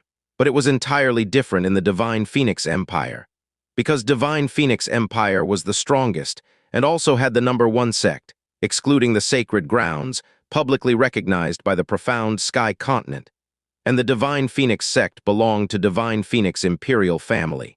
By name, it was the nation-guarding sect of Divine Phoenix Empire. But in actuality, the Divine Phoenix Imperial family belonged to the Divine Phoenix sect, and the Divine Phoenix sect was precisely the Divine Phoenix Imperial family. And every single emperor of the Divine Phoenix Empire would be that generation's sect master of the Divine Phoenix sect. Blue Wind Imperial family only controlled the highest political power of Blue Wind Empire. But not only did the Divine Phoenix Imperial family control the highest political power within the Divine Phoenix Empire, it also controlled the Divine Phoenix Empire itself, which was the strongest national power of the profound sky continent. And thus, a prince of the Divine Phoenix Empire and prince of the Blue Wind Empire were 2 completely different concepts and levels. If this person was really a prince of Divine Phoenix Empire, then even in the Divine Phoenix Empire, he would be an extraordinary being that could cover the sky with one hand in the truest meaning. His position would only be second to the Divine Phoenix Emperor and the Crown Prince. Such an extraordinary being, a being that shouldn't appear in this plane, had actually arrived all of a sudden, and had unquestionably caused waves to surge within everyone's heart. Feng Zichen went straight forward, walked to the center of the hall, and gave Kang Wan a simple courtesy as he spoke with a faint smile. This junior, Feng Zichen of the Divine Phoenix sect, pays respect to the honored Blue Wind Emperor. Coming forward without notice this time, I hope that Blue Wind Emperor is magnanimous and won't be hard on me. Kang Wan took a step forward, his face still filled with a dense incredibility. Even though this young man's bearing was so out of the ordinary that it even made him, an emperor, palpitate, he still did not dare to believe that a dignified Divine Phoenix Prince would personally come to his Blue Wind Empire. He asked hesitantly, "Are you really a prince of the Divine Phoenix Empire?" Fen Zichen laughed indifferently. "I have the Divine Phoenix Jade as proof." As he spoke, Feng Zichen stretched out his right hand, and a blood-red crimson piece of jade shaped like a phoenix appeared in his palm. Once this blood-colored jade appeared, an extremely thick fire-type element crazily dispersed outwards like raging inferno that soared to the skies had ignited within the main hall, making the complexions of the somewhat lower-level profound cultivators in the hall instantly turn red, their entire bodies almost roasting. Now Kang Wan no longer had any doubts whatsoever, but at the same time, shock had rapidly rose in his heart. He took another step forward. Even though he made an extremal effort to maintain his majestic emperor presence, there was a clear, visible tenseness in his expression. He laughed mildly. "Never did we expect that it is a noble guest from the Divine Phoenix Empire gracing our home. This is truly a nice unexpected surprise for us." Feng Zichen put away the Divine Phoenix Jade, flicked open the jade fan, and said casually, "The Blue Wind Emperor speaks too heavily. I do not deserve to be a noble guest. In fact, I came here today without being invited. I wish the Blue Wind Emperor won't take offense." Ha ha ha ha, 13th Prince, whatever are you saying? The Divine Phoenix capital is several thousands of kilometers away from our Blue Wind Imperial City. For 13th Prince to travel over land and see this far, it could be said that my Blue Wind Imperial family has been honorably graced with your presence. We can't even wait to happily welcome you, so how can we even accuse you of anything? Men, quickly arrange seats of honor for our noble guests from the Divine Phoenix Empire. No need. Feng Zichen actually waved his hand and chuckled. This humble one also specifically came to your noble nation, because of an important matter that just happened to coincide with the major event of Blue Wind Emperor marrying off his daughter. This humble one absolutely does not dare to delay too long. I wonder if the Blue Wind Emperor can guess at why this humble one has come over. Actually asking a nation's ruler to guess at the purpose for his own arrival so casually was undoubtedly disrespectful. His behavior was arrogant to the extreme, but practically no one at the scene thought that his actions were improper, because he was a prince of the Divine Phoenix Empire. It was hardly exaggerated to say that his influence in the profound sky continent surpassed the Blue Wind Emperor's by several fold. Forget about him being considered quite courteous to Kang Wan. Even if he came here with a condescending attitude and a mouthful of vulgar language, Kang Wan still would not dare to clash with him. Those at the scene would also not dare to offend him or feel resentful. Kang Wan thought for a bit and asked, "Perhaps the Profound Sky 7 Nation Ranking Tournament?" Ha ha ha ha. Feng Zichen laughed heartily. It has not even reached half a year before the opening of the 7 Nation Ranking Tournament that happens once every 25 years. Yet the other 5 nations have already started asking my Divine Phoenix sect about such matters as early as 3 years, in advance multiple times, in order to prepare for it. Only your noble nation is still quiet and tranquil, and I had originally thought that your noble nation had already forgotten about this matter. After Feng Zichen entered the main hall and revealed his identity, even though his words were spoken with an arrogant air, the way he phrased his words still carried a bit of respect. But when these words came out, as long as one were not an idiot, they would all clearly hear the contempt he had for Blue Wind Empire. Some of the profound practicing world were inwardly angry, but most felt truly helpless and humiliated. Because within the 7 Nation Ranking Tournament, Blue Wind Empire only received humiliation at every time, and was always ruthlessly trampled, mocked, and disgraced by the other 6 nations. The other nations participating in the ranking tournament was for the purpose of revealing their strength, letting the other nations experience their might. But it was as if the Blue Wind Empire participated in the ranking tournament so that it could get stomped on. In all of those 1,000 years, Blue Wind Empire selected their strongest practitioners to participate in each session of the 7 Nation Ranking Tournament. However, no matter which nation they went up against, each participant would suffer a crushing defeat. In every ranking tournament, they would be a joke-like existence, and what they had to suffer year after year was defeat and humiliation. Feng Zichen's words and huge laughter was unrestrainedly divulging his contempt and mockery towards Blue Wind's profound practicing world. Kang Wan's complexion changed slightly, then resumed its original calmness as he laughed indifferently and said, "We naturally would not forget this grand event that only happens once every 25 years within the profound sky. It is only that we had been bedridden these past few years. As a result, we did not have the mental energy to think about those matters. Has 13th Prince come here to deliver the invitation letter for the Profound Sky 7 Nation Ranking Tournament?" "Right," Feng Zichen nodded. Then a golden-stamped invitation card with a scarlet phoenix imprint appeared between his fingers. 5 months later, the 39th Profound Sky 7 Nation Ranking Tournament shall take place within my Divine Phoenix Empire. Since it is the 7 Nation Ranking Tournament, then the 7th Nation, Blue Wind, should come as well. At the scheduled time, my Divine Phoenix sect will be awaiting all of Profound Sky's experts in Phoenix City.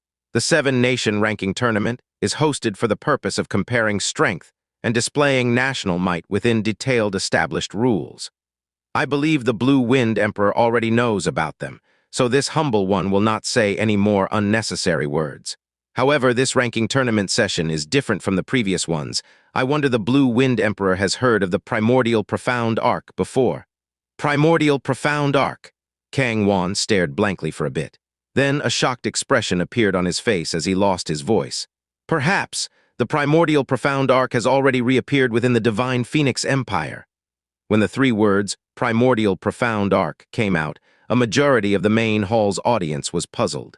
Yun Qi also revealed a questioning face, but as for Ling Jai, Chu Yueli, and those like Xiao Juishan, their expressions changed greatly. Could it be that the primordial profound arc has appeared again? Ling Jai muttered. Ling Yun's brows tightened as he said in a low voice. In the past history, the primordial profound arc appears once every 300 years. Based on the time period written down, from the time of its previous appearance, it indeed has already been about 300 years. Looks like a disturbance shall come to the profound sky continent once again, only this has absolutely no relation to our blue wind. In all these years, blue wind's practitioners never had the opportunity to approach the primordial profound arc. Right, Feng Zichen nodded. Half a month ago, the primordial profound arc has reappeared above my Phoenix City. According to the written accounts of the primordial profound arc, half a year after the primordial profound arc's appearance, the arc's doorway will voluntarily open. After careful computation, that time just happens to fall on the conclusion of the 7-nation ranking tournament. It is rumored that the primordial profound arc contains heaven-shocking treasures and world-shocking secrets. But not only is the opening of the primordial profound arc's doorway brief, the number of people that could enter is extremely limited, and only strong practitioners would have the qualifications to explore the primordial profound arc. At that time, nations that obtain the top 3 placings within the 7-nation ranking tournament shall receive the right to collaboratively explore the primordial profound arc. I believe that the Blue Wind Emperor, as well as this noble nation, has quite a number of experts who definitely possess an extreme amount of interest towards this primordial profound arc. The mysteriousness of the legendary primordial profound arc was matchless. As long as one heard of this legend, they would undoubtedly yearn for it greatly. But Kang Wan knew about Blue Wind Empire's strength, so he naturally did not dare have any extravagant expectations. Since he did not have any extravagant expectations, he naturally would not be excited to the point where he'd forget himself. He nodded his head slightly. We see. This truly is news that would extremely excite all experts of the world. With 13th Prince's honored identity, we didn't expect that 13th Prince would personally come here to deliver the invitation letter for the 7-nation ranking tournament. In regards to such matters, your noble nation is indeed making too much a fuss over this, and had even made us somewhat anxious, ha. Wangai, why haven't you gone over there to receive the invitation card? This was originally Yun Qi and Princess Kang Yue's wedding ceremony, the Yun Qi whose name shook the blue wind, which meant that he was naturally the protagonist of this ceremony. But with Feng Zichen's appearance, everyone's attention had all centralized on his body, and they had all nearly forgotten that this was Yun Qi's big wedding ceremony. Because Feng Zichen's status as a divine phoenix prince was just too shocking, completely stifling Yun Qi's dazzling halo. Feng Zichen handed over the invitation letter as the corner of his mouth curled with a hint of contempt and appeared to be smirking with amusement. A pair of slightly narrowed eyes shifted over to Yun Qi. The Blue Wind Emperor seems to have misunderstood. The ranking tournament is only half of the reason why this humble one personally came over this time. As for the other half, is exactly your noble nation's newly promoted son-in-law, Yun Qi. On his body lies a grave matter concerning my divine phoenix bloodline. The moment Feng Zichen's words fell, the atmosphere in the Great Hall instantly froze. Tense gazes focused on Yun Qi one after another. Truthfully, no one felt it was strange that Feng Zichen would suddenly target Yun Qi, because in the ranking tournament 2 years ago, Yun Qi had exposed his phoenix's flames. And only people who were attached to the divine phoenix sect and possessed the phoenix's bloodline were capable of wielding phoenix flames. The phoenix's bloodline was where the divine phoenix sect's soul was located, and it was also something the entire sect would unhesitantly exhaust everything to protect. They would definitely not allow this soul and bloodline be leaked outside. Hence, unless Yun Qi was a genuine disciple of the divine phoenix sect, the moment the news of him possessing the phoenix's bloodline spread, the divine phoenix sect would definitely come knocking on his doorstep one day. And this day had finally come. And the person who came impressively was even the prince of the divine phoenix empire, the divine phoenix sect's young masterclass figure. When he was facing Yun Qi, his words were even straight to the point, immediately referring to the word bloodline. Xia Qingyu's snow-like face turned slightly solemn. Chu Yueli's arched brows heavily sank as well. Kang Wan's expression was even more so, changing constantly. However, Regarding the divine phoenix sect's bloodline, even if he was the Blue Wind Emperor, he had absolutely no right to speak up. He could only look towards Yun Qi, with a gaze carrying deep worry. Currently, he could only wish that Yun Qi's phoenix's bloodline was just a misunderstanding. After all, although outsiders had spread that the flames Yun Qi used were phoenix's flames, Yun Qi had never admitted it, and it might just be similar. Yun Qi's expression, however, was incomparably calm. With a flat tone, he said, "Oh, a grave matter related to your sect's bloodline? That's something I can't understand. I, Yun Qi, grew up in Blue Wind Empire soil. My bloodline comes from my parents, and they had never left the Blue Wind Empire in their life, nor had they taken even half a step into the Divine Phoenix Empire. How could I even have the slightest relationship to your Divine Phoenix sect's bloodline? Junior, cut with your pretense." The black-clothed elder behind Feng Zichen took a step forward, saying with a stern tone, "My Divine Phoenix sect's bloodline is incomparably valuable. Ever since the creation of the sect, protecting our Phoenix's bloodline had always been our sect's #1 priority, and we would definitely not allow the slightest bit of our bloodline to be leaked outside. Even if the people of sect were to marry with an outsider, their future generations would have to forever stay in the Phoenix Divine sect as well. We never allowed the slightest bit of compromise when it comes to matters regarding our bloodline. As for you, at the ranking tournament in Blue Wind Empire 2 years ago, everyone present had all personally witnessed you using Phoenix flames, and only by possessing the Phoenix's bloodline can one light up the flames of the Phoenix. Your body clearly carries the Phoenix's bloodline. It can be assumed that you should be a bastard child left outside by an extremely audacious disciple from the sect." "That's right." The red-clothed elder slowly nodded. His gaze was like a hook. "If it's not because you possessed our Divine Phoenix sect's bloodline, how could a small little practitioner like you who grew up in Blue Wind without any background from any sect possess the shocking, overbearing talent to suppress all of the Blue Wind's youths in the ranking tournament? HMPH, for you to be able to acquire your achievements till this day, the Phoenix's bloodline that your body carries is the best explanation.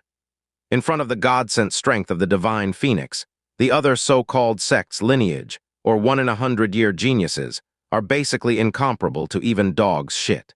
For you to be capable of acquiring the top position of this Blue Wind Empire's ranking tournament is truly perfectly normal." Although the two's words were blurted out, they incomparably clearly projected overbearing arrogance and their contempt and disdain towards the Blue Wind practitioners. Anger instantly rose in the hearts of several practitioners present. However, they dared to be furious, yet they did not dare to speak up. Because putting their feelings aside, their words were basically the truth. In front of the almighty strength of the Divine Phoenix sect, the entire profound practicing world within the Blue Wind Empire was basically not worth mentioning at all. Not just that, several people present had always suspected whether the reason why Yun Qi's talent was so shocking was because he possessed the Divine Phoenix sect's Phoenix bloodline. Feng Zichen's eyes lightly blinked.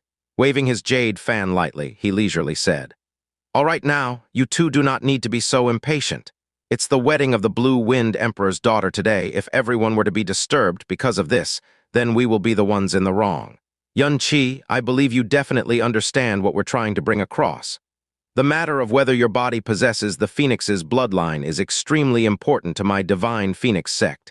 Hence, this prince requires a little bit of your blood. Once your blood is in this prince's hands, whether you possess the Phoenix's bloodline will be clear at a glance. Then, are you prepared to draw your blood yourself, or do you want this prince to help you release some blood?" The great hall's atmosphere instantly became even more oppressed. Kang Wan took a step forward, opened his mouth, but he was unable to let out a single sound. In the huge matter regarding the Divine Phoenix sect's bloodline, he had no right to speak up at all. The corner of Yun Qi's lips moved, smiling lightly. "My skin and hair were given by my parents. The ones with the rights to take my blood are only my loved ones. The two of us are neither friend nor foe, and we're far from being familiar with each other. So what rights do you have to ask of me to give my blood to you?" The moment these words fell, everyone was surprised in their hearts. After the Burning Heaven clan was exterminated, Yun Qi's tyrannical and overbearing ways was rooted deeply in everyone's hearts. However, no one had expected that when Yun Qi was facing the prince of the Divine Phoenix sect, his manner of speaking would actually be as unyielding as before. Forget about being humble, he was not even the least bit courteous. "Insolence! Lowly Junior, you actually dare to be arrogant in front of His Highness. The black-clothed elder exploded with fury. Your Highness, with your noble status, you basically do need to waste your words with such a lowly bastard child. It's fine to simply allow me to seize him directly and release his blood. If your Highness thinks it's too troublesome, HMPH, killing a bastard child like this is fine as well. There's no need to even test him. A lowly bastard child? Xianxia's brows instantly sank. A killing intent that was cold to the extreme flashed past in the depths of his eyes. These three words not only humiliated him, but his parents and relatives as well. Ha ha ha ha! Feng Zichen was not even the least bit angry, rather. He raised his head and began to laugh out loud. Xianxia, ever since the first day this prince stepped onto the soil of the Blue Wind Empire, I have heard of your heaven-defying arrogance. After seeing it firsthand today, it's really not even the least bit untrue. But this prince fancies people like you, because an arrogant idiot like you who doesn't know the difference between heaven and earth is always able to give this prince some joyous moments. If this world lacks idiots like you, this prince's life will really be devoid of too much joy. The two of you stand back. Today this prince shall personally play with his blood. Snap. The jade fan in Feng Zichen's hands instantly opened up. Such a casual action actually brought about a sound wave as though space was being torn apart. The surrounding several wedding tables instantly crumbled by the terrifying, profound energy, with various glass cups and jade plates scattering onto the ground. This was the Blue Wind Imperial Palace, and it was even the place where the princess' wedding was being hosted. In Blue Wind, even if one had a heavenly huge grudge, one would never dare to act rashly at such an occasion. Yet Feng Zichen dealt out his hand just as he had said. Evidently, he basically never placed this imperial palace in his eyes at all. And when this single blow of his was unleashed, the surrounding guests all paled from shock. Even those sect masterclass figures who possessed almighty strength, all had pale faces as well as they retreated out of fear, because the formidable might released by Feng Zichen was impressively a throne's power. A throne was in existence at the ultimate summit of Blue Wind Empire, and the number of thrones in the Blue Wind Empire added up was even less than 10. But this prince, who was only around 20 years old and was ranked 13th in the Divine Phoenix Imperial Palace, actually possessed a throne's power. The aura of the two elders he brought along also did not seem to be the least bit weaker than him either. Clearly, they were similarly genuine thrones as well. Kang Wan had absolutely never expected that Feng Zichen would actually act in the palace's wedding ceremony, as he loudly exclaimed, "13th Prince, please listen to us." When Kang Wan's words fell, Feng Zichen did not even care in the least. The jade fan in his hands suddenly flew out. Spinning at extreme speed, it turned into a life-taking flying wheel flying towards Xianxia. Behind the flying wheel, a long, thin black line trailed behind it. Shockingly, that was space being torn apart. And the place it was flying to was directed right at Xianxia's throat. Clearly, he wanted to immediately splatter out blood in this wedding ceremony. "Watch out!" Ling Yun, Ling Jai, and Dongfeng Zhu exclaimed. Facing this incoming jade fan with a life-taking aura, Xianxia's brows tightened. He did not block it, rather, while turning his body, he rose with a leap. With a loud-sounding bang, he smashed through the great hall's roof and accelerated towards the south. "Heh! Trying to flee?" Feng Zichen smiled coldly. With a wave of his hand, the jade fan flew back into the palm of his hand. His blazing figure blurred, and when he broke through the door, it looked as though his body had teleported, as he chased towards the direction Xianxia sped to. No one had ever expected that such a change would actually occur to this big wedding which the entire empire was focused on. The various experts of Blue Wind Empire looked at each other. Their faces were pale, yet none of them dared to stop Feng Zichen, even though this was Blue Wind Empire's territory. What a joke! Even if they would end up offending Xianxia, they definitely would not choose to offend the Divine Phoenix sect. Although their names and their sect's names may shake the Blue Wind Empire in front of the Divine Phoenix sect, it was basically impossible for them to possess the least bit of strength to resist. Even if their rage had boiled all the way up to their brains, they would definitely not have the audacity to step into the matters of the Divine Phoenix sect. Inside the moon-embracing palace, Kang Yue, who had long finished dressing up, was quietly and anxiously sitting in front of the dressing mirror. Hiding under the lightly swaying glass tassels was her absolutely breathtaking beautiful face. Beside her, Xiao Lingxi had been accompanying her. Occasionally, she would speak with her, calming down the anxiousness in her heart. In another few short moments, Yun Qi would be coming to lead her by the hand, to worship to the heaven and earth with her, and become husband and wife. At this moment, an ear-shaking boom suddenly came from outside. After the loud boom, series of disorderly noises rang. The initial sounds of gongs and drums suddenly stopped abruptly, and what remained was only chaos. Although the moon-embracing palace was very far away from the big wedding hall, these sounds could still be heard clearly. "What's that sound?" Kang Yue spoke up anxiously. "What happened outside? I'll go take a look." Xiao Lingxi instantly became anxious as well, and she ran outside with quick steps. Yun Qi consecutively leapt into the air several times, speedily moving far away from the wedding hall. After landing on an empty land in the imperial palace, his steps suddenly stopped. While Feng Zichen seemed to have immediately landed behind him right after, his speed was really as quick as a ghost's. Seeing Yun Qi stop in his steps, he began to laugh in ridicule. "Come on, run. Why aren't you running anymore? It's been a very long time since this prince has played hide-and-seek. At the very least, you should let this prince play his part." "Run," Yun Qi revealed a cold smile. "You think I'm afraid of you? Today is the day of my wedding. I simply do not wish for your blood to dirty my wedding hall." Feng Zichen's expression did not change as haze gathered within his two eyes. Yun Qi's degree of arrogance was way above his expectations.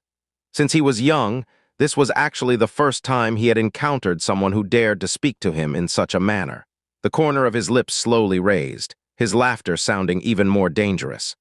"My blood, ha ha ha, you're really arrogant and idiotic to the point of being cute. Do you think that a mere someone like you have the right to see my blood? But from the looks of it, regarding this matter of bloodline, there's already no need to test it any longer.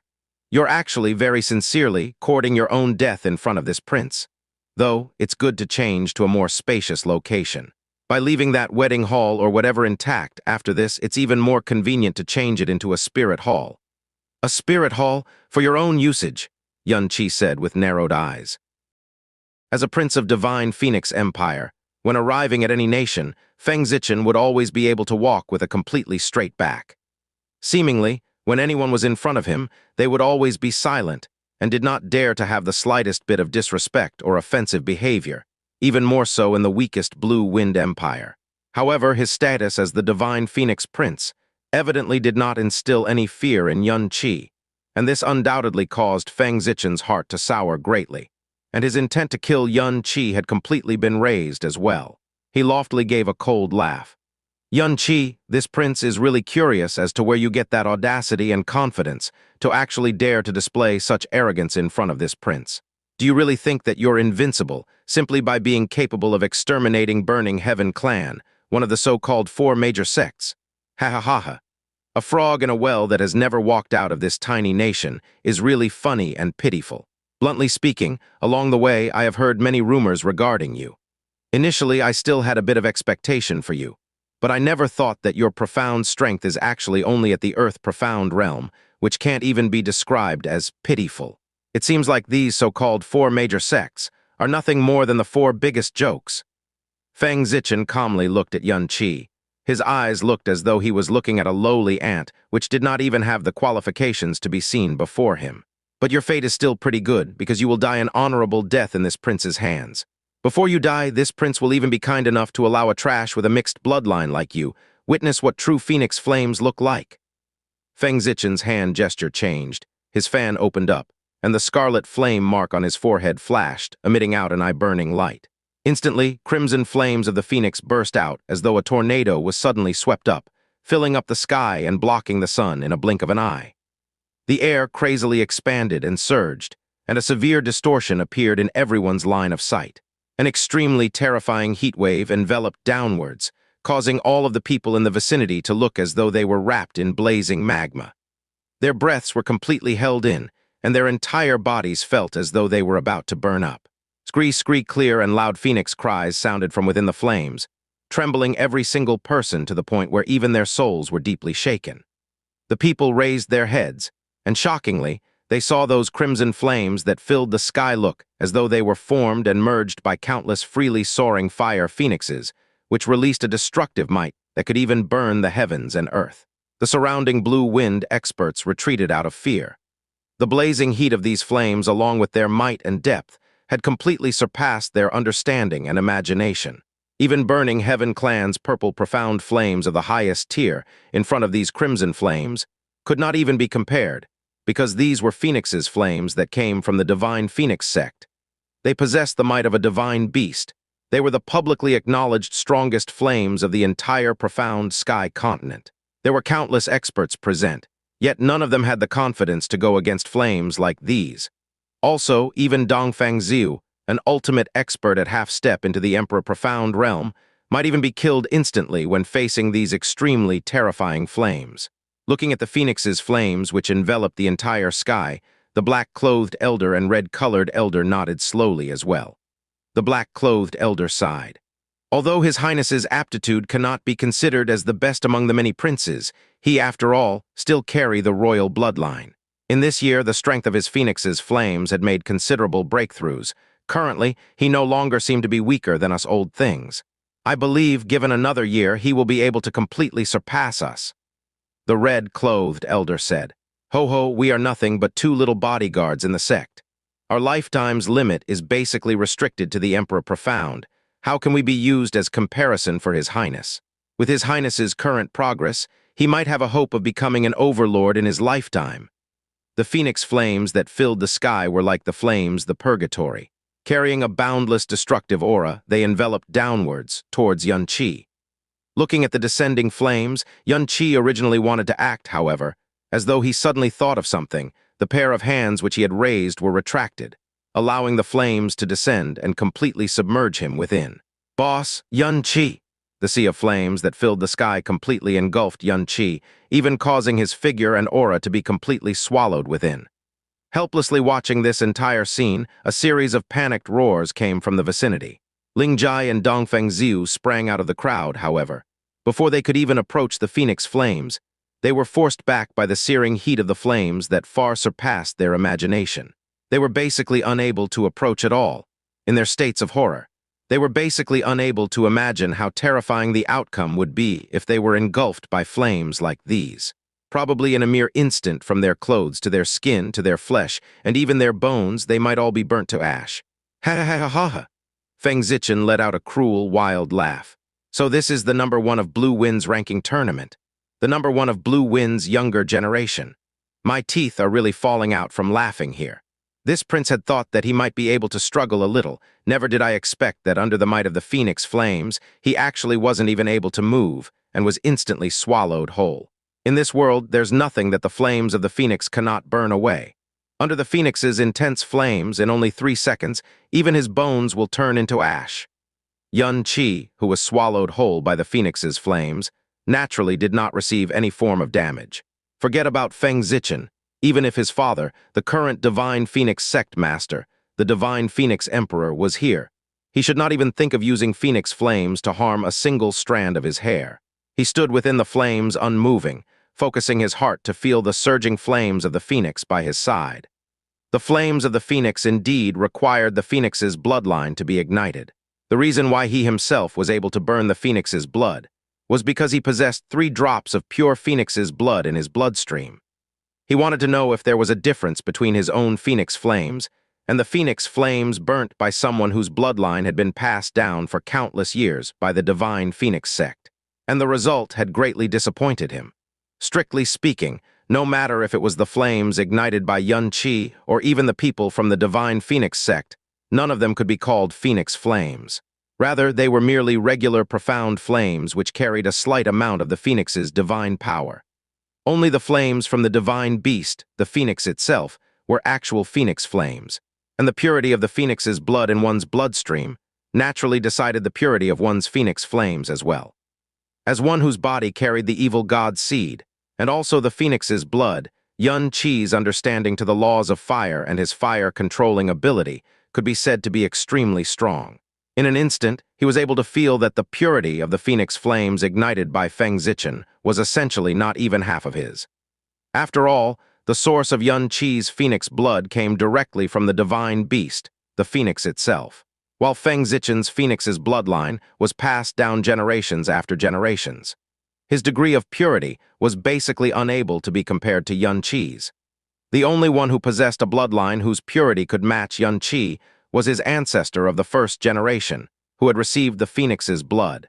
However, the way these flames were being ignited and their destructive laws were exceptionally mysterious. From within them, Xianxia could clearly see the shadow of the world ode of the phoenix. Back then in the phoenix's trial, using the controlling ability of his power from the evil god's fire seed, he forcefully broke through the fundamental laws of the phoenix's flames. Under the state of not possessing the phoenix's profound arts, he forcefully comprehended the phoenix's profound skills, the fifth and sixth stages of the world ode of the phoenix. However, without the fundamental laws of the phoenix's profound arts from the world ode of the phoenix, Xianxia's phoenix flames had always been only capable of demonstrating might at the most basic level. The might of the two great phoenix's flame skills were similarly limited as well. While the divine phoenix sect possessed the complete first to fourth stage of the world ode of the phoenix, if Xianxia was able to receive the complete first to fourth stages and have them integrate to the fifth and sixth stages, the might of his phoenix's flames would undoubtedly rise by an incomparably large amount. Within Feng Zichen's phoenix flames, Xianxia tried to catch the traces of the world ode of the phoenix. However, very quickly he gave up. After all, to inversely comprehend the profound arts from the opponent's strength was basically something seemingly impossible to achieve. Spreading his two arms out, the gold-colored burning phoenix flame imprint on his forehead flashed for a moment. Similar crimson-colored phoenix flames began to ignite from his body, and then they erupted fiercely. In an instant, as though a ferocious sea monster had risen from the seas, space shook wildly, and the concentrated sounds of fabric tearing rang out. The phoenix's flames that were initially covering the entire sky turned chaotic by the force blast in a blink of an eye, and they were even shattering into pieces, being annihilated. And what were annihilating these phoenix flames were actually the same phoenix flames that came from Xianxia. However, the two had their differences. Feng Zichen's phoenix flames were like countless spiritual snakes, while Xianxia's phoenix flames were like a divine dragon dominating the sky, and wherever it went, Feng Zichen's phoenix flames were brutally and forcefully blasted away. What? This change that came so suddenly caused Feng Zichen and the red and black elderly men to become greatly shocked. Xianxia was swallowed by Feng Zichen's phoenix's flames for nearly 5 seconds, and they had initially believed that Xianxia must have already been burnt into ash. However, they had never expected that not only was Xianxia not even harmed the slightest bit, his sudden outburst with his own phoenix flames could forcefully blast away Feng Zichen's phoenix flames, blasting away phoenix flames of the divine phoenix prince. One should know that in the divine phoenix sect, the phoenix's bloodline of the divine phoenix imperial family was, comparatively, the purest. Under the same level of strength, the might of the phoenix's flames ignited by a member of the imperial family far surpassed any regular disciple. Feng Zichen's profound strength was at the second level of the Emperor Profound realm. However, he was completely able to face a regular divine phoenix sect disciple, whose strength was at the fourth level of the Emperor Profound realm without being defeated. But Xianxia, whose strength was only at the seventh level of the Earth Profound realm, with phoenix flames that came from what they termed as a bastard child's phoenix bloodline, could actually blast away Feng Zichen's phoenix flames. At this moment, they looked as though they had seen ghosts under broad daylight. Also, at the same time, their souls suddenly began to surge uncontrollably. Evidently, they felt a form of pressure that came from their bloodline, and they were not entirely strangers to this form of pressure. However, this feeling of pressure that came from their bloodline clearly could only occur when one's degree of purity of their bloodline surpassed their own, and it had to even far surpass their own to be felt. However, currently this feeling clearly came from Xianxia. How was that possible?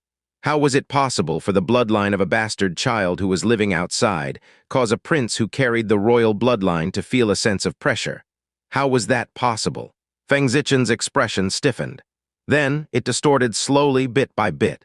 He stared dumbfoundedly at his own phoenix flames actually being crushed by his opponent's similar phoenix flames. He felt as though his own pride and honor was severely shattered along with the phoenix flames. Gritting his teeth strongly, Feng Zichen suddenly roared out loudly. His entire being rose into the air. The phoenix flame mark on his forehead intensely shone as the jade fan in his hands rained down crazed and furious hurricane-like flames. Little bastard child, this prince possesses the most honorable and valuable divine phoenix imperial household's bloodline. In front of this prince, you're simply humiliating yourself with your lowly phoenix flames. This prince shall immediately allow you to witness what true phoenix flames are. The power of the divine phoenix, phoenix domain. The long cry of a phoenix cut across the skies. The flames that were initially covering the sky and earth instantly expanded by several times once again. Earlier, Feng Zichen, whose heart was filled with disdain and teasing thoughts, had only used about 40% of his strength. However, this time, he used all of his strength, and even forcefully activated his current strongest destructive ability, Phoenix Domain. The flames roared out wildly, and they quickly formed into a gigantic blazing phoenix, spiraling furiously above the ground, raining down a destructive power that shook the heaven and earth. The corner of Xianxi's lips hooked up to a mocking arc. Spreading open his two arms, the gold flame mark once again appeared, and a gigantic crimson-colored lotus proudly bloomed. Star-scorching demon lotus! Bang, bang, bang. Layers upon layers of the blazing flower, carrying a tyrannical aura that could burn away everything, bloomed at an extremely quick rate. As each layer of the blazing flower bloomed, the phoenix domain was forcefully and brutally torn open. That blazing phoenix, which had only just taken form, was instantly sliced into countless pieces. The dispersed flames, under the engulfment from the flames of the demon lotus, were like the white snow being shone upon by the intense rays of the sun, as they quickly dissipated into nothing. Feng Zichen clearly felt his phoenix domain being ripped into bits like a tattered rag in the blink of an eye. In less than 10 breaths of time, he'd even lost contact with all the phoenix flames. The phoenix flames he viewed as pride, glory, and even life, which made him almost unparalleled amongst those of the same profound level, had actually been completely destroyed by a bastard at only the earth-profound realm, just like that in the blink of an eye. The eyes of the surrounding crowd all stared as wide as bells. Each and every one of them were shocked to the point of almost losing consciousness. They had all only heard rumors of Xianxi's mightiness before. Single-handedly annihilated Burning Heaven clan, heavily injuring Ling Tianni. These rumors were all describing Xianxi's strength. Yet, even if there were tens of thousands more variations of such rumors, it would still be far inferior than the shock experienced from witnessing it personally. The strength erupted from Feng Zichen was the strength of a genuine Emperor Profound. And not only did he possess the Phoenix's bloodline, it was also the Divine Phoenix sect's imperial family's bloodline. The crowd present didn't even have the courage to estimate the mightiness of his strength. But his Phoenix flames, and even the domain he had brought out, was so easily smashed into pieces by Xianxi just like that. Even the Phoenix flames, coming the Phoenix royalty, was already like this in front of Xianxi. So it could be imagined just how Burning Heaven clan's profound fire had ended up. Xiao Juishan's forehead was already covered in hot sweat, his spine chilled, and cold gasps even threaded through the gaps between his teeth. When personally witnessing Xianxi's terrifying strength, he was half frightened and half rejoiced. He rejoiced that he didn't choose to unyieldingly confront it head-on and instead had lowered his face to compromise. Annihilating Burning Heaven clan at most proved that Xianxi's way of doing things were vicious and extreme, but daring to pick a quarrel with Divine Phoenix Empire's prince proved that he was unquestionably a madman who didn't take consequences into account. A madman with such terrifying strength who didn't even fear the Divine Phoenix Empire in the slightest. Whoever provokes him would definitely be inviting their own destruction. Xiao Juishan completely firmed his decision at this moment. Even if Xianxi were to stomp the entire Xiao sect's dignity beneath his feet, he would greet him with a smile and would never offend him even a tiny bit. Star-scorching fire continuously expanded and quickly spread over to Feng Zichen after engulfing Feng Zichen's Phoenix domain. These flames that came from Xianxi were all flames of the Phoenix. Feng Zichen was able to recognize this point in an instant. However, while both were similarly Phoenix flames, the scorching heat and that wave of extremely overbearing pressure of the Phoenix flames coming from Xianxi actually made Feng Zichen's body and bloodlines start to simultaneously tremble. His body was extremely attuned to Phoenix flames, but before Xianxi's Phoenix flames even touched his body and had only neared, his protective profound energy was already warped to a large extent, while the surface of his body more so felt the painful feeling of being scorched, as if his flesh was being torn apart. At this moment, Feng Zichen's spirit had almost collapsed. Impossible, impossible. You are only a bastard, an insignificant bastard at merely the earth-profound realm. How could you win against this prince's Phoenix bloodline? Die, The clothing on Feng Zichen's entire body puffed up as a cluster of scarlet flames ferociously burned up from his body. But before this cluster of flames had the chance to erupt, Yun Qi's star-scorching flames were already flooding over like raging waves of the sea, engulfing Feng Zichen within. In just a mere 5 breaths of time, the phoenix flame that Feng Zichen had desperately reignited was already suppressed to the point of completely extinguishing, and even his protective profound energy was also quickly melting away. Feng Zichen was instantly panic-stricken and felt the crisis of death for the first time in his life. With a loud cry, his entire body's energy surged, and he retreated backwards with the fastest speed possible, escaping from star-scorching flames with all his might. But before he even had the time to regain his breath, Yun Qi's figure had already appeared in front of him as if a ghost. With Dragon Fault having already appeared inside his hands, he directly smashed toward Feng Zichen's chest. The 2 divine Phoenix Sect black and red bodyguards were already shocked out of their wits a few times after Feng Zichen's Phoenix flames had collapsed. Seeing Feng Zichen's situation at this time, they simultaneously turned pale from fright and violently roared. "Stop!" Within the violent roar, the 2 simultaneously rushed out like lightning. But the moment they acted, their entire bodies suddenly felt a chill, and even their movements went stiff right after. A white silhouette blurred, and Xianxia blocked in front of the 2 wearing an ice veil over her face as ice spirits fluttered around her entire body. She spoke in an indifferent and cold tone. "You are going to take the advantage of numbers and bully the young as elders." Seeing a little girl of not even 20 years old actually blocking their front, the 2 elderly roared with contempt. "Just a little girl like you dares to block us. You court death." Before the voice fell, the red-clothed elder blasted out a palm and sprayed out a large stretch of phoenix flames toward Xianxia, attempting to directly blow her away. However, before the phoenix flames had even neared Xianxia's body, they suddenly stalled, then quickly dissipated, and in the end had actually turned into an array of scattered ice that rained down. The minds of the black and red elderly men were both intensely quaked. They simply were unable to dare believe their own eyes. At the same time, a wave of cold energy which seemed to come from hell suddenly assaulted over, making their body instantly stiffen.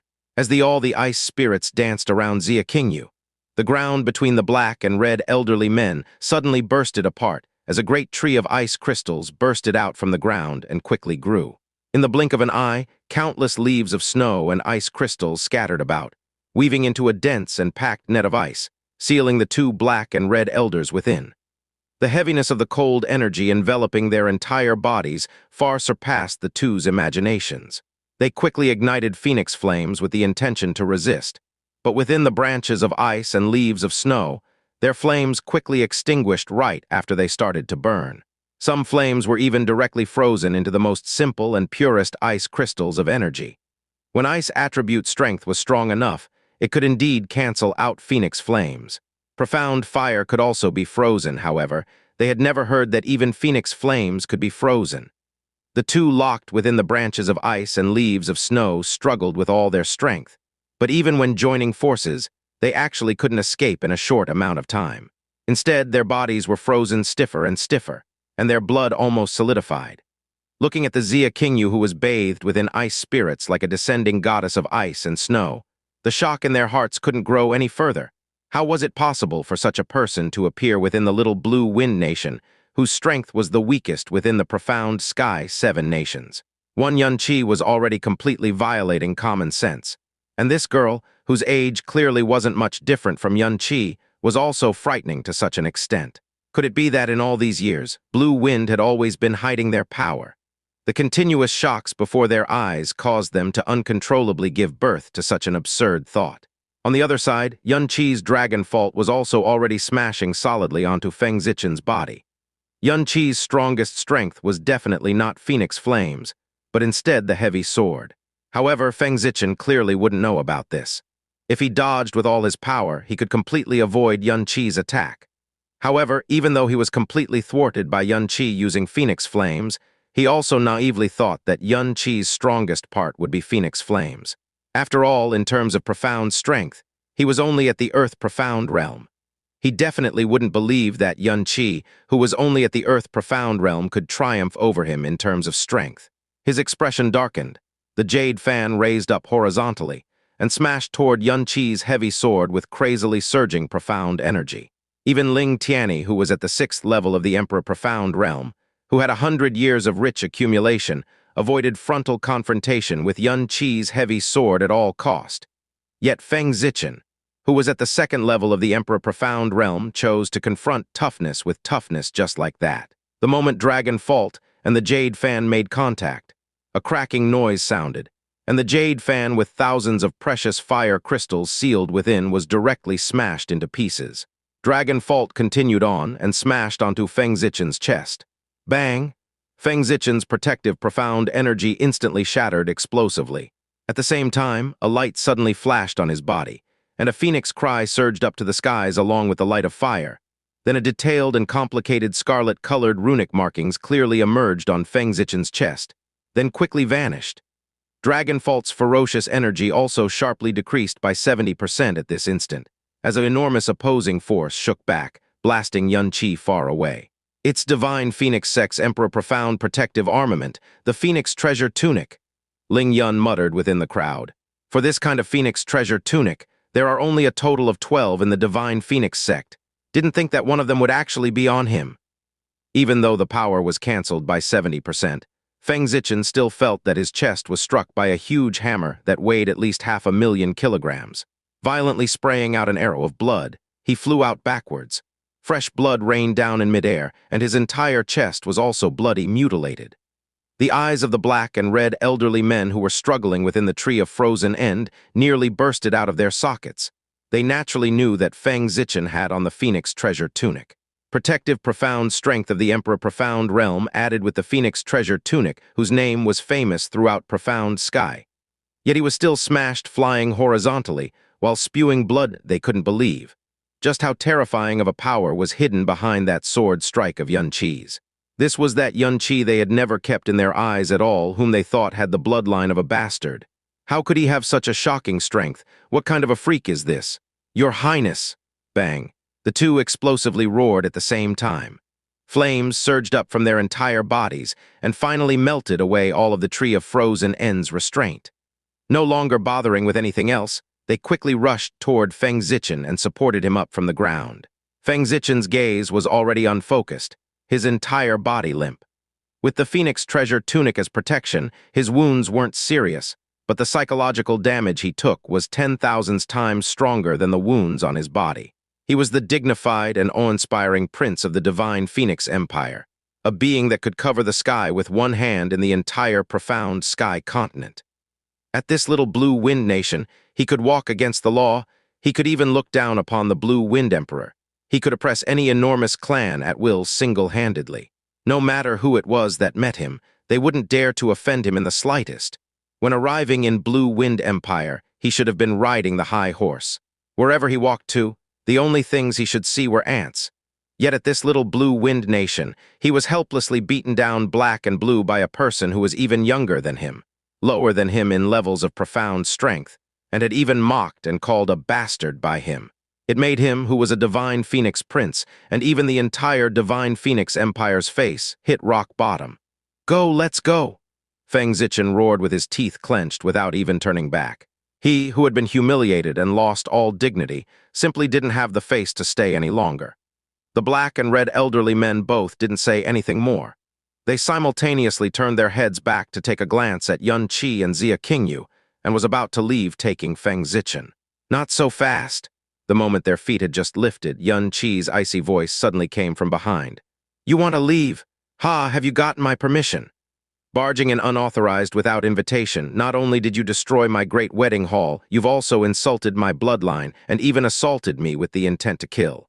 Yet now you want to leave just like this. Do you think that my place is a playground that you can come and leave whenever you wish? The moment Xianxia's words came out, Kang Wan and the others were all deeply shocked in their hearts. When Feng Zichen's group of 3 were about to leave, they had originally let out a great breath of relief, earnestly wishing that they would leave right this moment, which could be considered the best result that they didn't even dare to think about before. But unexpectedly, when they wanted to leave, Xianxia had instead wished to stop them from leaving. The black and red elderly men's footsteps stalled, and the black-colored elder turned around as he started sneering. Xianxia, Did you really think that our Divine Phoenix sect is something you can afford to provoke? Divine Phoenix sect. Xianxia similarly started to sneer. No matter what Divine Phoenix sect or Pheasant Demon sect you are, having provoked me, I'll make you pay a price that you'll never forget in your entire lifetime without exception. Whether Divine Phoenix Empire is something I can afford to provoke, I do not know, and I do not need to know at the moment. Because right now, affording to provoke you three is already enough. You want to leave. Sure, Xianxia extended his hand and pointed at Feng Zichen. Leave a right arm and a right leg of his behind, then you can freely scram. Xianxia's words made the three people of Divine Phoenix sect, and even everyone present, all think that their ears had gone bad. The awe-inspiring Divine Phoenix sect, a supreme existence like an overlord at the profound sky continent, was actually threatened by a young man from the little nation like the Blue Wind to leave behind a hand and a foot. Let alone seeing or hearing this before, no one had even dared to ever imagine it. As the Emperor of Blue Wind, Kang Wan had experienced countless up and downs in his entire life, and had even gone through calamities of life and death. But upon hearing these words, his heart was shocked to the point of spasming then and there. The hairs on the three from Divine Phoenix sect were even more erect. Firelight surged everywhere as their entire heads nearly bursted from anger.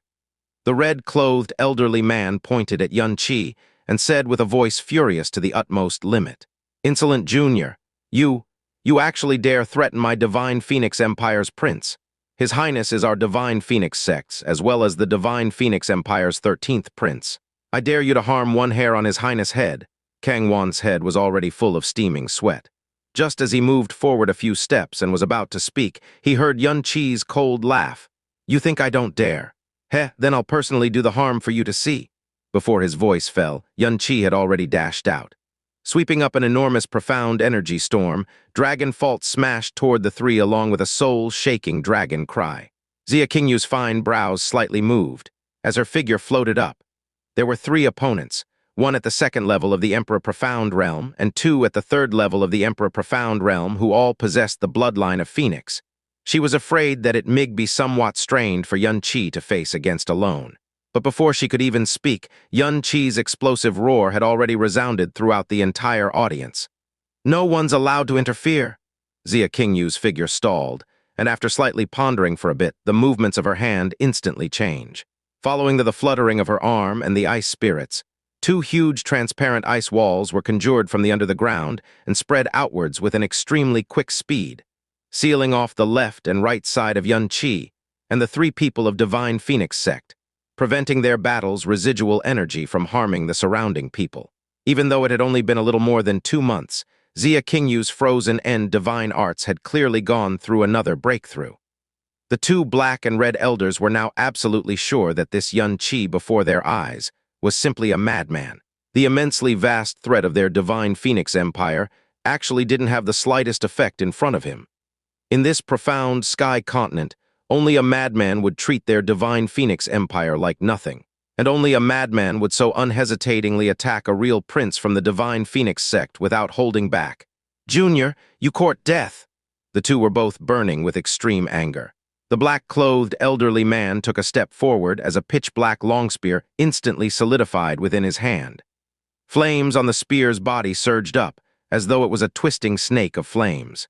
The black-clothed elderly man's figure frenziedly rushed out as fast as lightning, the spear tip directly piercing toward the vitals of Xianxia's chest as his body carried blurry afterimages and a scarlet flame trail. The sharp sound of air exploding mixed with ear-piercing phoenix cries, almost piercing through the crowd's eardrums. Xianxia's expression remained unchanged, his momentum unabated, his gaze as cold as ice. The heavy sword storm that was already extremely ferocious suddenly surged up with scarlet-colored phoenix flames. Though this wave of energy storm wasn't sharp, it was oppressive and soul-shaking like rolling thunder crashing onto the ground. When they were less than 5 feet away from each other, the black-clothed elderly man clearly felt the terror of that energy storm coming from Xianxia. He also instantly understood why Feng Zichen, who had the Phoenix treasure tunic on his body, still received heavy injuries from a single sword strike. After the shock beneath his heart ended, he no longer had time to shift positions, and could only brace himself to meet it head-on. Boom! The Phoenix flames on the spear's body was directly suppressed to the point of completely extinguishing by the heavy sword's power. The thick and long spear body also arched to a great degree by the impact, nearly snapping apart. The red-clothed elder behind him was greatly dismayed. He knew the might behind this spear strike by the black-clothed elderly man. He had also seen Xianxia's shocking strength, but he never had expected that Xianxia could so easily break the black-clothed elderly man's killing move. Dragonfault's power slightly stalled for a bit under the collision, while the phoenix flames erupted at this time, flooding toward the black-clothed elderly man. The black-clothed elder's pupils constricted, and his body pulled back with an extremely fast speed. Clenching his teeth, he let out a loud roar, directly throwing away the spear in his hands as his entire body instantly burned up with extremely thick and dense flames. The surrounding air warped to a great extent. Even the ground beneath was completely burned into a red color, as if the black-clothed elderly man's entire being was bathing within fresh blood. Ha! Firelight as thick as blood instantly exploded, scattering into flame-shaped snakes as vicious as lightning and rushed ahead. Rip! Rip! SSSS! The blood-colored firelight obstructed Xianxia's phoenix flames, scattering it piece by piece. If this was merely and purely Xianxia's phoenix flames, there was indeed the possibility of it to be completely cancelled out. But what accompanied the phoenix flames was still the overbearing heavy sword storm. The heavy sword storm behind it instantly flooded over at the next instant, bringing along the phoenix flames. In the blink of an eye, it engulfed and broke through the extremely high-density blood-colored flames like an unconquerable colossal serpent. Then, in the reflections of the black-clothed elderly man's pupils, it violently crashed onto his chest, easily ripping apart his protective profound energy, broke into his body, and rushed into his meridians. The black-clothed elderly man's complexion instantly turned pale. His body consecutively fell back over a dozen steps. His limbs trembled as all the orifices on his face bled. His entire shirt was also completely burnt into ashes, and the exposed skin had been mostly scorched black as well. It was simply too miserable to speak of. The entire audience was in complete dead silence. Not only Feng Zichen, even the two elders of the bodyguard level in the Divine Phoenix sect had been smashed injured by Xianxia in less than 3 exchanges. Moreover, the injuries were considerably heavy. Xianxia's strength was evidently much more terrifying than the rumors. The crowd was already incapable of imagining where the exact limit of his strength was. Back then, at the Bluefear region, Xianxia's profound strength broke through to the 7th level of the Earth Profound Realm, but he had only broken through that time and had not stabilized yet. After 2 months had passed, Xianxia's basic profound strength at the 7th level of the Earth Profound Realm was already extraordinarily stable, and had also started to step into the later stages. In addition to the fact that he still consumed dragon flesh as food every day in this period of time, his constitution also grew immensely. His current overall power had surpassed the power he had when battling Ling Tianni to a large degree. If Ling Tianni was to fight with him again right now, he would definitely be shocked about the speed of his growth. And such a growth was even under the condition that his profound strength rank hadn't increased. The black-clothed elderly man's old face had already turned into the color of pig liver. Being injured was secondary, but he, who was a dignified Divine Phoenix sect bodyguard, was actually wounded by a junior of a little blue wind nation in 3 moves. This was even under the gazes of everyone present. As a lofty and superior Divine Phoenix sect bodyguard, face was unquestionably more important than life. As of today, that old face of his could be considered as having been stepped on beneath someone's feet. As he covered his chest, the black-clothed elderly man's entire body shivered, while the red-clothed elderly man beside him also had an extremely darkened expression. However, Xianxia didn't have the slightest hint of stopping, and directly rushed up dragging his heavy sword once again. Phoenix flames searing heaven!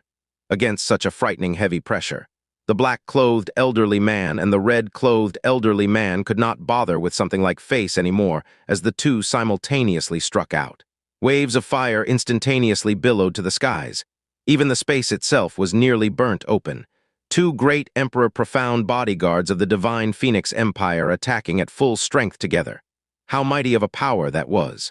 Even though they were separated by Xia Qingyu's ice wall, the profound practitioners present still felt their entire body's blood and breath boil. Their hearts almost jumping out of their bodies as their entire body felt unspeakably uncomfortable. They all had no choice but to construct protective profound energy on themselves with all their strength. So scary. These two are clearly truly enraged. They are people of divine Phoenix sect, and even are people by the prince's side. Just the imposing air was already so terrifying. If met head-on, it's simply unimaginable. Even if it's Xianxia, he shouldn't be able to resist against it at all, right? However, two great divine Phoenix sect bodyguards were actually jointly attacking a junior who wasn't even one-fourth their age. Not to mention the surrounding people, even they themselves felt their faces turn hot. But the mightiness of Xianxia's strength had entirely surpassed their expectations, and only by completely killing him here would they be able to take back some face. Yet when facing against the full-power attack by two great Emperor Profounds of the Divine Phoenix Empire, Xianxia's expression didn't change in the slightest. On Dragon Fault, the heavy sword's power roared as it fused with Phoenix flames, and a matchless enormous energy locked onto the black and red elders before crazily erupting. Boo! The collision between Phoenix flames and Phoenix flames instantly caused space to burst open. Phoenix cries, rumbling sounds, air exploding, and sound of space tearing chaotically resounded in midair. That extremely blinding firelight and profound energy radiance almost blotted out the sun's brilliance from above. The immensely blinding light of flames and the huge rumbling noise caused the surrounding crowd to instantly lose their sight and hearing. The power of the flames ruthlessly swept through. The ground was flipped up over 10 meters high. The walls of frozen Xianxia Qingyu had constructed with full power swayed. Then cracks quickly crawled all over the place as slivers of the profound energy storm seeped through these tiny cracks. But just these tiny portions of leaked energy had already blasted away the nearby profound practitioners in an instant, while some people whose profound strength was relatively weaker vomited blood on the spot. The spectating crowd instantly went into chaos. The sky-reaching light of the Phoenix flames lasted for a dozen breaths of time and finally began to dissipate. Everyone's eyesights had also cleared at this moment, and through the transparent wall of ice that had almost fully bursted apart, they saw that the black and red elders were completely scorched black. From clothing to hair, they had all been burnt to charcoal, and the place they stood was over 100 meters away from their original position. However, when looking back at Xianxia, there wasn't a single hint of injury on his body. Even his clothing and hair wasn't messy in the slightest. This scene made everyone gasp deeply. Over half of them were directly struck dumb, still unable to believe their own eyes for quite a while. Xianxia alone, with one sword strike, had smashed back two great Emperor Profounds from the Divine Phoenix Empire without being harmed at all. Xianxia's Dragon Fault dragged onto the ground, and a faint smile hung on the corner of his mouth. His gaze was profound yet calm. The tips of his hair wantonly fluttered amidst the gust of profound energy that hadn't fully dissipated. At this moment, Xianxia was like an emperor that looked down upon the world in everyone's eyes. This kind of aura and imposing force had even surpassed the Blue Wind Emperor, Kang Wan, who had been on the throne for several tens of years. The lips of the black and red elderly men trembled, and fear had even emerged in the expression of their eyes. When jointly attacking earlier, they had not held back in the slightest and attacked with complete, full power. Yet the two were still beaten back after joining hands. They were already so frightened that their hearts were about to burst open in this small blue wind nation. How could there exist such a being? Ha! The corner of Xianxia's lips slightly slanted as a faint laugh seeped out from his lips. Suddenly, his figure blurred, and an after-image took off as his entire person directly rushed toward Feng Zichen. Within that exchange earlier, Feng Zichen was undoubtedly affected. The state of his injuries that wasn't light from the start became even heavier, and now he was heavily breathing while half kneeling onto the floor. Don't! The two black and red elders turned pale with fright.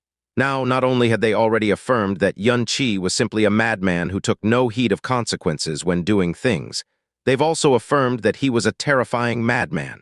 Such a madman would do anything that was possible. Perhaps he would really strike to kill Feng Zichen.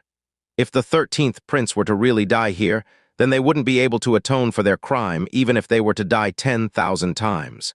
Their families would even be implicated. Xianxia's sudden actions made the two feel that their hearts were about to burst. They uttered a loud roar as strength from their entire body crazily flooded out. Dragon-rupturing flame? The two's power fused together and compressed down to the utmost limit, blasting out a stroke of extremely dense phoenix flames that flew toward Xianxia amidst the howling sound that shook the heavens. Xianxia's eyelids lifted as the heavy sword swung out. A wolf image rushed out within the howling of the wind. Skywolf slash! Boom. The noise of air exploding disorderly sounded. The Phoenix's flame and the Skywolf's power fiercely clashed, engulfing and tearing each other apart. But this kind of stalemate did not last very long. With the sounding of a ferocious wolf's roar, the Phoenix flames were pierced through by the Skywolf's image and torn up into two. The Skywolf's image continued howling forward, crashing onto the bodies of two black and red elders. Though nearly 70% of the Skywolf's power had been shaved off by the Phoenix flames, the remaining energy was still incomparably terrifying. The two's protective profound energy were instantly shattered from impact, and the skin and flesh of their chests turned over. Blood splattered everywhere, and their bodies were also blasted over 30 meters away, unable to stand up for a long time. Xianxia had already rushed to the front of Feng Zichen and knocked him over with a kick. His body made a rotation in midair, then heavily plummeted down, and the spot his right foot was landing for just happened to be Feng Zichen's head. Boom! This time, Xianxia didn't control Dragon Fault's weight and freely fell down from above. Dragon Fault's heavy weight of over 20,000 kilograms instantly bursted the ground apart. Feng Zichen's entire head had also been completely stomped into the ground by Xianxia, and not even a strand of hair was revealed to the outside. As the 13th Prince of the Divine Phoenix Empire, Feng Zichen had spent his entire life within glory, as well as others' dread and flattery. Forget about such an unprecedented humiliation of his head being stomped beneath the ground by someone, since when had he experienced any humiliation at all?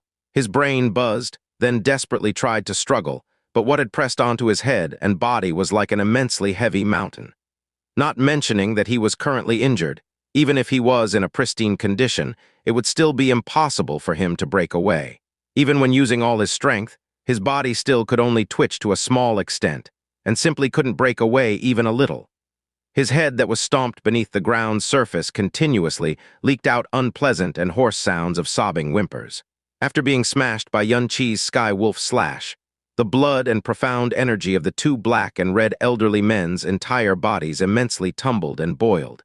And when they saw Feng Zichen's miserable state, their eyeballs nearly bursted from staring too hard. The two no longer cared about calming their blood and energy and rushed toward Xianxia, staggering and tumbling as they hoarsely roared. "Let go of His Highness, or else my divine Phoenix Empire will definitely slaughter all 9 of your generations and make you live a life worse than death."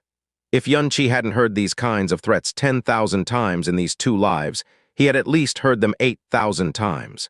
Stepping onto Feng Zichen's head, he pressed down the entire weight of Dragon Fault and wildly laughed out loud.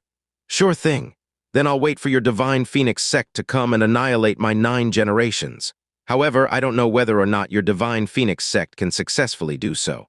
But since you've already spoken out these words, then the poor bugger under my feet can only die now. Tusk, I had merely wanted a hand and a foot of his before, yet you guys are forcing me to take his life. So it appears that at your divine Phoenix Empire, the use of a prince's life is actually just for giving away for heck of it." Once his voice fell, Xianxia's expression suddenly turned cold. As he lifted Dragon Fault, a frightening aura field suddenly condensed onto the sword's body, and he was about to smash down. Stop it! When using the incomparably powerful Divine Phoenix sect as a threat, not only had it failed to help them in the slightest, it was instead directly used by Xianxia as the reason why Feng Zichen must be killed. Xianxia's actions, which contained not the slightest of hesitation, caused the 2 black and red elders to nearly kneel down on the spot from fright. Only now did they finally come to realize that against Xianxia, a madman who took no account of consequences at all when doing things, threat, coercion, and intimidation simply wouldn't have the slightest bit of effect. Even if Feng Zichen's identity as a prince was put there on the table, Xianxia would still unhesitatingly take his life. The 2 of them were entirely not Xianxia's match, while Feng Zichen's life was also in his hands. The 2 black and red elderly men no longer dared to be impudent. Even if they earnestly wished they could rip Xianxia into pieces, they had no choice but to suppress the anger on their expressions. The black-clothed elderly man forcefully breathed in, restraining his expression, and said with his teeth clenched, "Xianxia, today we admit defeat. Let go of His Highness right now. As long as you let His Highness go, we'll definitely no longer strike out against you today and leave right away." H-A-H-A-H-A-H-A. As if he had heard a joke as great as the heavens, Xianxia heartily laughed with his head raised upwards and said mockingly, The words you are saying simply aren't any different from dog farts. You're saying it like I'm actually afraid of you two striking out against me or something." He extended his finger and tauntingly crooked it at the two. "I just won't let him go. Why don't you strike out at me? Come on." "You!" The black-clothed elderly man's face became extremely unsightly. He nearly sprayed out a mouthful of old blood on the spot. The red-clothed elderly man bit his teeth and said as he took a step forward, "Xianxia, don't you dare go too far when doing things." Just as he spoke half the sentence, he saw Xianxia's expression instantly darken and the inside of his heart abruptly thumped. He instantly did not dare to say even half a word with any threatening kind of nature, as his expression and tone also softened with an extremely quick speed. "We are indeed the ones have offended you first today. As long as you let our prince go and let us leave, we'll let bygones be bygones. Oh no, we can pretend that it didn't happen at all. We won't tell anyone about it either." His gaze swept the surroundings and continued on. "Everyone present, I trust that no one would spread what happened today either. Or else, my Divine Phoenix sect will definitely annihilate whoever's clan that does." Even though the three words Divine Phoenix sect seemingly didn't have any threatening effect against Xianxia to the others, they were a threatening power no less than that of gods. The moment red-clothed elders' words were spoken, everyone's complexions sharply changed as they all became as silent as cicadas in winter, wishing that they could nod and speak out their agreement on the spot to demonstrate their determination of not spreading the news out to anyone. These words coming from the mouths of Divine Phoenix sect's people already be considered as humble and lowly to the utmost limit. Within history, there actually hadn't been anyone of the Blue Wind Empire who could make someone of Divine Phoenix sect reveal such a nearly begging gesture. "Is that so?" Xianxia's eyes turned to the side, yet his gaze was extremely disdainful. He said leisurely, "These words of yours are simply insulting my intelligence. You two followed this dogshit prince here to Blue Wind in order to ride the high horse, yet were beaten into dogs by me, a junior in Blue Wind Empire. If news of this were to spread tusk, you guys would implicate the entire Divine Phoenix Empire and cause its face to sweep the floor. The once high and mighty Divine Phoenix Empire would be reduced to a laughing stock of the various nations. This dogshit prince naturally would not die as a result of this, but for you two old things, even being lynched would be considered light. You two can be said as the ones who want this matter to not be propagated in this entire world the most, and probably wished that you could kill everyone present here to seal their mouths. Yet now you are actually using this as a bargaining chip. Are you treating me like a retard?" Xianxia's words directly struck the two black and red elders' vitals, making their entire bodies greatly tremble. At the same time, it also caused everyone present to realize something. They suddenly came to realize why Xianxia actually dared to be so overbearing before these three people of Divine Phoenix Empire. As the strongest nation of the profound Sky Seven Nations, Divine Phoenix Empire had always been an overlord-like existence in which none of the other 6 nations dared to steal its brilliance. Even if the other 6 nations joined forces, they still would never be a match for Divine Phoenix Empire. While Divine Phoenix Sect was also Divine Phoenix Empire's overlord, no one could ever transgress Divine Phoenix Sect's might, and no one was ever able to tread on Divine Phoenix Sect's dignity. But today, Divine Phoenix Sect's 3 great Emperor Profounds, including a genuine prince, were defeated by only a young man of only 19 in the weakest Blue Wind Empire, and even the prince's head had been stomped under his feet. If this was to be propagated, it could be considered the greatest humiliation in the history of the Divine Phoenix Empire. Even the coercive power of Divine Phoenix Empire at Profound Sky Continent would be greatly affected. And the culprit who was the cause of this humiliation, Feng Zichen, as a prince, would at most receive some punishment, while the 2 black and red elderly men would extremely likely receive capital punishment. Thus, in accordance to what Xianxia had said, they wouldn't be willing to let this matter be known by their sect, nor the people of the world, even if it resulted in them not being able to take revenge against Xianxia using Divine Phoenix Sect's power. It seemed as if Xianxia had been certain of this from the very start. The 2 black and red elderly men's faces thoroughly flushed red. The red-clothed elderly man's entire body shivered. He pointed at Xianxia and said, "Xianxia, don't push it too far. I'm pushing it too far." Xianxia smiled coldly in a frightening fashion. "You and I are complete strangers to one another. With no grudges and enmity, you guys came uninvited on my big wedding day."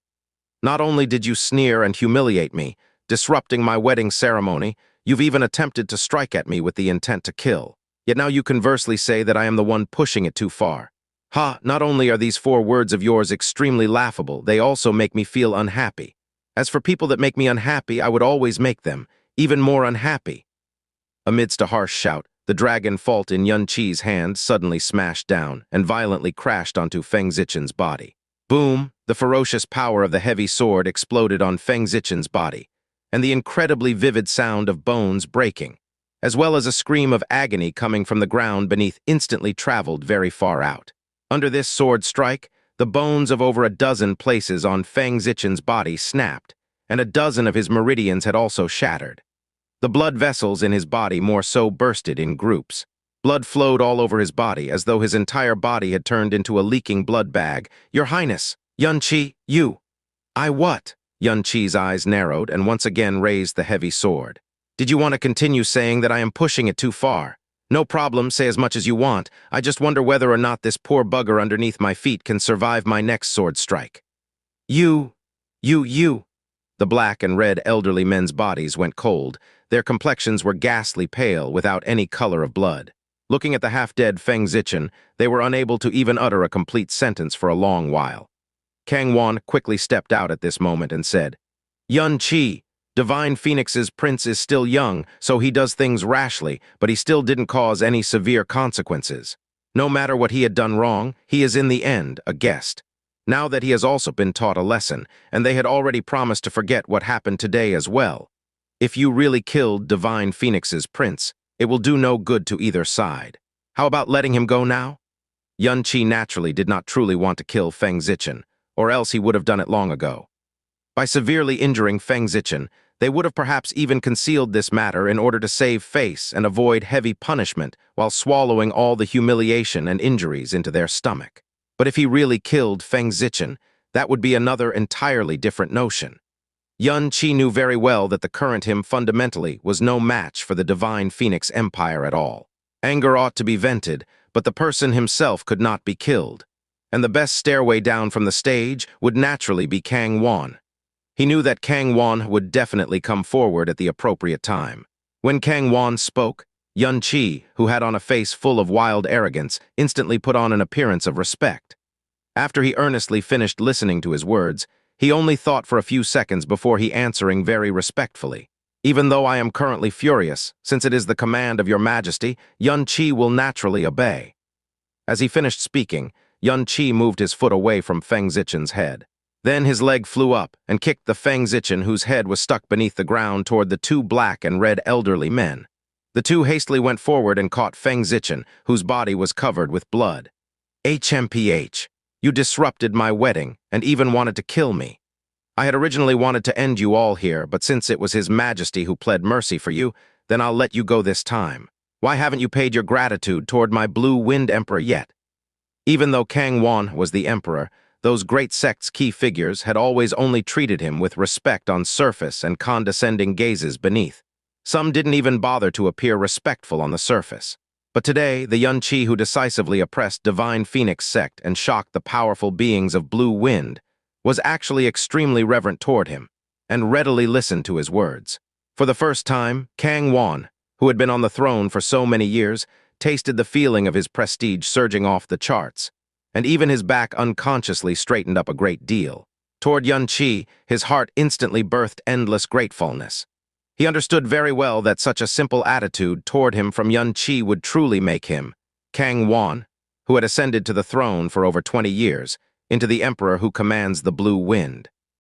Feng Zichen had already been knocked unconscious, but although the injuries on his body were shocking to the eyes, they were not fatal. The black and red elders heaved a huge sigh of relief, yet the anger and hatred in their hearts were basically unable to calm down. However, they were not Yun Qi's match. Even if their hatred were 10 times stronger than now, they still had to put up with it. The 2 of them walked forward, faced Kang Wan, and said with lowered heads, "Thank you, Your Majesty, Blue Wind Emperor, for your benevolence. Ho, there's no need for this." Kang Wan slightly raised his hand. His body was filled with the dignity of an emperor. The 7 nations, including my Blue Wind, are of the same breath and branches. Causing a ruckus would benefit no one. Although in the end the prince has been heavily injured in today's matter, ultimately, the cause of it came from your side. About this point, none of you will deny it, right? And if news of this matter were to spread, it will benefit neither your side nor ours. Instead, it will bring about consequences that we are unable to predict. Hence, just as you have said before, the matter today shall be taken as though it had never happened. For the people that are present, I shall guarantee that none of them will say a single word about this. If otherwise, there's no need for your side to step in, for we will be the first one to punish them. As such, do any of you have any objections? When the Blue Wind Emperor finished his words, his mighty gaze swept the surroundings. Ling Jai immediately stood out and said with a high voice, "Your Majesty, please be at ease. Ling Jai and my elder brother Ling Yun, of Heavenly Sword Villa, will definitely not leak news of this matter to anyone, including my father. I shall swear upon these words. If I were to go back on these words, I shall face the wrath of the heavens." With Ling Jai taking the lead, the rest of people followed one after another as well, swearing that they would never leak news of today's matter to anyone. If other strong nations or sects were to visit today instead of the Divine Phoenix sect, the matter today would have been equal to setting up an endless grudge. However, the Divine Phoenix sect was really too mighty and strong. Once this type of strength became too dazzling and was incapable of being moved, it will naturally form a kind of burden known as honor, which was exactly the Divine Phoenix sect's honor and dignity. It could never be trampled and humiliated, especially when they're up against people that were much weaker than them. So this conclusion had once again allowed the black and red elders to heave a huge sigh of relief. With cautious eyes, they swept through the surrounding crowd. Then, without saying another word, they left embarrassingly carrying Feng Zichen, and very quickly they disappeared from everyone's line of sight, while Yun Qi's voice was sent into the direction they disappeared to as well, entering their ears. "You three, listen up.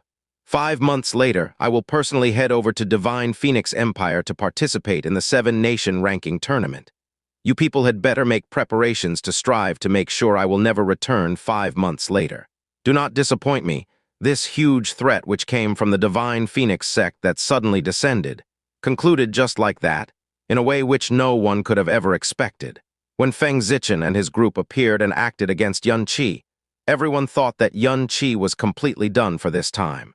However, not only was Yun Qi not injured in the slightest, nor did he take any losses, he had instead severely beaten down the 3 that came from the Divine Phoenix sect with his astonishing strength, and had even stepped on their Achilles' heel.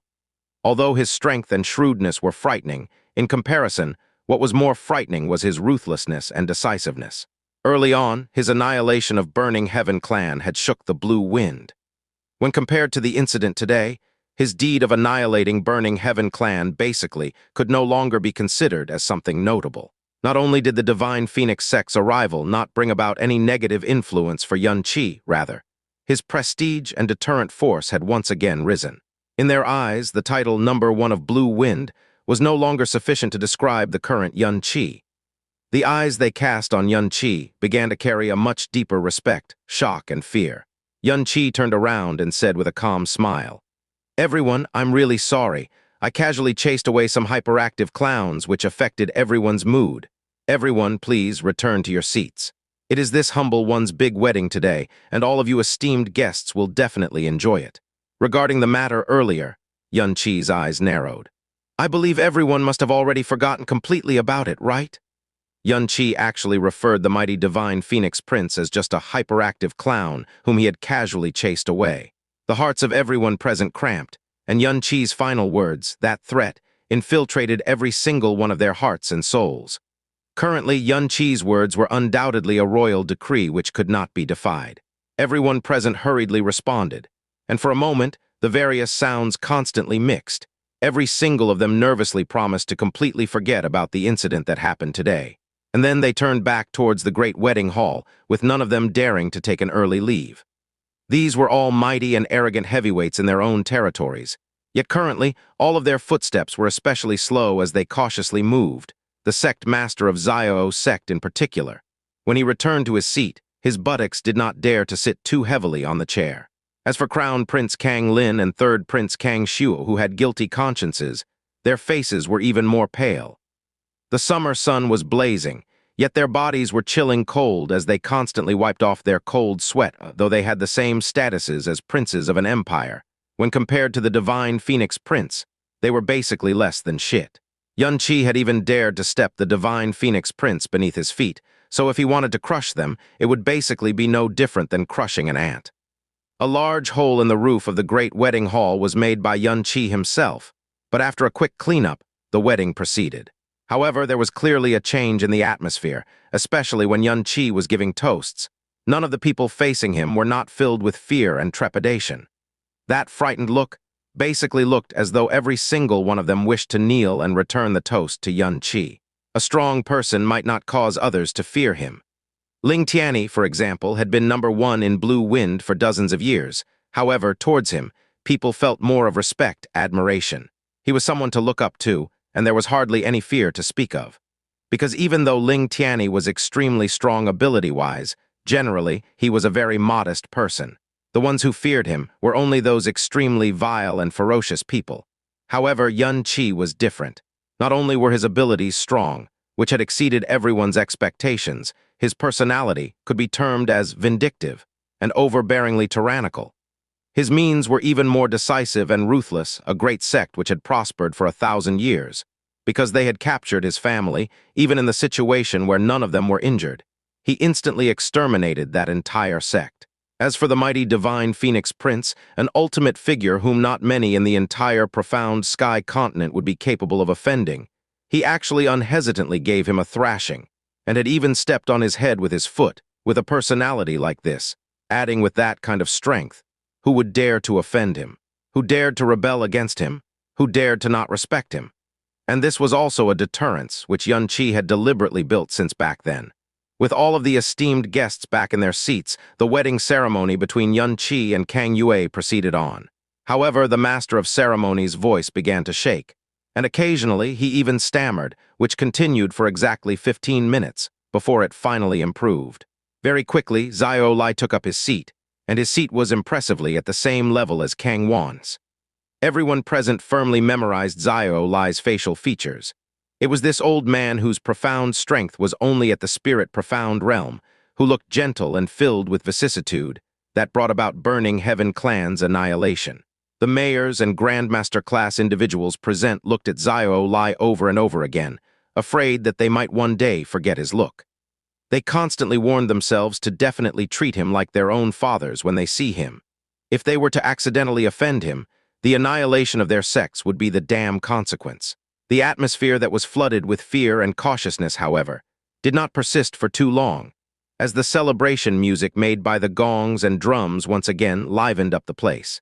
Everyone gradually began to let loose, letting out bursts of clamor. Holding onto a red silk, Xianxia walked in from outside the great hall. On the other side of the red silk, led by Xiao Lingxi's arm, was Kang Yue in a phoenix gown, who walked over lightly and shyly. The earlier unforeseen event frightened Kang Yue. However, as the dust settled, and Xianxia did not receive any sort of injuries, the anxious badump in her heart once again changed into another type of anxious badump. The sunlight today was exceptionally gentle. Her phoenix gown shone enchantingly as the glittering sunlight reflected on it. The prideful and brilliant shine dazzled everyone's eyes.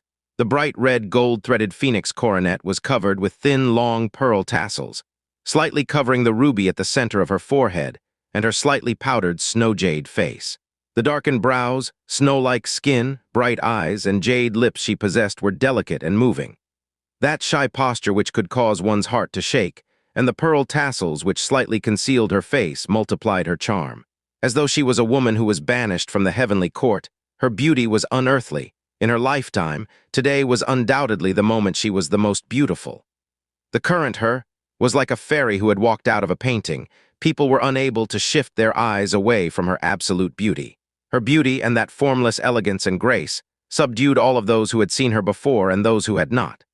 Those who looked straight at her unconsciously held their breaths, their eyes dazed. Ling Jai especially, who was bursting with good impressions towards Kang Yue, was watching completely with disbelieving eyes, to the point where even his drool was flowing down his chin. She was the Blue Wind imperial family's only princess. She was a woman with the most honorable status in the entire Blue Wind. At the same time, she also possessed beauty that could shake the nation, and a gentleness that no man could extricate himself from. It was as though the creator of the world had poured all of his love onto her. All of the esteemed guests present were sighing in praise in their hearts. And only Xianxia could be worthy of such a woman, who was the pride of the heavens. And only such a woman was worthy for Xianxia, whose age was not even 20, yet had already set foot at the summit of blue wind. Kang Yue looked at the tip of her own toes and counted her own heartbeats. Held by Xiao Lingxi's arm, she firmly held onto the red silk in her hands as she walked forward, step by step. With every step, an image that only belonged to her and Xianxia would surface in her mind. From their encounter in New Moon City, they fled together, overcame adversities together, and feelings unconsciously began to blossom in her mind. Then the separation of life and death at Heavenly Sword Villa surfaced with that everlasting sorrow and grief she felt during that period of time, to the dreamlike happiness she felt when she once again saw him. And from today on, she would be his wife. After this, she would stay together with him for life. His everything would be integrated into her life, and her everything would completely belong to him. Every single moment of this suddenly felt as though it was a flourishing dream. She was so blissful that it did not feel realistic. The deafening, joyful music by the gongs and drums filled everyone's ears. In the great hall, in front of Kang Wan and Xiao Lai, under the eyes of countless individuals of the highest status in Blue Wind, under the roaring voice which the master of ceremonies was doing his best to drag out, the bow exchanging ceremony began. First bow to the heaven and earth, second bow to the elders. Husband and wife exchange bows, at the same time in Black Fiend Empire, a place in the extreme west of the profound sky continent, which was surrounded by dark energy all year round, and was filled with dense, cold air. Tap, tap, tap. The sounds of heavy footsteps rang within the fog of the dark forest. As the line of sight pulled closer, a human figure with his body slouched was currently dragging his feet, taking a step at a time. His footsteps were slow and heavy, as though he had to use a large amount of strength and will to move every single step. His clothes were extremely tattered, his body was covered with scars and bloodstains. Even his face was engraved with dozens of trenches of blood. His hand was dragging a long blade. The edge of the blade was already severely rolled up. While the blade itself was damaged in several places, new bloodstains and old, dried-up bloodstains alike covered the entire blade. Plop. The figure heavily fell onto the ground. His two hands supported the ground while his whole body trembled. He released a hoarse growl from his mouth, yet he was unable to stand up even after a long time. Hence, with his two hands grabbing onto the ground, he crawled forward bit by bit.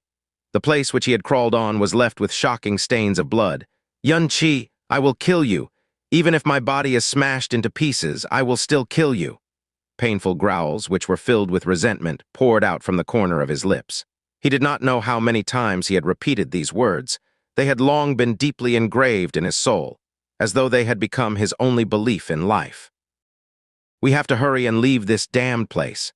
As expected of the Forest of Devils, we didn't even clearly see how third bro and fourth bro died. And let alone treasures, there's basically not even something similar to a piece of rock here. I will never come to this place ever again. "Oh, there seems to be someone over there." The three people stood in front of the black-clothed man, and every single one of them was releasing the aura of an earth-profound realm. "He's wounded all over and seems like he's about to die. What a pitiful worm," the man in the middle said.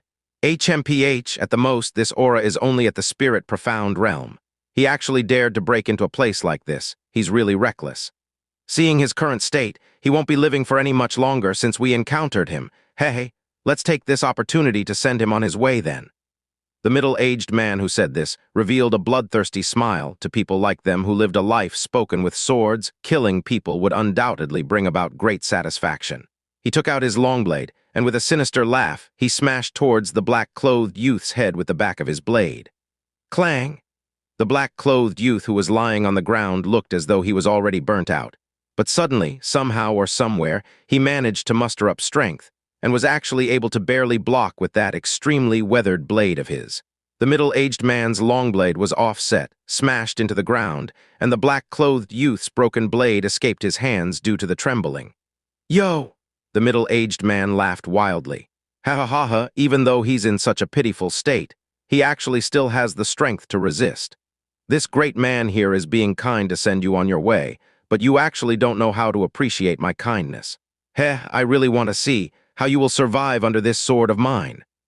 After saying that, he instantly circulated 30% of his profound strength in his arm and pierced towards the black-clothed youth's heart. As the aura of death suddenly approached, the black-clothed youth's pupils shrank and his body subconsciously moved. With a poof sound, the blade ruthlessly penetrated his right chest. Very quickly, the fresh blood completely dyed his chest red. The black-clothed youth's entire body stiffened at that moment, and his eyes gradually began to blur. He could clearly smell the scent of death. "No, I can't die, I can't die, I have yet to kill Xianxia, I have yet to exact my revenge, I can't die, I can't die, I can't die, Gua." His eyes, which were currently losing its sight, suddenly emitted out a fierce light like that of a demonic wolf's. Suddenly, unknown to which part of his body he was drawing his strength from, he actually stood up. Grabbing onto the middle-aged man's right hand, which was holding the blade with one of his hands, he ruthlessly smashed onto the middle-aged man's chest with his other hand. "No one should even think about killing me. Pure." This was initially a strike enough to kill him, and he was currently comfortably enjoying the process of this black-clothed youth stepping into his death. However, he never expected that he would actually leap right up, and right after he felt as though an aura that came from the resentment and hatred of purgatory had enveloped him, causing him to freeze for a moment. He was actually unable to move a single inch, and when he regained his senses, he was actually unable to feel the existence of his body any longer. The middle-aged man slowly lowered his head. Subsequently, his line of sight fell downwards. He saw the black-clothed youth who was supposed to have died under his blade. His fist and half of his arm had completely disappeared into his chest. You! The middle-aged man widened his eyes. His eyeballs looked as though they were about to explode. After letting out the final sound of his life, he slowly fell backwards. After his body fell, that blood-stained arm was pulled out from his chest as well. On the chest of the middle-aged man, a gigantic hole of blood was wildly splurging out fresh blood. A cold wind blew, carrying the heavy scent of blood. The black-clothed youth was covered entirely in blood. His arm, especially, looked as though it had been bathed in a pool of blood. His hair fluttered wildly amidst the cold wind, concealing half of his demonic-looking face. His chest, which was stabbed by the long blade, was still dripping with blood at this moment. The two companions of the middle-aged man looked as though they had seen the legendary, terrifying, demonic god of hell. They had killed countless numbers of people and had ventured into countless of dangerous lands, so they had more guts than an average person. However, that unimaginably dense air of resentment, hatred, and hostility caused them to feel as though they were in the ice prison of purgatory. Every muscle fiber of their bodies, every one of their blood vessels, spasmed in fear. Seemingly at the same time, they strangely screamed out, tumbled down and crawled up, and then wildly fled to the opposite direction. Very quickly, they disappeared within the gray fog of the dark forest. Clang! The long blade was pulled out by him, and it powerlessly fell next to his leg. The earth and sky spun in the male youth's eyes. Then he heavily fell to the ground and fainted. "I can't die. I must kill Xianxia. I must definitely not die." The final voice in his consciousness had completely faded away as well. His body was entirely tattered, just like a broken paper bag. If such injuries were placed on an average person, that person would have long been completely dead, yet he kept holding on, not allowing himself to die, and in his left hand, he had been tightly holding onto a pitch-black key. A strange, dark gray fog surrounded the key, and at this moment, this fog suddenly began to flutter in random directions. As though it had sensed something, deep within the gray and cloudy fog, an incomparably dark laughter suddenly rang out. Strangely and terrifyingly, such heavy air of resentment, such terrifying obsession on his body, actually even carries an aura that could allow me to escape from this prison. Ha-ha-ha-ha, ha-ha-ha-ha. This is basically a perfect host that I never hoped to dream of. The heavens have finally opened their eyes. I have bitterly waited for so many years. Finally, I can reobtain my freedom. Ha-ha-ha-ha, ha-ha-ha-ha-ha. Due to Xianxia's and Kang Yue's wedding ceremony, the entire Blue Wind Imperial City became incomparably bustling. The wedding ceremony proceeded for an entire day, and only when night had completely fallen did the Imperial City and Imperial Palace finally quieten down. Amidst the starry night sky, the moonlight today was exceptionally beautiful, as its soft glow caressed the entire Imperial Palace. Kang Yue had already been seated in the new room for a very long time. Within the room, several red candles were lighted up.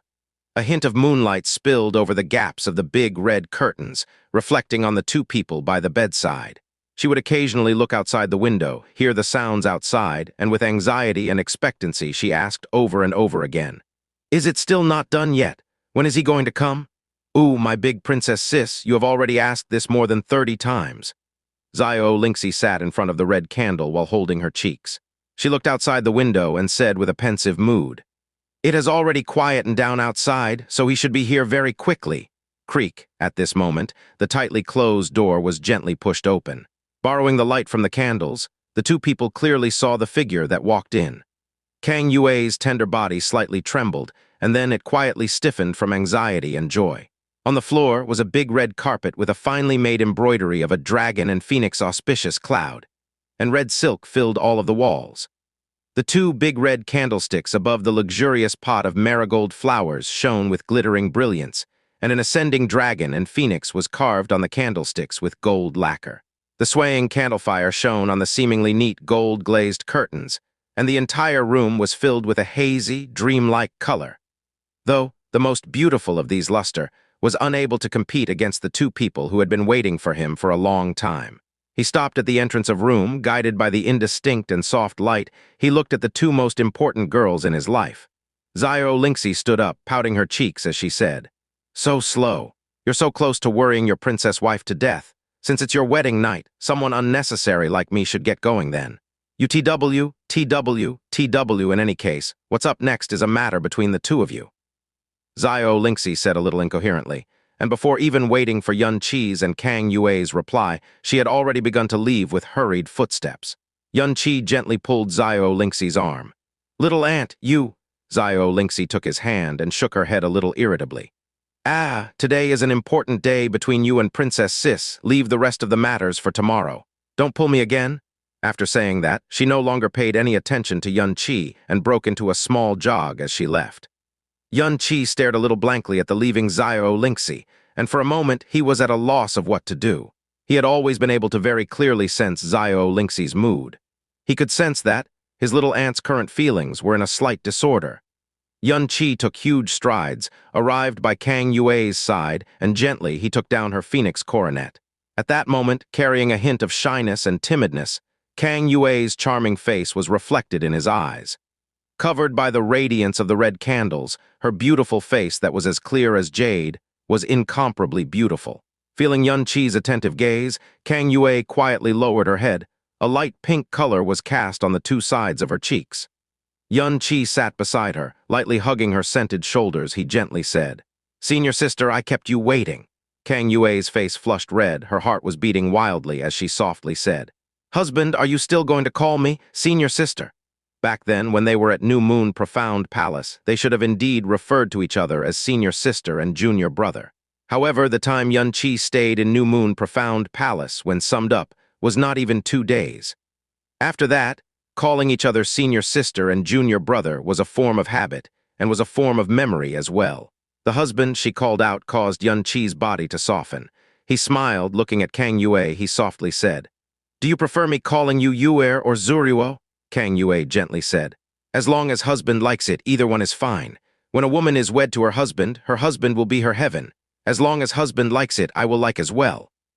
In the night sky, the clouds obscuring the moonlight were dispersed by the wind, turning the light that shone into the new room brighter and clearer. I will often imagine where I would be right now if I have not met husband. Would father have already passed away?